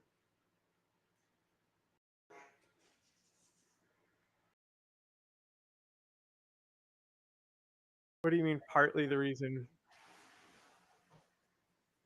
Putin thought he could get away with Ukraine? Obama did nothing when he annexed Crimea. Like that's why Putin saw that like Obama. Like if Putin went in then before Ukraine had any response, it's like in all the video games like RPGs, you always encounter the main villain early on, and he like knocks you out of the way and doesn't kill you, and then later you become powerful enough to kill him. That's kind of how I view the Ukraine situation. That's like Far Cry. Every Far Cry game. Zelda, you encounter Ocarina of Time when you encounter Ganondorf. I haven't played it. But Far Cry, like Far Cry 3, he's actually trying to kill you. Oh, really? Far Cry 3, yeah, they like do a bunch of stuff that's supposed to kill you, like throw you off cliffs and stuff. I started with 4. Oh, 3's actually the best one. Yeah, I've heard everybody said 3 is the best one. It's very similar to 4. 4 is just basically 3 with extra features. Yeah. The thing is that only the first half of 3 is good, but that first half is phenomenal. Interesting. The issue is like you think the main villain is going to be the boss of the game, and he's the mid boss. Yeah. And then it's like I'm actually his boss, and now all the guys are armored because you're on my island now. Very interesting. And that's basically the second half. Hey, at least this guy seems reasonable, unlike most people that come in here. Like that's not an unreasonable response. Most of the responses that we get from people are incredibly unreasonable. So at least this guy is somewhat reasonable about his support of Donald Trump. You can't be mad at that. Like it's like sure it's a like I mean I'll just say this, right? We talked about this a couple weeks ago probably. And I'm like my conclusion after however long of I think Biden's policy is better than Trump's. Sure, but I'm just comparing it to the previous people before Trump. He's not that bad in comparison. For foreign policy, no, right? And we've spoken about this, and I'm sure that you mentioned it while I wasn't here. But like, what the conclusion that I've come to, right, as an Australian outsider looking in, completely unrelated, no connection to America whatsoever, beyond pure interest and sitting here looking at American politics for what, a year? Maybe a little bit under 7 months, 8 months, something like that. We've been doing the streaming, right? I don't know. Something like that. All this time, I all listen to every single politician, Trump, all the Republicans, talking to people, all of this stuff. I've come to the conclusion that in order, and obviously for every rule there are exceptions. However, for the most part, I've come to the conclusion that to support Trump, you either have to be ignorant, whether willfully or unwilling, or stupid. Now, I would say that you're an exception to this because you have stated actual reasons for supporting Trump. Your foreign Most policy. people just dodge the question and can't answer it. Yeah, most of the time they don't. They just Very don't. frustrating. It's incredibly frustrating because I'm as an outsider, as someone who's interested in American politics, and someone who streams like this, I'm interested in talking to people and finding out why. And that it leads to a lot of things that I want to look into is like, why did this happen? Why? Why do people do this? Is a lot of the reason for things that I want to do with 5th Gen. Like, I'm actually very happy that you answered the question because now I've got a little bit more insight into people who support Trump who aren't ignorant or stupid. So thank you. They still could be both of those things. This is true. Like, but for the most part, and this is why I'm like, you can be ignorant and stupid or stupid and still be a reasonable fucking person. And that's all I ask. I don't really give a fuck what people believe or why they support something. At the end of the day, we're all going to have to compromise and work with each other, right? Some people think that they can force it, and that's what I'm against. right? And that literally that sums up my belief system. Is we're all gonna have to work together eventually. If you try and force it, you should probably die. Come on, bro. Don't lower Loomer us. That's just a general statement. I'm not making any accusations or anything like that. I'm just saying that, like, they will fucking clap you, bro, and lose everything. They don't. But I don't think that's an unreasonable thing. I'd like just be reasonable. Just don't be a cunt. Philosopher Michel Foucault got interested in that topic. He understood that. This video, bro. I think we should move on. Oh god. Put that on the snail. We already did snail. No, we did a slug. Oh, you want snail stuff? This one. I've sent you a bunch of the real short stuff. Except the siphon is kind of like a nose. It can smell if there's prey in the water. Then the proboscis comes out, and it's kind of like a tongue. And on the tip of the tongue is a harpoon, which is filled with venom. And then when they harpoon the prey with the venom, their venom has things in them that will shut down everything, basically, in the prey. Blood sugar, locomotion. The prey then instantly becomes paralyzed. Its mouth or rostrum opens really wide, and it will then engulf a fish or a worm completely whole. So the venom arsenal that nature has developed has about these things. I told you you got to look at these fucking cone snails, and people step on these all the time. Like these fuckers are like one of the most dangerous animals on the planet. Amazing. It's worked wonderfully for millions and millions and millions of years. It's kind of been perfected.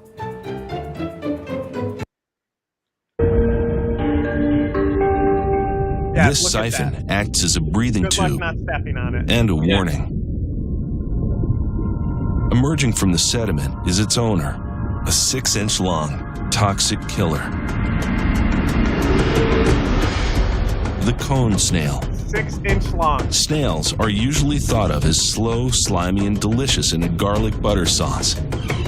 But with some 40,000 different species of snails, a few are bound to buck the system. In the waters of Southeast Asia, this is the underwater version of a tank, with a hard spiral shell, flexible treads, and down in front, a cannon. It has eye stalks on either side, but it hunts primarily by scent. And the eye stalks are like cute as fuck. So top 10. You know, we'll do a Family Feud, right? You know how that works? No, I was distracted by this comment. Okay, so Family Feud. You get 3 guesses, right? Well, you can get 3 wrongs. Okay. Right? If you get the third one wrong, it goes to the other team, aka chat. And if they get 1 shot, and if they guess it right, they get all the points. If they guess it wrong, then they don't get anything, and neither does the other what's team. the question? Okay. Top 10 most deadly animals to human. Okay. Box jellyfish. It's more general. Oh, fuck off. Jellyfish. That would be like all jellyfish. You know, that's gonna be wrong. First strike. No jellyfish. Wait, no, because you said all. Then you said general all instead of like genus. No. Like it would be. I'm saying instead of box jellyfish, all jellyfish. It would include all jellyfish. Okay. So while those are toxic, I'm talking about the number of people killed per year. By animals? Cows. Cows. You think cows kill? Why do you think cows kill people? I don't know. I have a feeling they're in the top 10 though. They're not. Fuck. I'll let that be the first one since you didn't understand the question though. Snakes? Okay. Snakes. That's number 3. Okay. Number 3. Insects. There is insects in here, many types. Oh. So you got to be a little more specific. Wasp. No. But What? bee allergy is a good guess. No wasp. Really? Unfucking believable. You got one more strike. So I've said, what have I said? Wasps, which is wrong. Yep. Cows. Cows That's and the other snakes. one. Okay. Surely spider is in there. Surely. Or arachnid. It is not. All right, chat. Top 10 deadliest animals to people. They're too busy arguing. That's fine. First person to guess one wins the whole board. They're already close to one. Plus, it's on a delay, so it'll take them a second before they actually make a guess. There you go, Israel. That's the bug.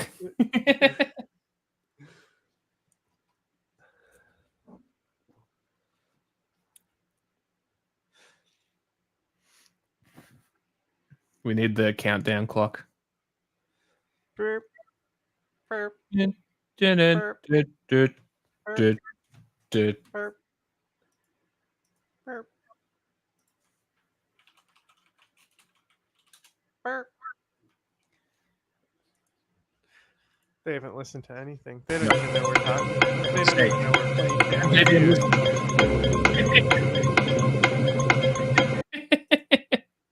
They don't even know we're playing Family Feud. No, they have no idea. All right, let's keep going with snails, I guess. The target, a nearby fish.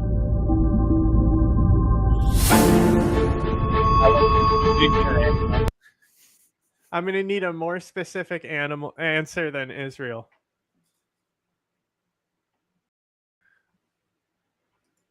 The fish hides deeper under the rock rather than swimming away. Bad idea. It still has room to move. But inside this probing tube called a proboscis, the cone snail has a long-range weapon, a harpoon.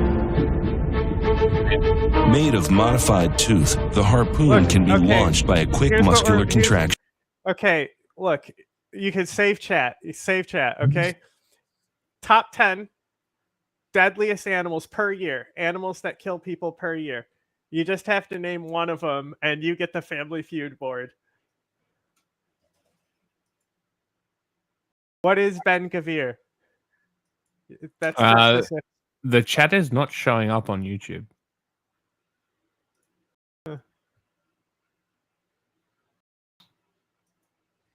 Let's see if that fixes it. Moose. Oh, that is a pretty good guess. That is a good guess, actually. That's up there with Jack's cows. Okay. Okay. Number 1 is so obvious you're gonna kick yourself. Mosquitoes. Okay. Number 2 is people. Okay. So mosquitoes is 1 million per year. Other humans is 500,000. Snakes is 50,000. Number 4 is dogs. Yeah. Really? Okay. Number 5 is this tsetse fly. It's an African flag. It's a really bad parasite in Africa. It's kind of one of the reasons why certain sections of Africa don't even have livestock. Then it's assassin bugs. Assassin bugs, really? Crazy. So they have the same. These are all tied. Flies, assassin bugs, and then freshwater snails. Huh. Scorpions. Roundworm. RFK brainworms. Hold the fuck on. I said arachnids. Scorpions aren't arachnids. Okay, they're predatory arachnids. Go fuck okay, Jack. We would turn to the judges in that case. That's true. That is true. But yeah, then it's roundworm, JFK or RFK's brainworm, and then tapeworm. I see. I wasn't even thinking parasites. I know, right? Mm. But then there's this BBC one, which is like different. It's mosquitoes, snakes, dogs, the tsetse fly, crocodiles, and then hippopotamus. Hilarious. Those are all like bigger animals. Yeah. Hippo's only 500 though. And people talk about how deadly they are, right? Yeah. Typical. Cone snails wipe people out in comparison. Fish hunting snails are also, I believe that the chat should be showing up on the YouTube now. Hold on. Oh, I'm going to move that out of the way of the camera so we don't get that on camera. Whoopsie. We wouldn't want to get that on camera, would we? I think this one is top 20. Cat cam. This is our world data. It's not numbered. But jellyfish is on it. It's the third from the bottom. So maybe 17 if this is top 20. Okay. And elephant is also in the top 20, and bee is in the top 20. Yeah, I would have said elephant as well. You did say elephant, I think. No, I did not. No. Anyway, snails. They're particularly dangerous. Also, yes, I believe. Can you see that on the screen? YouTube chat up. Chat up, because there's only one. Oh, I can look at it too. Also, I think I can't see it. Think the counter on the outer end is only for YouTube. It is, yes. Sometimes Dangerous it is with for venom Twitch, but then there's like a disconnect, I think. Yeah. And then it never connects. strong enough to kill a human. There's no reason. This harpoon is cocked Yeah. OP. and loaded. Target is within range. The cone snail strikes. The fish is paralyzed within seconds, reeled back in, and swallowed. That's crazy. That was fast. They're so cool because they're like actual hunters, you know? Yeah, they're active hunters, yeah.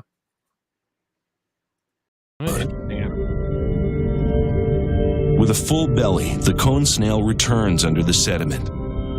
Its siphon peeking out as a reminder and a warning. Like seriously, perfect organism, am I right? It's like a stonefish. You know about stonefish? Yeah. People step on them all the time. Yeah, They're not too stonefish toxic cool. though. They still kill you. I think it's more painful. Let's see if Steve Irwin claims this. I think one of the reasons why it's painful as well is because it's like a bony barb that breaks off in you too. Yeah. I know there was a video, Steve Irwin video with a stonefish. I'm going to try and find it. Type in river monsters stonefish. This will also, if it's Discovery like Animal Planet, it will get claimed. Isn't River Monsters?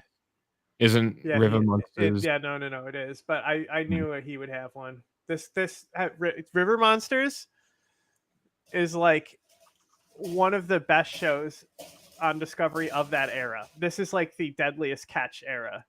Damn. I was really hoping we could do lionfish.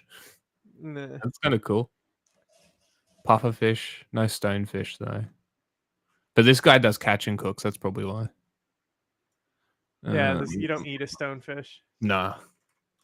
I swear there was a Steve Irwin one though.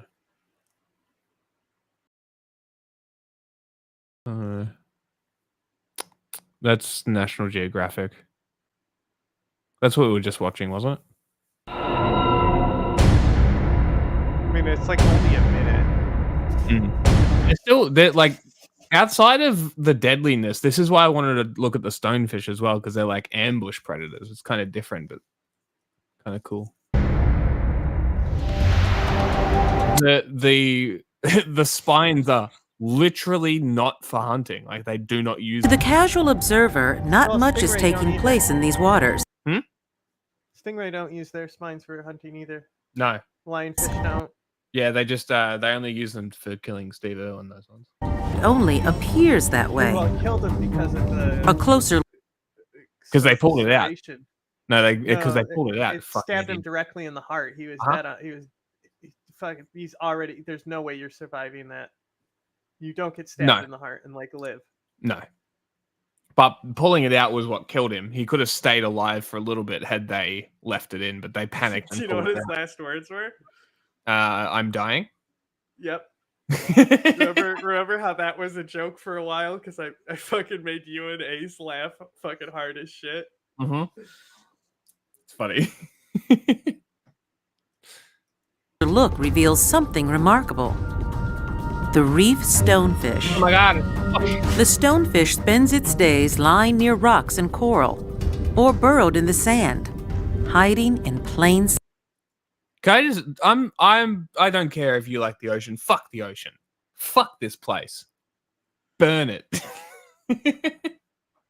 What? That just raises more questions. Sight. Fucking nightmare creature. Its warty, bumpy skin is nearly indistinguishable from the sand and coral surrounding it. It's an amazing adaptation. In addition to excellent camouflage, stonefish claim the title of most venomous fish in the world. The unclad foot of an unwary water enthusiast is a prime target for its powerful toxin. Oh, shit. But otherwise, the stonefish... They just put some blue ink on his foot. Anyway. What do you think they're going to stab his foot? Of a company that manages $10.6 trillion. That's more than half the United States GDP. Another lefty video. Last time, I covered the shady consulting group McKinsey, and you guys asked for one thing. BlackRock. So here we are. BlackRock is the subject of a lot of speculation online. There is a robot that controls more wealth than any country on Earth. Really, the commander-in-chief is Larry Fink. They have stock in 95% of... Nah, he's just going to be the Secretary of the Treasury under Donald Trump. Fortune 500 companies, and they've been hired by governments across the world to help manage financial crises and even just conduct normal operations. That means that pretty much any time you interact with the economy, working, buying stuff, driving a car, going to the bank, anything, you're interacting with BlackRock. But that $10.6 trillion isn't really their money. Don't worry, we'll come back to that. And they claim they're just passive investors, which seems harmless, right? While I love a good conspiracy, and I know there was a cornucopia on the Fruit of the Loom logo, how much of a conspiracy is this really? I wanted to get to the truth behind BlackRock and the other nearly identical asset managers, State Street and Vanguard, known as the Big Three. Are they actively controlling the... Boy, I hope she talks about how BlackRock and Vanguard own top stakes in nearly every country on Earth. How long is this video? 15 minutes. Nice. The world and shaping it in their favor? Or are they passive investors just riding the wave of American economic expansion? Stay with me. We'll get to the spooky stuff soon, but first let's talk through some finance basics that give BlackRock their power. What an asset manager actually... It is spooky month. This is just like shit that I really don't care about. Here's the positions people have in the company. Okay. does. The main product they provide, index funds. Their favorite loophole, passivity. And their position in our economy, the not at all terrifying sounding universal ownership. BlackRock is an asset manager, and the service they offer is taking a customer's money and making more money out of it. Their existence relies upon an important invention of the 70s. That's why bird's only $119. More exciting, the index fund. It was pioneered by the first CEO of Vanguard, and it offers investors a way to invest in many stocks at once. So instead of betting a lot on a few individual companies, you bet a little bit on every company in the whole index. Basically just the whole market itself. The index at least steers a steady course. It's like instead of betting on a single horse. I love people who make money off nothing. It's literally cool. that simple. Okay, if you ever reach the point where you could, when you hear the words 401k, if you reach that point in life, you already have to be pretty wealthy to enter. Like literally the index fund in S&P 500, like they always make money. They're stable. Yeah. So you take like your retirement funds and stuff and put it in that. Isn't that what they do? Well, this is like more of the middle class thing. Yeah. You're betting on all the horses the at thing, once. When you have And index funds trillions and you can put it in. You That's pretty how much all control banks where work with thing goes, interest yeah. and stuff, you know? The more money you put in, the more money you suddenly make. Yeah. Weird system. a form of mutual fund, the more general way people pool their money together to make big investments. You know, which But is someone- why Bin Laden, one of the base things Bin Laden was against was loans with interest. Yeah. Because, like, if there is no loans with interest, a lot of this, like, you know, debt-based economics. Yes. Instead of pony-based economics. Someone needs to be the one to pool all that money together and manage it, and that's an asset manager, i.e. BlackRock. Index funds and ETFs are their main products, and they're pretty similar. They're popular because they're lower risk, have more consistent returns, and are cheaper for asset managers because they don't have to pay a guy to place bets all day, which studies show they are not very good at. The amount of money these people make, like, you'll hire, like, stock investors, right? So, like, this is like the mid-tier, like, you know, probably, you know, your people who are actual millionaires, not just million in assets, because most people who own a house basically get to million assets at this point. Yeah. But an actual millionaire, they make $1 million per year. Mhm. They're going to give somebody to do their stocks. Half the fucking time, all the person is doing is putting it in an index and S&P. Yeah. Yeah. It's no money whatsoever, and they get so much You fucking literally money. could do it yourself, and that's like, and that supports this entire fucking industry, Mhm. which puts more bets on this shit. It's a literal fucking scam. It's a scam built on a scam built on a scam. It's fucked. She's like the female version of Second Thought. Okay, when's she gonna talk about Chile then? Yeah, when's Chile gonna come into it? Nor the folly If of she brings up Chile, then yes. short-term speculation. It's absolutely a loser's game. So if the market is up 7% today, so is your index. By the way, these people, BlackRock specifically, and the housing market that they control, is the reason your rent is so fucked. I thought it By was the way. because of the immigrants. This is the real reason. These people who buy up large swaths of property so nobody can own them, and then set rental rates at absurd prices, and then can continue setting rental rates because they own the majority of the rentals. Yeah, these people, BlackRock, they are the reason that your rent is so high, and they all have addresses. Index fund. Instead of constantly buying and It's the selling hair. shares, which It's is the what hair. active investors It's the hair and the black shirt, because Abby Shapiro's most iconic photo is when her hair is like kind of short and pulled back like that, and she's wearing a black shirt. Hilarious. do. CNN BlackRock and these big asset managers buy a little bit of every company and just Buy, hold sell, on to buy, those shares. sell. It's not a little bit. BlackRock and Vanguard own the Buy, majority sell, buy, stake. sell, buy, sell. Sorry, not the majority. The top stake of every Buy. single company Sell. on the public market is owned by BlackRock and Vanguard. Look it up if you don't believe me. It's very easily Googleable. Shares basically indefinitely. This is called passive investing, a title that affords them a lot of legal The only, like, BlackRock has more publicity because it's more public. Vanguard is where all the real rich people are. That's where all the billionaires sit. Like, it's not public. You don't know who's involved. So you know that everybody is. Everybody who's shady, every scummy person that you can think of is probably there. leeway they otherwise wouldn't get. They own so much that it would be impossible for them to sell out of any one stock in one fell swoop. When you think about passive, we can't sell a company as long as they're in the index. Most of the money asset managers manage comes from institutional investors. Those are big pension funds, insurance companies, nonprofits, and university endowments. But while all the money they manage is in the hands of these big institutions, most of it actually comes from regular people. Public and private pension plans, 401k owners, college tuition, and anyone with insurance. This is your money, but it doesn't always come back to you. Nor do you get a say in the companies it gets invested in. While they want good returns on those investments, contrary to how we think about Wolf of Wall Street type investors, that's not actually their main goal. They make their profits from the fees they charge their clients, not from the returns on the money they invest. I spoke with Benjamin Braun, a professor of political economy at the London School of Economics. He's written a bunch of studies on asset managers' role in our economy and society. The fees you earn if you're BlackRock increase when the market value of the assets you manage increases. You maximize your assets under management by winning over new clients and by getting the clients that you already have to give you more money. When you have $10 trillion, you have to put them somewhere, and eventually that somewhere becomes everywhere.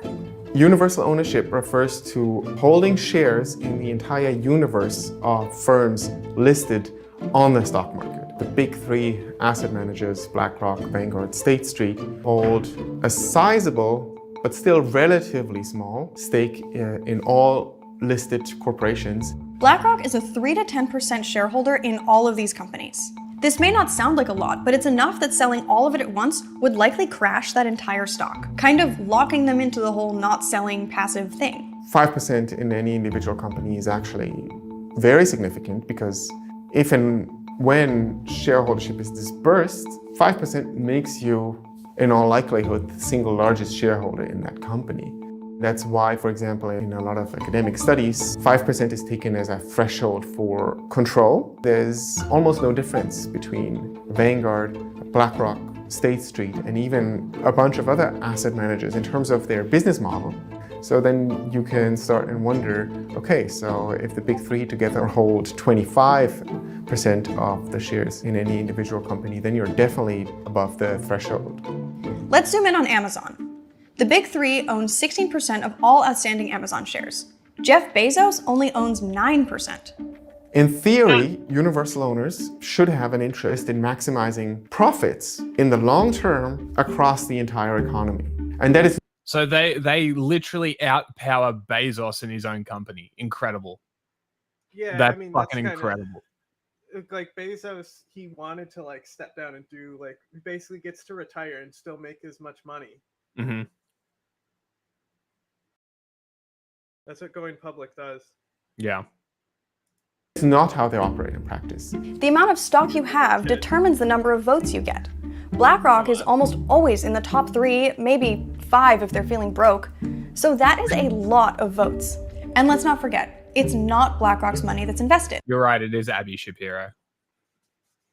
Shit Pro, it's pronounced Shit Pro. It's your dad's pension fund and your insurer's massive pile of savings.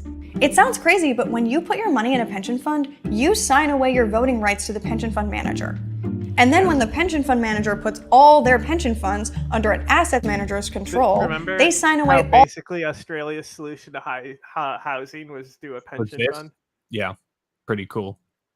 all those votes to the asset manager. And if you only listen to Friendly Geordies, he'd tell you that's a good thing. But it is... No, I mean, it's generally, I mean, it's how the system works. Yeah, and it's like, shit. Obviously, no shit, it's shit. But that's why the entire video we did, all I was saying is that it's mitigation of the negative parts of that policy that the Greens did. Like everything the Greens did made that bill better. Mm-hmm. Kind of pyramid scheme vibes. And how do they actually use those votes? A 2017 study found that asset managers almost always voted with what the company executives recommended. Amazing. And why are they always voting with company management? Back in the 80s, company managers used to spend company money on company things, like corporate jets, fancy offices, or occasionally paying their employees. And this made the investors sad because they wanted those profits. So they started offering company managers, in addition to bonuses. And these made the investors sad because they wanted those profits. She's way better than Second Thought. I agree. Because that was patronizing as fuck. Yeah, it's fantastic. But like, it's only a thing that a chick like can him. do, though. I feel he makes me want to choke him. You know? Yeah. Yes. Yeah. I feel like it's only a thing that a girl can get away with. Like that sort of sassy condescension. It doesn't work for a guy. Okay, sexist. I don't know. Well, Second Thought tries it, and it's shit. What? Second Thought tries it, and you want to throttle him.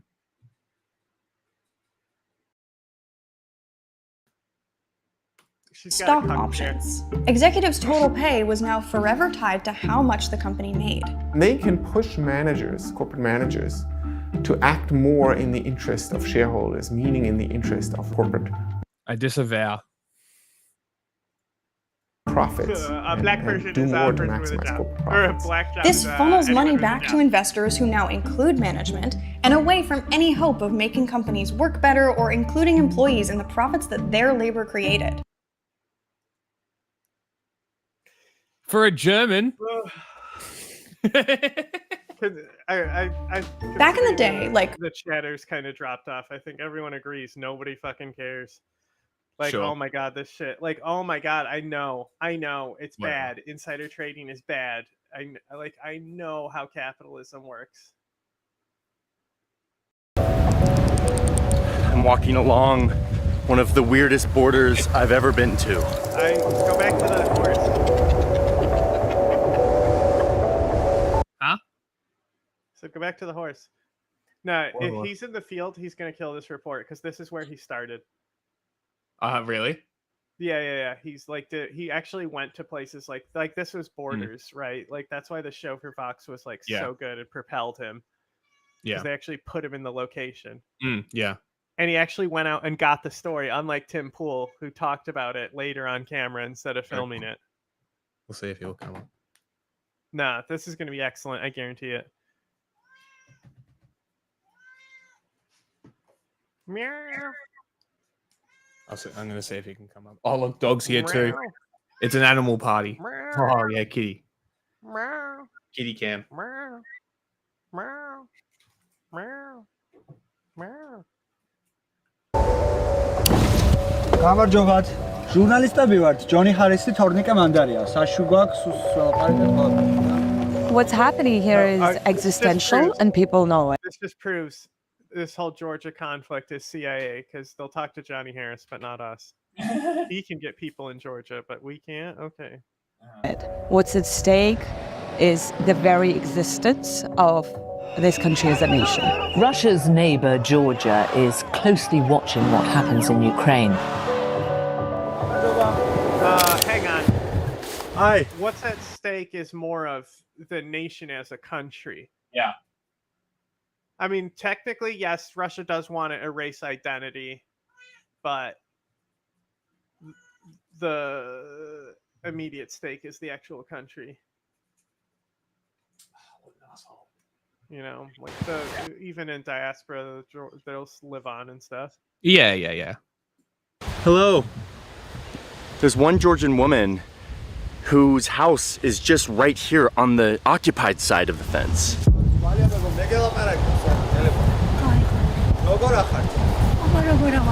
Why do you stay here? She's old. Where's she supposed to go? There's something happening here that will affect the whole world. Here in this often forgotten country. Here, people are fighting for the future and soul of their nation. One of the biggest demonstrations Georgia has ever seen. Fighting against a much stronger opponent. I need to tell you their story because their story holds a lesson and a warning for us all.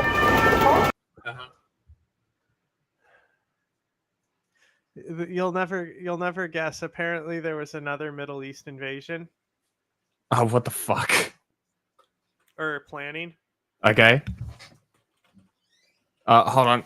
Food.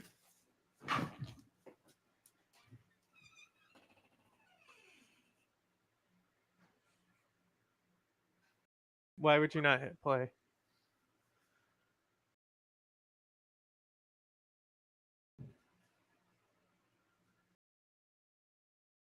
Like, I'm talking directly to you. You know, like he's every time with this guy.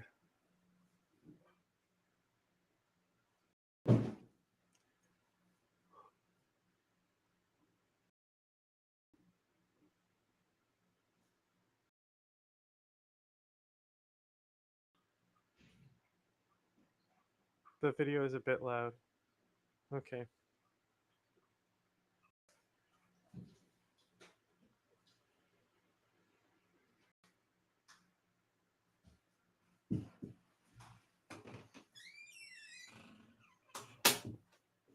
My back hurts. Taco. Bolito, Did you see this? Did you Taco, see this taco. debate? You're never gonna believe who did a debate against each other. I thought you said invasion. Yeah, I don't know what I was talking about before you walked away. You said something about a Middle Eastern invasion? Oh, yeah. I read something that apparently Turkey is launching a limited contingent into Syria, but they're like already in Syria. Yeah, what? I was seeing apparently Netanyahu's hitting Syria as well. Oh, yeah. That was the joke, is that they bombed Russians and Israel's allowed to do it, but Ukraine can't. That's funny. Anyway.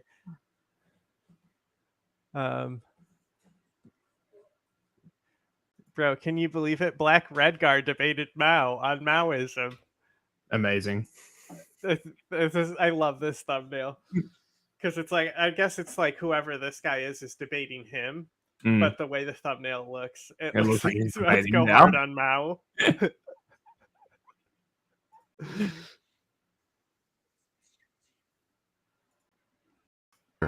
At this barrier. Is the video less loud? The video is loud. It has been drawn into farmland and foothills against the will of these people. Bro, look at he's actually doing more than these stock assets. Yeah, I know. It appears the dogs have found a hole in the border and are not abiding by the fences cannot hold dogs. Oh my god. What? They're not abiding by their line. I just think that it's such a stupid. It's like so cutesy. Sure, it's normie. It's not news. This isn't news. This is a feature piece. I know. Russian occupied line.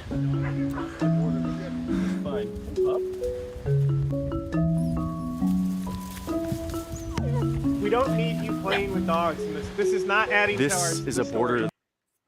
Yes, we do. Look, I love animals as much as the next person. And I said go back to the horse in the beginning, but you did. It's a 20-minute video. Where's the horse? Get on with it. You know what I'm saying? What do you mean? Was the horse? Where was the horse? In the very beginning, it was just a joke. Stop. The video is long enough as it is. Horse. There's the horse. Okay. we went back. Can we skip to where the video starts? Yeah. No. This is a border that doesn't exist. I'm done working now. Shouldn't exist according to most of the world. Strike. If you zoom out, you'll see that it's actually starting now. Yeah, but we had to just watch the dog segment. This is a dashed twice. line. Everyone else sees this as occupied territory. 20% of Georgia's land invaded and occupied by the Russian government and military. Yeah, that's so. It's a line that it's so almost no crazy country in the world 20%. recognizes. Yeah, and it's because Georgia's so small. Yes. It almost looks like nothing, but then you realize it only looks like nothing because Russia's huge. You know, it's only a little bit for Russia, but like it's everything for Georgia. Yeah, and this is literally how Russia got that big. Russia wasn't that big initially. Well, it's easy to spread them thin because they have tundra bonuses. But when you're here, there's a fence. There are signs that say that this is a border between two countries. And there are Russian outposts and military bases all over the place. There's one just right there. Yeah, film it. Get some close-up shots there. This is Johnny going as a spy, by the way. Didn't we already determine this? That he's a spy She's telling us that He's always been. She's telling us that we're white and not welcome here. I'm Tim Pool. Decided to stay because when the Russians came here and occupied this territory, they wanted all this land, and this is her land. This land is your land. This land is my land.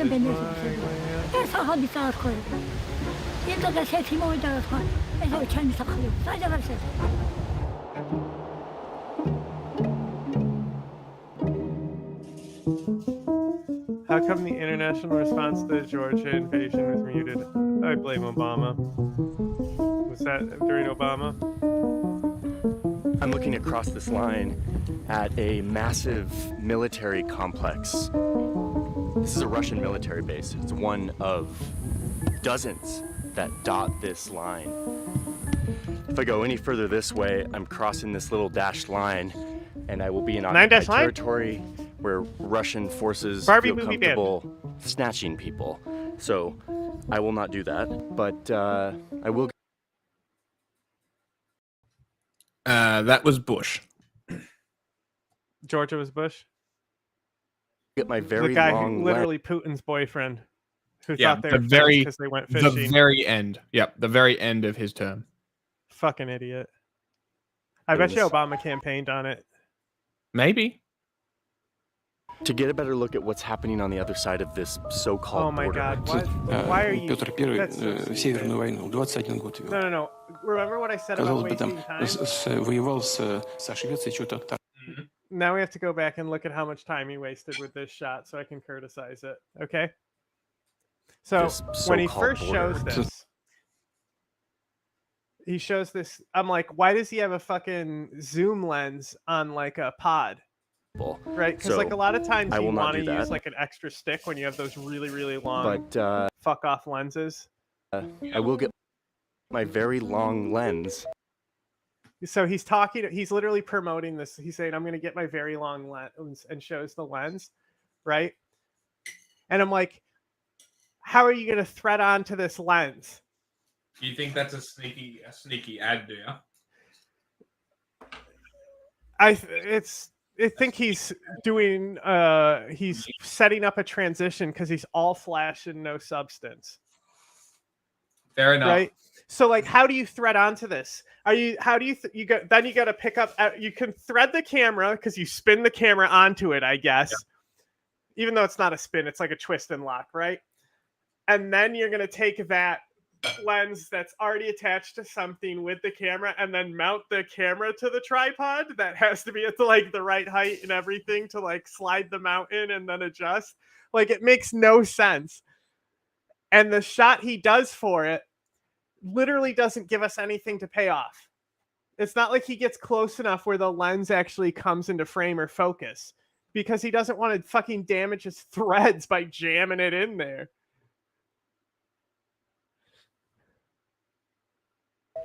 To get a better look at what's happening on the other side of this so-called border. Also, hang on. He's pointing it at a fucking bush.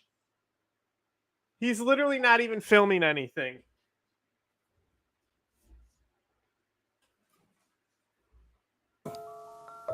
Казалось бы, там воевал со Швецией, что-то отторгал. Ничего не отторгал. Ну, судя по всему, на нашу долю тоже, значит, выпало возвращать и укреплять.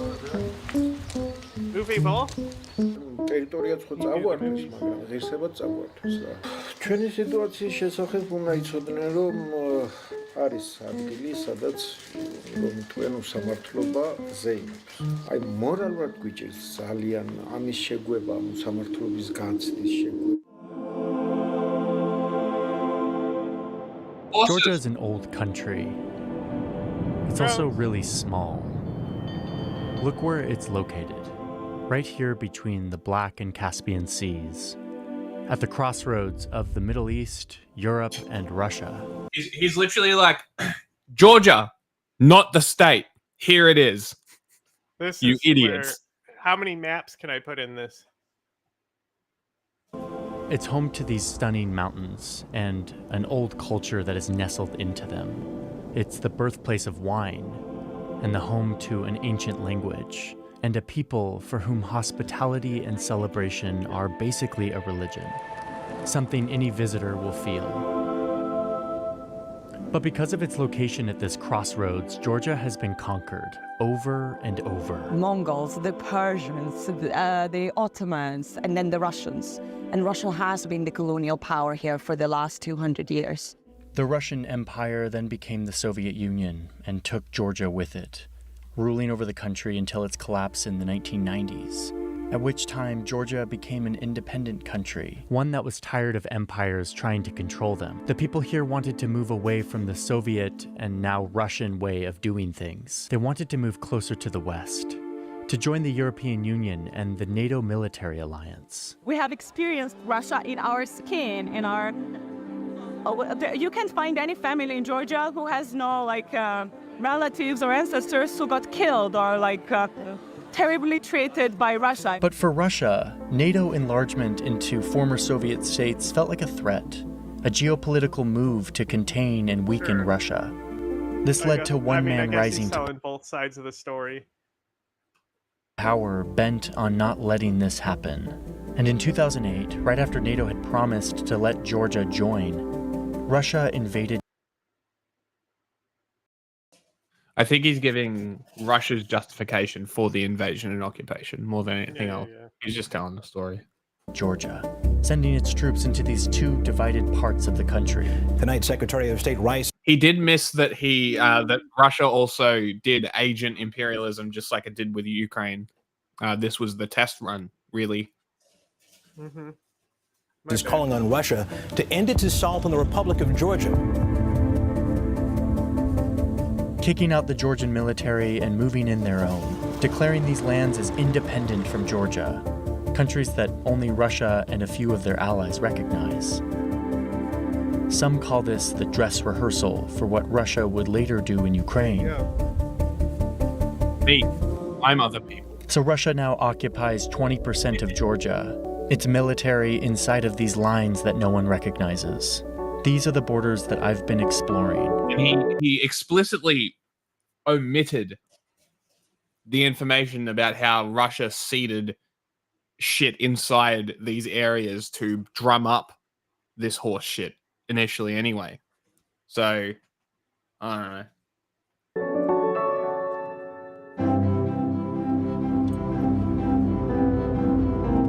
I mean, what is happening in Georgia proper now is Russian agent imperialism. They're literally utilizing an agent inside the Georgian government for their own benefit. This fucking guy's a billionaire. Did you know this? The guy fucking over Georgia is a billionaire that made his money in Russia during the collapse of the Soviet Union. Isn't that amazing? You guys want to see the house he lives in? Give me a second.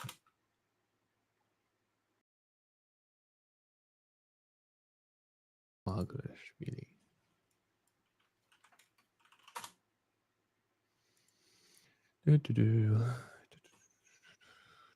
Where is it?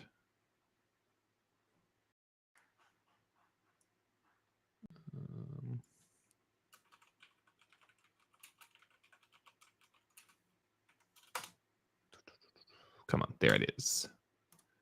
That's what I'm looking for, baby. Look at that. He's selling the country out while he fucking lives in a house like that. Good fucking lord. It literally looks like a place that Michael Bay would build. To blow up? No, just to be like the Allied headquarters or something. Ah. That's very funny. He made the one girl's house like a museum. The replacement for Megan Fox because she said something about Jews. Megan Fox did. Yeah, that's why she got kicked out of Transformers. Sure. No idea. She said something about Jews. And Steven Spielberg is like, we're not having this associated with. Steven Spielberg is the one who told him to fire her over it. That's very funny. I didn't hear that. I hadn't heard that. That's funny. Yeah. But yeah, this is the dude's house. Fuck this dude. He gets whatever comes his way, as far as I'm concerned. We're now driving right along this line deep into a section that is surrounded by the occupied so-called border. And I would not blame any Georgian for doing it. There's Russian security around here and surveillance, and so we have a police escort to make sure we don't get kidnapped, cross any boundaries, literally or figuratively, to upset the Russians. We don't want to mess with that. I mean, he's now associated with the Japanese military as well. Well, that was, Being trained by the Japanese military. To promote the Quad. Yes. Yeah, why isn't he in North Carolina helping the floods? Why is he in Georgia?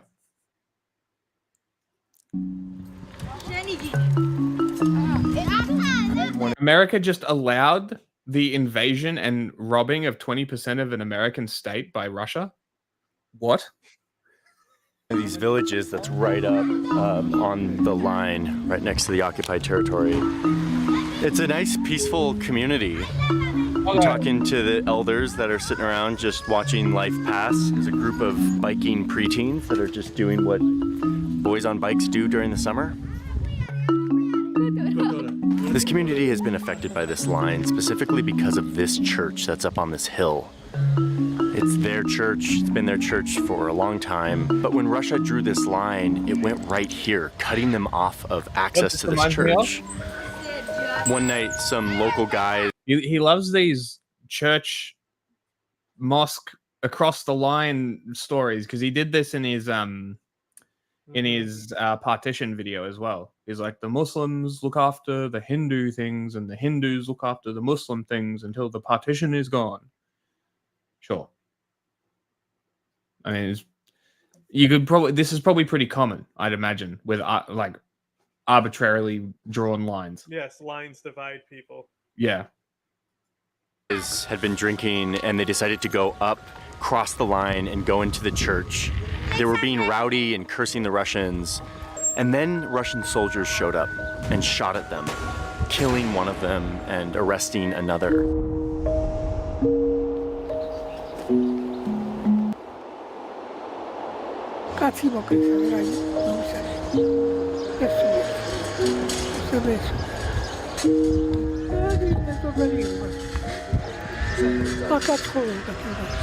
His death serves as a reminder of not only what was lost when this line was drawn, but the fact that there's violence here. There is an aggressive occupying force right here at the periphery of their village.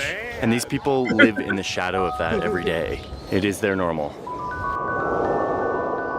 Russia will sometimes come in and take more land here and there, showing that these borders are more of a suggestion, a bold-faced challenge to the sovereignty and independence of Georgia, a constant threat that is meant to make Georgia think twice about joining the West. Man, what does that remind me of? Who sets up things on borders and randomly takes more land for themselves? Jews. Oh, it's China on India's border, setting up villages The Jews. of colonists who then expand the borders around and then claim Indian territory for themselves and slowly edge the border of China further and further out. Yeah, that's what this reminds me of. Why would these two countries have something in common? Is it imperialism? Yes, I believe that's the word. I believe that is the word, yes. Imperialism. Expansionist imperialism. Jeez. I was nearing the end of my time at the border zone. The police chief pulled over and pointed into the distance, deep into occupied territory. That was his village. This is all very personal for him. Thank you so much. Nice to you're John too? Yes. Ah, that's cool. Awesome. Thank you. I appreciate it. The occupation is just one way the battle for the future of Georgia is playing out. But back in the capital, there's another front to this struggle, one that is heating up.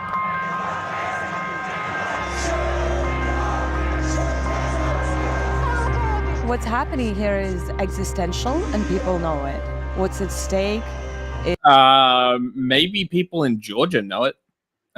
Most That's people. what I think she meant.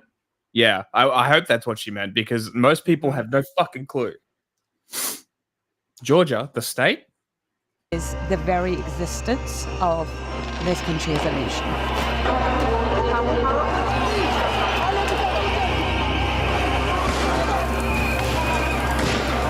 I mean, there's nothing left but hope. Check this out. I'm now in front of the Georgian parliament. The city is really beautiful. I need to do a really important part of this video, which is thanking today's sponsor. I really wouldn't be able to tell this. It's actually pretty satisfying. They give you started. Let's dive back in.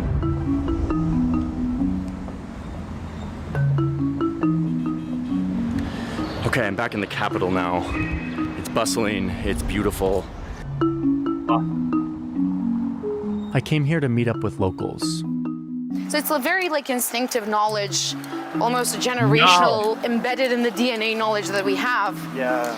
And because we see the signs of that. Many of them telling me that yes, 20% of the country is occupied, but there's something bigger happening here, something less visible, happening behind. Honestly, not a bad suggestion. They would need radical military action, though. That's the problem. To oust the Georgian Dream Party by force, I don't know how that would go over. I feel like the occupying force would probably move into to Georgia proper. I don't know. Interesting idea, though. Behind these walls, and it is threatening to allow Russia to once again swallow this small country. I don't think it very much seems like it's building to that, yeah. Depending on how the next couple months go. Because I imagine before Euromaidan, there were protests like this. Russia wants to physically take over Georgia. I think what is it piggybacked off the Occupy movement. Mm. And because people camped out and occupied the space for a long period of time, I think that's one of the things that made it more successful. Yeah. Taking over buildings and shit and actually occupying and living out there. Which is why I was hopeful for this campus protests, but the school year ended and they all went home. Yeah, are they going to stay, or would they rather go home?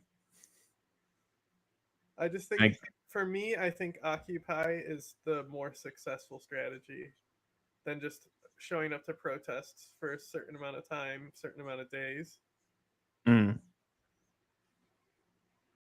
Yeah, I mean, it's hard to get. You kind of just have to rely on the goodwill of people and how much effort they want to put in. And once they're done, it's kind of done. A couple people leave, and then more people leave, and then it's over. And sorry we overstepped, even though we stepped 2 steps over and only 1 step backwards. Sorry we overstepped. Now the new normal is still more extreme than it was before. Thanks, guys. Should definitely have given up. Russia needs is a soft power take. Recommended to me on Steam. I just opened it, and you know how they always have the ads that scroll? Yeah. I swear the first 2 were adult games. Probably. One was called Lust Goddess, and I was like, what are you advertising for me? Amazing. It says, because you played games tacked with strategy, multiplayer, action, single player. Incredible. Okay. It's free to play, Jack. Fantastic. I'm clicking it. See what Takeover of Georgia, and I think this is what exactly they're working on. Everyone I talk to has been out on the streets, fighting, chanting, being beaten up, and dancing about it all. This was nothing like I had ever seen before. I walked around the city with my new friend Ani, a local who's been showing me around Tbilisi's flea markets, where I found all kinds of relics from the Soviet days. Can you ask how much? A map, Johnny! A including map! these old maps. Johnny, I got to map! experience firsthand the Georgian proverb that every guest is a gift from God. I was the guest, and here's Ani secretly paying for this map. As a gift for you. Wait, what? No. I'm refusing this. They will hang in my studio. and you will, as a reminder of your Oh my generosity. god, that's so cool. So there you go. Johnny Harris is the soy boy they warned you about. The first thing you have to understand here is that even though Georgia is so far east, over here next to Iran and squarely in Russia's backyard, most Georgians think of themselves as European. Georgians always have identified as European. So there is a very deep affinity with the values that Europe represents. I think Europe represents the life that you always dreamt of having as a kid. I think in the West, a lot of people frame it as like young Georgians out on the street because they want to be European. No, we are European. European values are Georgian values to me, to be honest. Freedom is a Georgian value. It didn't come to us from Europe. It's not something that we discovered after the creation of EU. If you want to understand the Georgian drive towards freedom in Europe, you need to understand the Georgian drive against and anti-Russia. We are the generation that got to hear all the Soviet stories. It's something that our parents experienced. These are the stories of censorship. These are the stories of complete and utter restriction of any sort of personal freedom that an individual can have. It's almost this instinctive knowledge and... Are you telling me that living under the Soviet Union made you anti-Soviet? That's Nazi propaganda. like a reaction, an instinct of like fighting against that. Huh? You're right.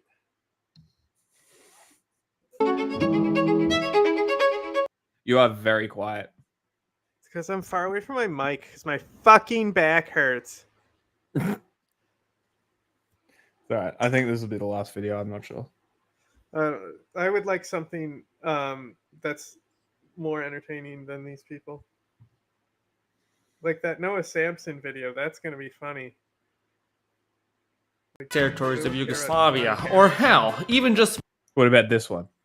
visited What and about that Got a Noah good vibe? Samson one? It's got a Yeah, good the vibe. Noah talk to the Samson. people from there. You've This is He's gonna 15 be minutes. dumb as fuck. He's an idiot. He's so annoying. probably heard all sorts of stories. I don't know. Could be funny. I don't know. Okay, but I also want to watch that Noah Samson video. I don't know who that is. Oh my god, bro. I literally was like, make sure you put that one aside. That is a mandatory thing. I don't know where You're it is. asking, What's it called? I don't know, how the left kills people or something.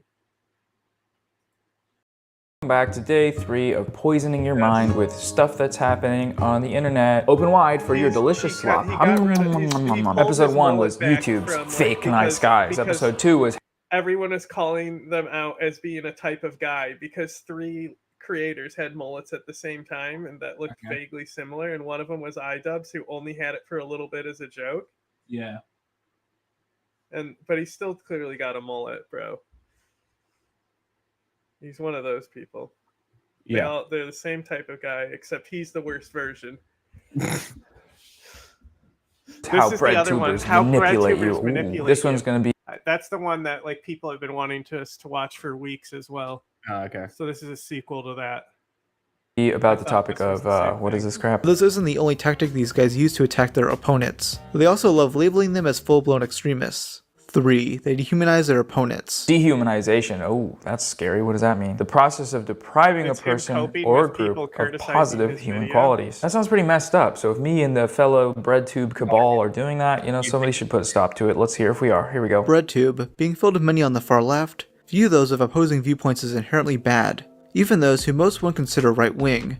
Even the occasional left-wing personalities get called Nazis from time to time. Yep, that does happen. I think he's kind of describing a tribalism, especially online. That's a thing. Right-wing people do this too. They'll label you woke, and then your woke just means bad, regardless of any specific claims about the alleged wokeness. But leftists and progressives are not immune, obviously. They do this due to you're either with us or against us mentality, trying to draw a line between their side and everyone else. This instead alienates people and makes them more radical, which is not a good thing on either side of the political spectrum. Dipping into a little bit of enlightened centrism there, I think he's operating under the assumption that the changes in society that need to be made cannot and should not be achieved through radicalism. You Does picked a he have shit the video. one? No, does he have the one that's the BreadTube one that he was talking about in the beginning there? I thought that's what this video was. Just go to his channel. It's going to be like the most recent video.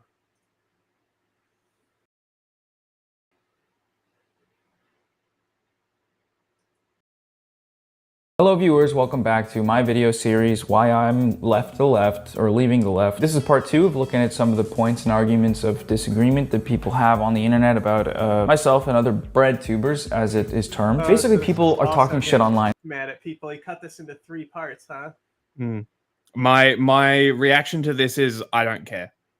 So he made the thumbnail baity like he was going to be criticizing these videos, but it's just a lazy reaction video where he's using a fucking lavalier mic with the boxiest, emptiest room of all time. And being two-faced and fake. So I'm here to give them a little bit of their own medicine. So yeah, let's try that one for Big Joel, who we saw earlier, his lazy videos where he just shoots them on his phone are better than this in quality and effort. It's crazy.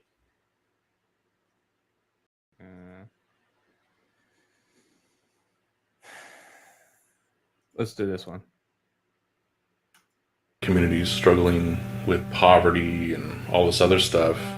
When you see today our communities struggling with poverty and all this other stuff, people need to understand why that happened. They need to understand like why we struggled for so long and why it was hard for us to maintain our sense of identity. Quote, a great general has said that the only good Indian is a dead one, and that high sanction of his destruction has been an enormous factor in promoting Indian massacres. In a sense, I agree with the sentiment, but only in this, that all the Indian there is and the race should be dead. Kill the Indian in him and save the man. Don't I always say this about how this was like the progressive racism? The it's assimilation, cultural genocide, which is a great thing to open on, because I say this about Jefferson, is that their culture was inferior, but they were equal to white men. That's what he said. Yeah. I'm Mr. Beat. I'm here at Haskell Indian Nations University in Lawrence, Kansas. Students from around 140 different Native American tribes go here tuition-free to get a high-quality college education. Haskell University is the oldest continuously active federal school for American Indians in the world. 12 buildings on campus are National Historic Landmarks. It's home to the Indian Leader, the oldest American Indian student newspaper in the country. Congresswoman Sharice Davids went to school here, as did the legendary Jim Thorpe and Billy Mills. It's a special place, but it also has a dark history. You see, Haskell first opened its doors in 1884 as the United States Indian Industrial Training School, a boarding school meant to conform. I was about to say that doesn't sound very good. Native Americans to an Anglo-American society. Yep, that's what I expected. Anglo-American meaning English-speaking people tracing their ancestry to Britain. Anyway, the students who first went here were forced to go here. In fact, they were kidnapped to go here. They were forced to give up their cultures, forced to give up their religion, to give up the clothes they wore, the hairstyles they had, the food they ate, the languages they spoke. Heck, they were forced to give up the names their parents gave them. And who forced them? The federal government of the United States. Yep, this is exactly what happened in Canada. This is exactly what happened in every single British Commonwealth to every single native population.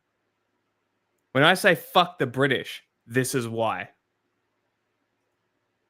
United States, of course. These students were separated from their families for sometimes years at a time. They'd return to their parents as practically strangers, no longer able. This only happens as a result of a unified mentality of superiority.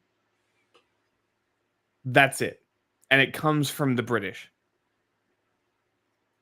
To even speak the language or understand the cultural practices of their parents and grandparents. It was basically grooming, man. Not only that, living conditions at Haskell during those early years sucked. That is literally what it is. It is Literally grooming, yes.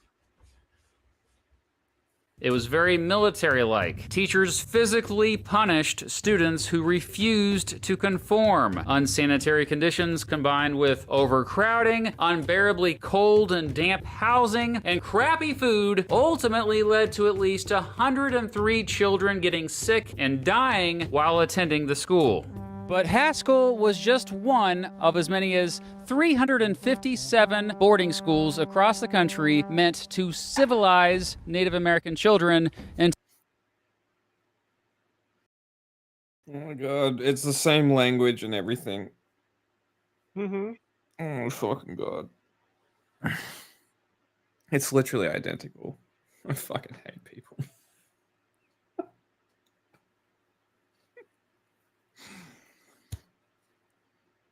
Fuck the British.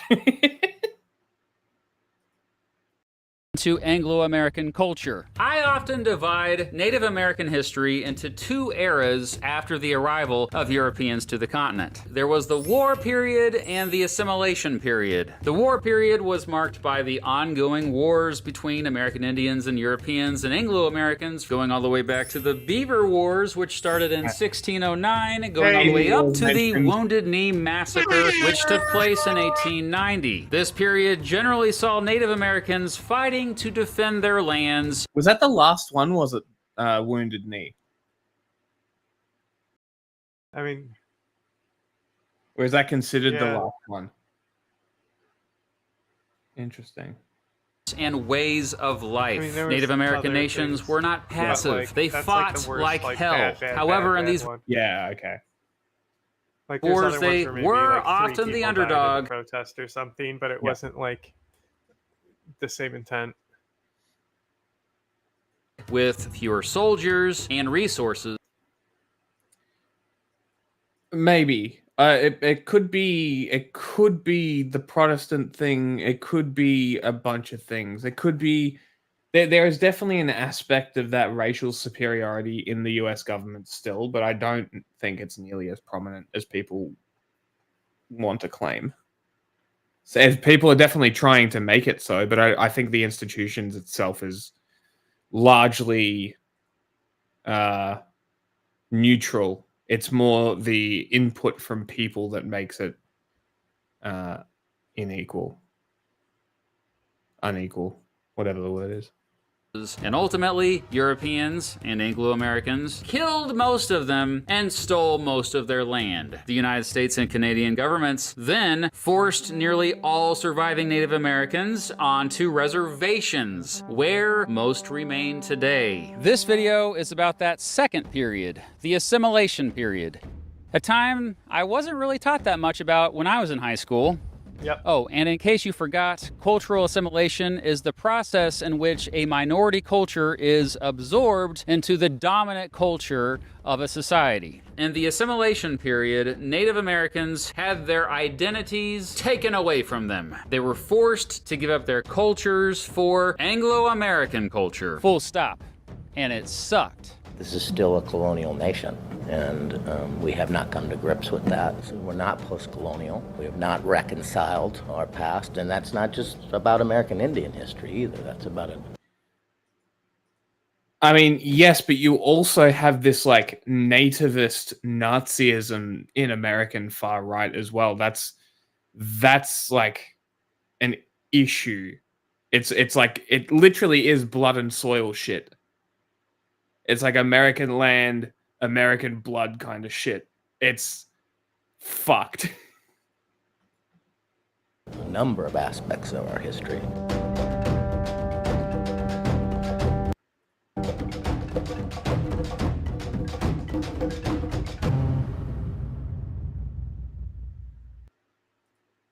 Yeah, well, their brains are primitive, so their primal thinking makes sense. Wow, they don't really have functioning brain capacity. What are you talking about? Talking about the natives. Clearly. I was about to say you cut that out of context. It looks like I said it right as it popped onto screen. Spam texts and calls are annoying, and we all get them because big companies can't seem to keep our data safe. Recently, AT&T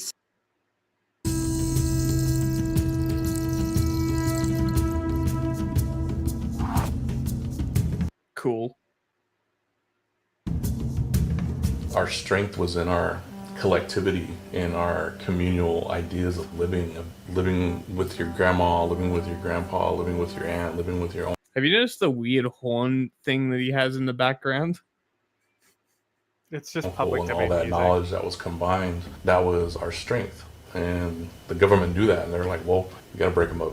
You know, if they're not able to share their knowledge with each other, then they're going to forget who they are, and they're going to forget their claims to this land. So it's had this generational impact on who we are as Native people. Attempts to assimilate Native Americans goes all the way back to, believe it or not, George Washington. He and his friend, Henry Knox, were genuinely concerned for the welfare of Native Americans. However, like many folks back then, they believed that Native Americans were, quote, uncivilized and needed to be assimilated. Washington, in particular, was big into encouraging. I wonder if he's going to say the quote that you always say. Trade with Native American nations and encouraging them to farm. Later, Thomas Jefferson also made it a goal to get Native Americans to all become farmers. Dun, dun, dun, dun, dun, dun, dun. He wrote that Americans needed to convince them to, quote, abandon hunting to apply to the raising stock, to agriculture and domestic manufacture, and thereby prove to themselves that less land and labor will maintain them in this better than in their former mode of living. Indeed, getting Native Americans on board with the idea. Wait, so they used farming as a tool of imperialism. Oh my god.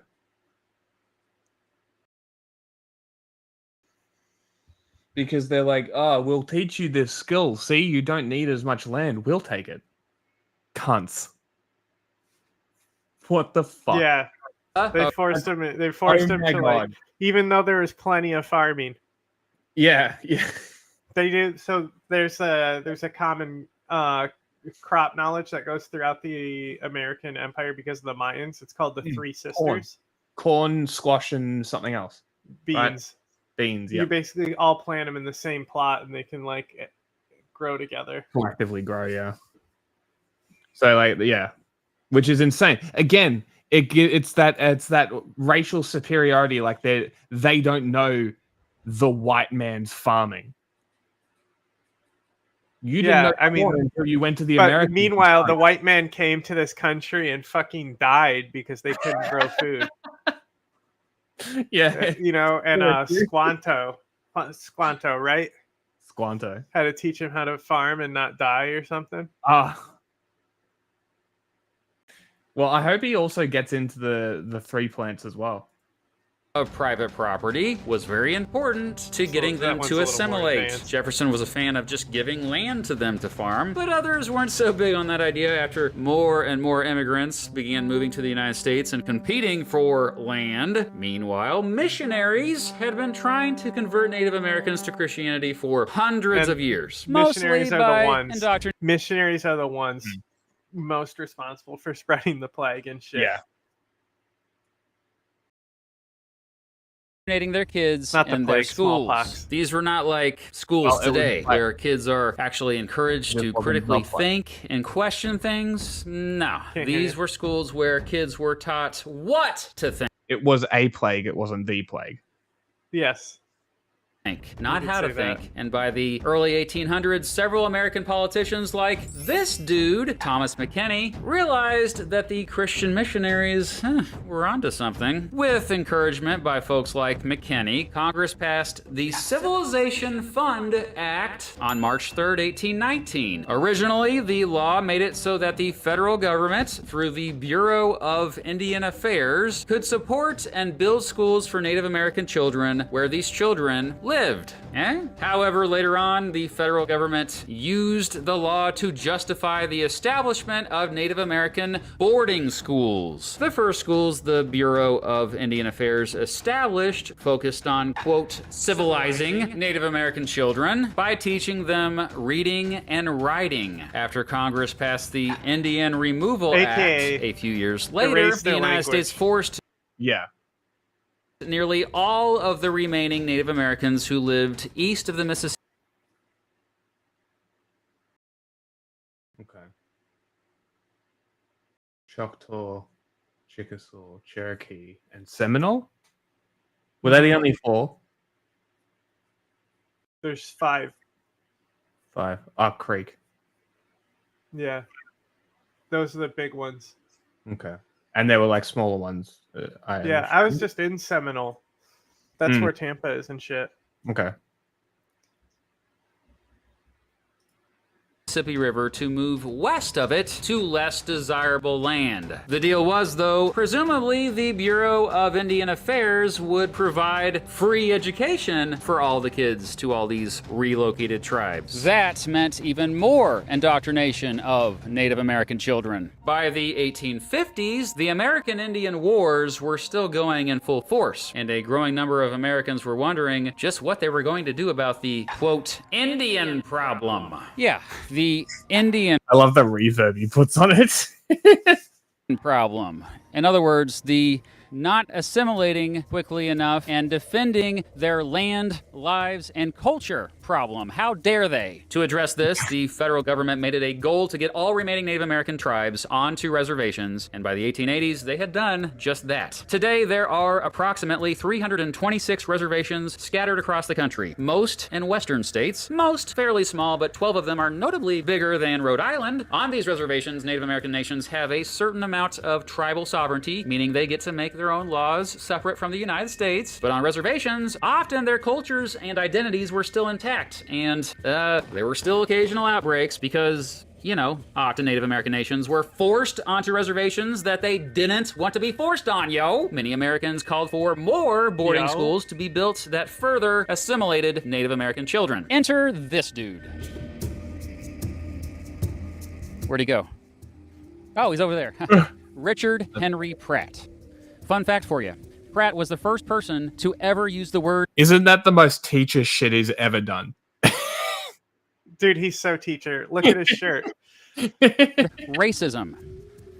I'll just let that stew in your brain for a bit. Based on his experience interacting with Native American prisoners of war, Pratt became convinced that indoctrination education was the way to go for assimilation, huh? On November 1st, 1879, Pratt created the Carlisle Indian Industrial School in, you probably guessed it, Carlisle, Pennsylvania. Pratt's goal for the students there? Complete Americanization. He made them wear American clothes. He made the young men cut their long hair, which was actually quite traumatic for them. He made them speak English and practice Christianity. Is a big deal. Go on. No, just like a lot of the cultures, the hair was symbolic. Like for example, there's an actor I know, and I was like talking to him about a potential hiring him, and the first thing he said is like, the only demand I have is that I won't cut my hair. Basically, you know, it's just like a local guy, you know. Yeah. So it's like, nowadays it's not only like reclaiming the culture or honoring your culture, it's also has that effect of like going through it, like people who were survivors of these schools, like they now are all going to have long hair. Not all, but you know, a large, like a decent amount of them. You know, that's going to mean something to them because it was like forcibly taken away from them. Yeah, it's something that's taken always means a bit more once you're free, I imagine. But it's like I don't want to like stereotype saying like Native Americans are going to have long hair, because like the ones around here, that's like the one guy I could name with long hair. Yeah, the rest of the ones that I like know personally by first name, who are my actual friends, short hair. Oh, okay. Like, so they like, you know. So it's more of like a rock type stuff. Yeah, it's almost more of like a so the Black American culture has the same thing as well with certain attributes, like as well. natural hairstyles. Yeah, like type of stuff. afros and stuff like that. Part of it is reclaiming it. Yeah, and it's because it was discriminated against. It makes sense. It makes sense that you would want to cling to something if you really want to cling. That to just your makes me think of a thing where people say that white people can't have long hair. White people have because no it's culture. cultural appropriation of natural hair or something. Yeah. So there's It's like- somebody out there who said it, I bet. Oh yeah, it's like the people who are like using black. And like I bet you like most of the people, it comes from like a justified place. Like how Johnny Depp played the guy in Lone Ranger, whatever his name is. Yeah. It's Quanto or something. Whatever. And he made them learn It's something American offensive, like his trades, name yet is, like, also dumb. insisted Yeah. that they got a classical Western-based. Yeah, no, it does make sense that something that was specifically discriminated against later on, the diaspora or the culture would cling to that somewhat. It's not unusual. That's not out of the ordinary. I feel like it's almost natural to do that, to sort of claim more than it maybe had before. Like more importance because it was taken away that you didn't realize, maybe something like that. I don't know. Humanities education. It was a remaking of identity. Can't That, relate. of course, could be an outward appearance, taking away the tribal regalia, the traditional clothing. For many tribes, the cutting of hair only happened in times of Now, mourning also think or as about some sort of this. humiliation. And so for They'll defend the Actually, Redskins by yeah. saying they're honoring these people's culture. Because they would It's cut like the how hair. you literally took away their culture and now you're fetishizing it and dancing around. Yeah, because they would cut the hair after battle, right? And they would cut the. Depends. So like that's more that's another northern, thing right? is like the Iroquois society, like there was like different tribal significance depending on the hairstyle, Yeah. Okay. Interesting. which might be for why people there's who grow up in so a many cultural that I know context don't like that, have long then hair. what is I that don't know. response going to be in the assault on identity that includes the cutting of hair, but also includes the rejection of the name that your parents or your community called you? Rejection's even kind of too soft of a word. The outright it's taking away the denigration name. That's another of big your genocide culture, your thing. history, your people. Everything has been not just repudiated, but besmirched. So what does that do to an individual's sense of value? That must have been really hard. Okay, so Pratt really did think he was helping Native Americans, writing that he thought they were completely equal to European Americans and thus deserved the same rights and opportunities. Quote, if all men are created equal, then why were blacks segregated in separate regiments and Indians segregated on separate tribal reservations? He once wrote, why weren't all men given equal opportunities and allowed to assume their rightful place in society? Race became... It's like you're so close, except you were just like white culture is the best. Still a racist. Progressive racism is what we called it, right? a meaningless Yeah. abstraction in his mind. The boarding schools I were run in said terms for the of time they were more progressive than the people was like we just Yeah. have to kill them all. Yeah, exactly. Because like the attitude is it was always like a total genocide, kill them all type thing. It was bloodlust. And It was like Israel and Gaza. I want to be more nuanced on it, and people get upset about it, and it's like understanding how dynamic genocide is and how truly like how many fronts were used against these people, like it's worth learning about, and they keep us from learning about it in school. This is like by far the biggest thing they don't teach you in the education I had. They teach you like Trail of Tears and stuff, but that's about it. Basics, yeah. Their discipline and institutions that were rife for abuse. Obviously, those were not good things, but I think there were graduates who would have told you this was ultimately a good thing. I want to be fair in rendering it that way. The Carlisle School became pretty well known and actually quite distinguished, ultimately becoming an inspiration to build many more Indian boarding schools across the country just like it, including here.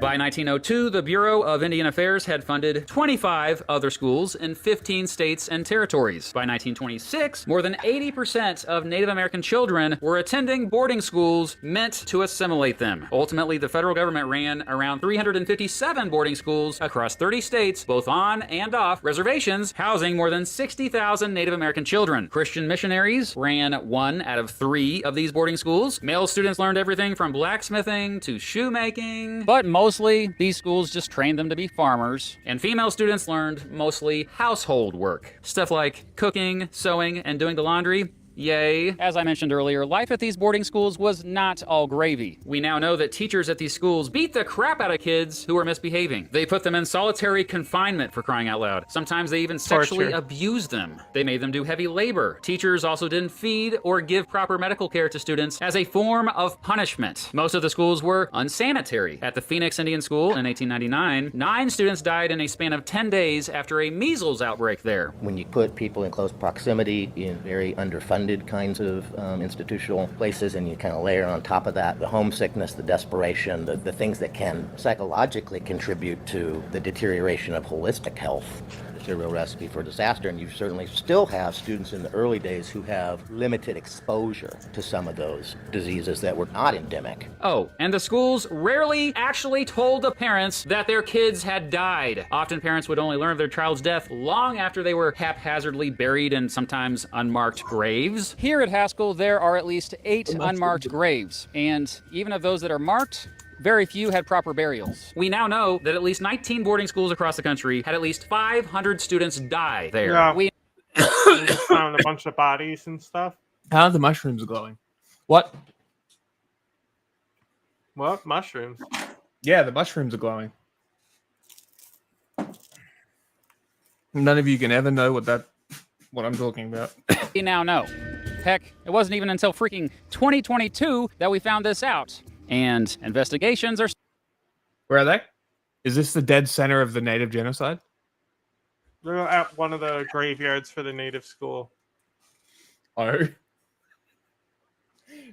Poorly timed joke. That was very bad taste. I'm glad nobody saw that. Still ongoing, which means the number is actually quite a bit higher than that. Students who went to these boarding schools... It wasn't even... across the country had at least 500 students die there. We now know. Heck, it wasn't even until freaking 2022 that we found this out. And investigations are still ongoing, which means the number is actually quite a bit higher than that. Students who went to these boarding schools were often traumatized by the whole experience. Many had health problems the rest of their lives. So did the students resist? Well, of course they did. Several ran away. Several families... Many killed themselves. I can imagine, yeah. Resisted having their children kidnapped to go to these schools. Sometimes even entire villages resisted. But when that happened, the U.S. government would retaliate by withholding aid to them. I was looking at that so incorrectly. I was like, what the fuck am I looking at? I didn't register the white as the TPs. I didn't. You don't think we're Indians? We have teepees. I thought the white space was literally white space. I was looking above it. No, sometimes your brain. What am I looking at? Is it teeth? To make matters much, much worse for Native Americans was one of the worst federal laws ever passed in American history. The Dawes Indian Act. removal? Named after its Dawes Act, chief that's right. architect, Henry Dawes, Congress passed the law. No, he already spoke about the removal act. Yeah. On February 8th, 1887. Dawes and other supporters of the law meant well. At the time, Native Americans were already struggling on reservations, and Dawes believed they absolutely had to assimilate to the majority culture in order to survive. He legit wanted them to build up wealth through protecting their property rights. The Dawes Act said the president could subdivide Native American tribal communal landholdings into portions for individual heads of families to privately own, and opened up leftover plots to the general public to settle. Congress was like, oh, what's that? You don't like private property? Oh, well, you're getting private property. Those reservations were considered communal land. So within that boundary, it was held Forcing communally by all the libertarianism. tribal members. Later on, once European colonizers were coming in and settling those areas, they wanted more of that land. So basically, the Dawes Act, also known as the General Allotment Act, created a system where they were going to begin to individualize native people. So everyone had an individual assigned plot of land. The surplus land was opened up for not just white folks individually, but corporations, resource companies that were coming in just wanting access to that land. Tribes usually held their land in common. They decided to leave. They agreed to everyone else that someone else could move in. That's so much. I thought that were just going to be like, oh, we're just going to sort of do exactly what I described with China, right? With the villages, sort of basically just slowly pull in plots from Indian reservations until they have it all, right? That's so much worse. That's so much worse. And take it and use it for their purposes. Very un-American, right? Well, and you might be thinking, well, I mean, wait. he legit thought this was like helping them at least. Yeah. You know, I think there's a that's what it's like, depending on the intent, but also the Christian missionaries believed they were helping them, and they gave them fucking smallpox. Exactly. Like how culpable can we hold the Christian missionaries? I would say that they're entirely culpable, and their negligence does not excuse their goodwill, and that is the exact same. Well, it's just like the difference between murder 3 and murder 1. Exactly. Still murder. Person's still dead. There was still a native genocide because of American law, because of a British sense of superiority instilled in them from the very get-go that, despite becoming an independent country, did not get rid of. But then you'll notice, like, they don't have the ability to recognize the systemic effects. Right? Yeah. So, like, the racism will just compound that it's like, these people need help. These people are uncivilized. But it's like, yeah, because you won't keep fucking with them. Yeah, exactly. It's like, look at all the times that you've tried to help them. Stop trying and to all help the times you clearly weren't helping them. Yeah. And how much that compounds it as well. Because it's like, you know, you can add the well-intentioned ones, right? You can just be like plus, plus, plus. But you add the well-intentioned ones, you multiply it by the ill intent, right? And it just explodes, right? You have the good intent of helping Native Americans by education, right? Ill intent turns them into concentration camps and death camps, and child separation policies and re-education and assimilation and cultural and language genocide, all of this stuff. And this is what we're saying about like genocide is complex. It's not an if or but. It's not an is it happening or isn't it happening. It's so complicated. And the people who outright say no, genocide didn't happen haven't looked at it. They don't know. They don't understand the complexity of genocide. Well, because they still want to act like systemic effects didn't happen. Exactly. And you look at all of that. This video is doing a perfect job of displaying exactly what compounding effects do to an entire group of people. And you could look back at every single Commonwealth country, and this is exactly how it happens. The Australian story about the Aboriginals would be exactly the same. I can almost guarantee it. They had hundreds of nations, hundreds. And the British come and they go, you're all black, you're all the same. And then caused warring between them. And then you had colonialization and people moving into the country, causing conflict, which resulted in the people with the superior firepower, not the culture who hadn't, I think was the only one not to develop the bow, I believe. What? Who?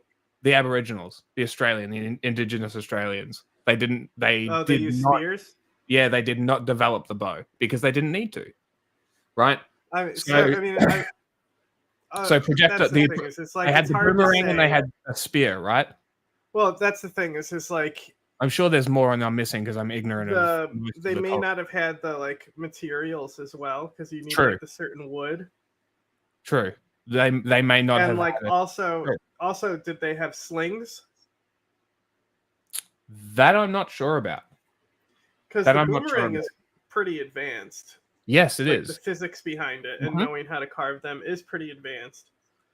But like, so like you have the spear, and Mhm. then the atlatl comes very early as well. Yeah. I think that's before the bow. And like there was, I mean, like the Romans used atlatls. You know, Okay. like the Aztecs did. Like the atlatl is still pretty advanced. Mm. So if they have a spear that's modified as well, that's kind of advanced.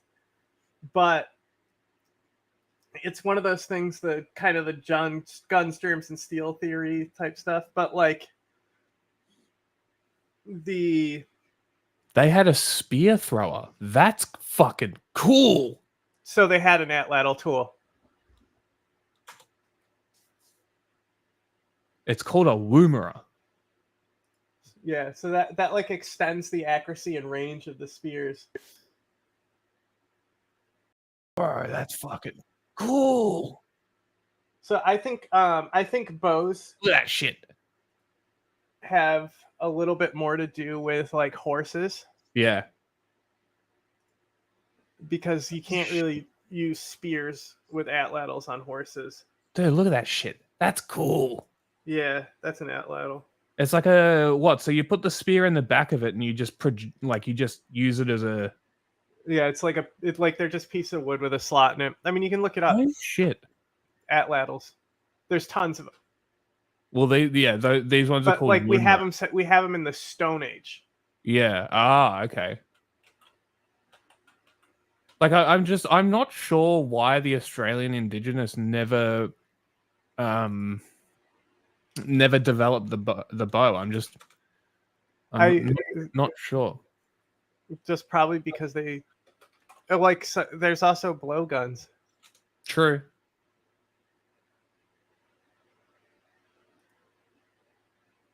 Yeah, because the boomerang is not like it's not the shape that you expect it to be. Like they're all kinds of different shapes and shit, different uses and whatnot. But like the atlatl physics are just they're smart design, so I figure it out. Yeah.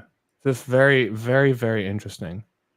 But yeah, like the story is exactly the same everywhere you go.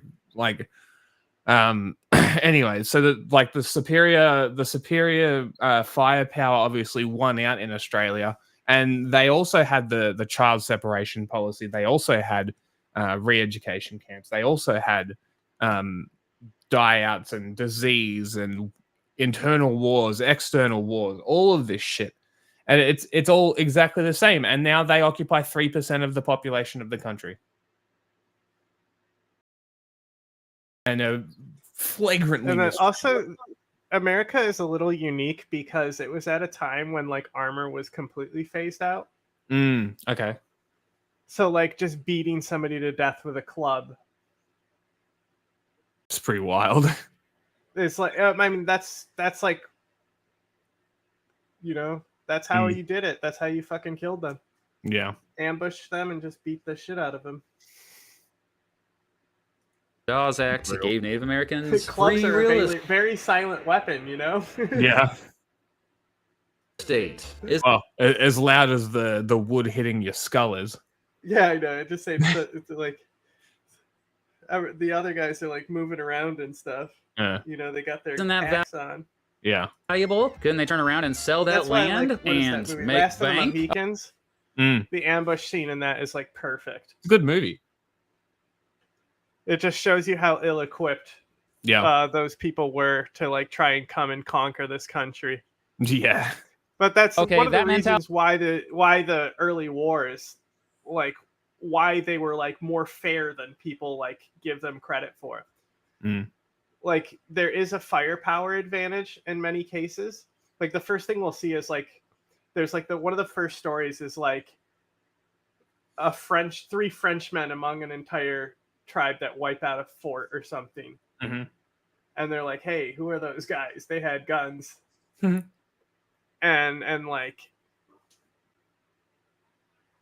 it like Pontiac's rebellion, for example, Like that was like it may have ended in a draw, but like it effectively made the British like lose America in the long run. It's like one of the events that make it happen. The French lost, but it was also because of British like helping with the economic in the revolution to France. And then when you get to the Old West expansion, like they still have guns as well, but like because of the systemic conditions that put them in those conditions by pushing to the West and all that stuff to begin with, it leads to the point where like the federal armies were just like that's when it's like just straight up wiping them out. But there was tons of massacres throughout the entire time. But it's those Western battles against them that are really where it starts to get where they're unmatched. Is not good for two reasons. First, most Native Americans didn't view land the same way Anglo-Americans did. Anglo-Americans really freaking liked private property. They still do, by the way, to a point where they viewed it as the ultimate ticket to true freedom. After all, the value of land almost always goes up. It's almost like money really does grow on trees. Well, figuratively speaking, that is. But Native Americans generally believed in the communal holding of property to guarantee everyone had a home and a place in the tribe. The Dawes Act took this tradition that went back thousands of years and tore it to shreds. When I mentioned allotment and assimilation, one of the things they wanted the tribal people to understand is that we had to understand individualism. You got individual Bill of Rights. It's not group rights. The 19th century, the idea was everyone's farmers. And so how do farmers make money? Take care of your own piece of land. You develop what you need to eat. Surplus you can sell. But of course, if I did these allotted lands, they're not in the same place because I can track where my great-great-grandpa was up here, but his tract of land was out here. So they moved. So you start breaking them apart. U.S. Senator Henry Teller all of a sudden became one of the most based U.S. senators in American history when he accurately predicted that the law would be a disaster for Native Americans, saying the real goal of the Dawes Act was, quote, to despoil the Indians of their lands and to make them vagabonds on the face of the earth, adding the provisions for the appearance. So basically turning them into the Roma of the United States. Benefits of the Indians are but the pretext to get at his lands and occupy them. If this were done in the name of greed, it would be bad enough. But to do it in the name of humanity is infinitely worse. Oh, dang, Tyler, dang! Spoken like a true prophet, because what he feared actually did happen. Which leads to my second reason why it'd be naive to assume that Native Americans made bank with the Dawes Act. Native Americans who got this entire part in front of the cemetery. It's an interesting choice. Land allotments had to first wait 25 years to sell their land, and when they did sell, they often got ripped off, often selling to non-natives at bargain prices. Those who kept their land had to keep subdividing it among family members so much that the plots became too small to make much money from. Dawes himself ended up being so disappointed about how things actually turned out for Native Americans after the law was passed, once saying, quote, I never knew a white man to get his foot on an Indian's land, whoever took it off. Indeed, the Dawes Act ended up being just another way for Americans to steal Native American land. Over the 47 years the Dawes Act was in effect, Native Americans lost around 90 million acres of their land, or around 2/3 of their land. What the heck? But, like I said, many Native Americans did not sell their land and became farmers instead, whether they were actually ready for farming or not. Even if they did know what they were doing, farming, they often didn't have enough fertile land to be successful at it. One of the professors I spoke with at Haskell University, I had a feeling that was going to be the case. It's like, oh yeah, here's your plot of land that we assigned you based on your number on your arm, I guess. Doesn't have usable land? Fuck yourself. had ancestors who got allotted land due to the Dawes Act. You know, I'm looking at it, I'm say from an allotted person, I'm third, fourth generation removed from it, and so, you know, I'm the product of that. Yeah, I'm so glad that I reached out to you. And that's the key thing about it. It's like a lot of times we try to look at, oh, that's long ago. It's like, no, we're still products. And when I ask my students many times, how many of you have trust land? It's almost like less people can raise their hands up than you ask the people, how many can speak your tribal language? And, you know, as the years go by, that number is still low. Of course, another goal of the Dawes Act was... for example, I bring this up before, like, the Irish language is mandated in school, but, like, if you're like post 25, nobody knows the language. Has it been a new thing? Is it? Well, I mean, people had it never like fell out. but they mandated it being taught to make sure it never went extinct, because it would have been long gone now, just because people use English for convenience anyway. And it also puts it into the schooling system, so that's good. At least there's scholars on it. There would have to be scholars on it for there to be a department. Yeah, and there's like dialects that don't exist. Have you seen some of those videos? Yes, I have, actually. Very interesting. You guessed it again. To assimilate Native Americans to be more like European Americans. So telling Native people that you need to live like us and be like us, but they weren't even giving them proper means to do that in the first place, you know? By forcing them to be farmers, they also forced them to divide up their families and change gender roles. You see, Native Americans generally believed there were no, quote, heads of family, but the Dawes Act required there be a head of family to officially own the land. And yes, this typically meant men were heads of family. Because of course they were. So another consequence of the Dawes Act was Native American women losing status. Not only that, the Dawes Act all of a sudden made it so that we had to figure out how, quote, native a Native American person was in order to properly divide up the land. If you weren't, quote, full blood or, quote, mixed blood, all of a sudden you could be kicked out of your tribe. Yep, now the United States government had even more power to legally define the identity of Native Americans. So this is what Reagan should point at when he wants to be anti-government, but instead he's like, "Can you believe it? They're giving people lunch for free." That's not Reagan, obviously. What I'm to believe here is that the result of rape is an avenue for the United States government to declassify you as Native and therefore rob you of any benefits that you should have deserved had this not happened. Fucking incredible. Like that. That is fucking incredible. No wonder America doesn't want this history taught. Jesus fucking Christ. Jump ahead to 1924, and Congress passed the Indian Citizenship Act. While it That was 100 years ago. That was after World War I, by the way. Mm-hmm. Yeah. The autonomy is a recent thing. That's what I try to tell people as well. Well, I'm glad we're about to make it an hour long. Because I talk about how the autonomy already exists when you talk about these anarchistic policies. The laws exist already with the native lands, which is why step one for me is land repatriation. Yeah. Repatriation. It has nothing to do with my privilege as seeing anarchism as my ideal. It's more about expanding autonomy for people who have had it robbed from them and helping to restore cultures globally. Yeah. So because it's only existed in the last 100 years when they wrote this up, people think they always had these reservations or something. No. That's why us giving back a bunch of land recently, that's one of the things that we in Onondaga. Yeah. Yeah. That is the only reason why that's huge, is because this shit only was written 100 years ago. Yeah. That's why you can have something that's the biggest land give back. Citizenship. There's going to be way bigger ones. Yeah. American Indians. They should be as well. Living on reservations, well, they're doing many worried with, that the it further farmers assimilated them and further took away They've tribal given land sovereignty. to them as well. Yes, they have.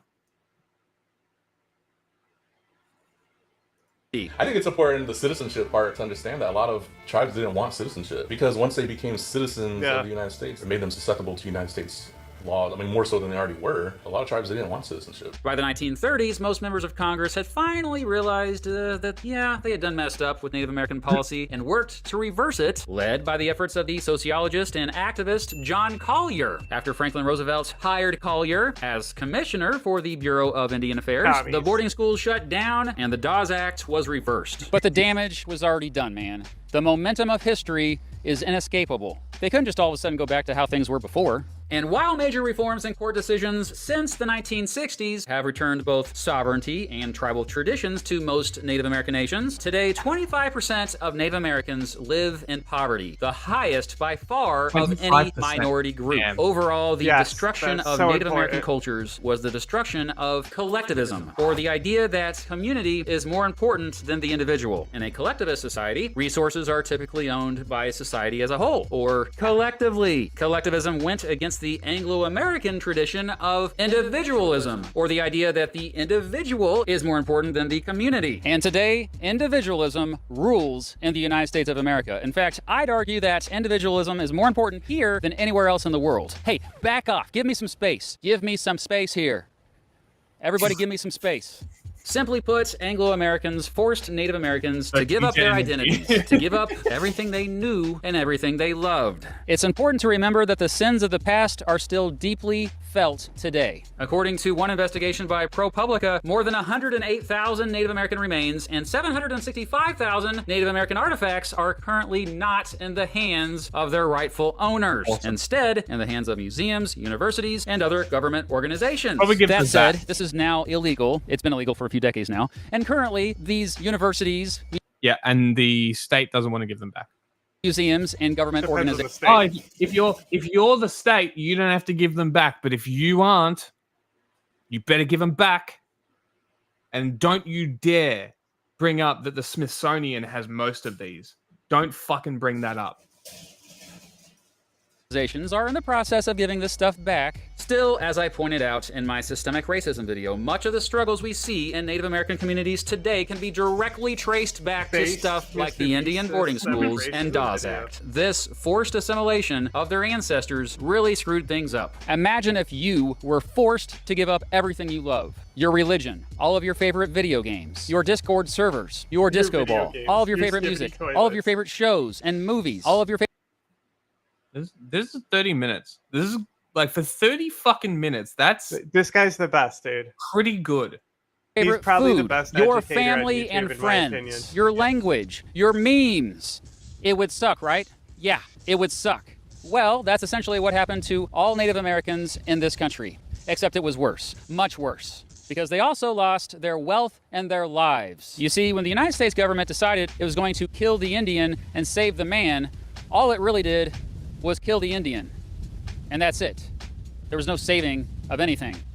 Nothing was saved. Okay, well, that's not true. There's actually a somewhat happy ending here because many Native American nations have saved their cultural heritage because they persisted and they continue to persist. You see this persistence in places like here at Haskell. But just know that their cultures and identities still exist today, still persist today, in spite of the United States government. Not so much because of it.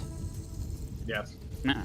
There's a lot of things that we still do that are cultural and spiritual and important to us as Native people that if it wasn't for those individuals who took that risk and were like, I'm still going to do this despite it being outlawed and us being criminalized, we wouldn't have it today. That's very true. Thanks so much to all the folks here at Haskell. No, thank you. And we're done here. Okay, I'm gonna come back in a little bit to do more troubleshooting. Okay. But I'm taking a break because my back hurts before I do anything. That's fine. I have to go pick up lady friend, so I will be back soon. Mm-hmm. But yes, I will. We are ending. Thank you to everybody who's still watching. Not sure who is still here, but I hope you enjoyed our adventure down American genocide and Native stuff. Nobody's typing. And turtles. Might be some lurkers. I don't know. I don't fucking know. We're done here. Snail stream. See you later. Chaos stream ended.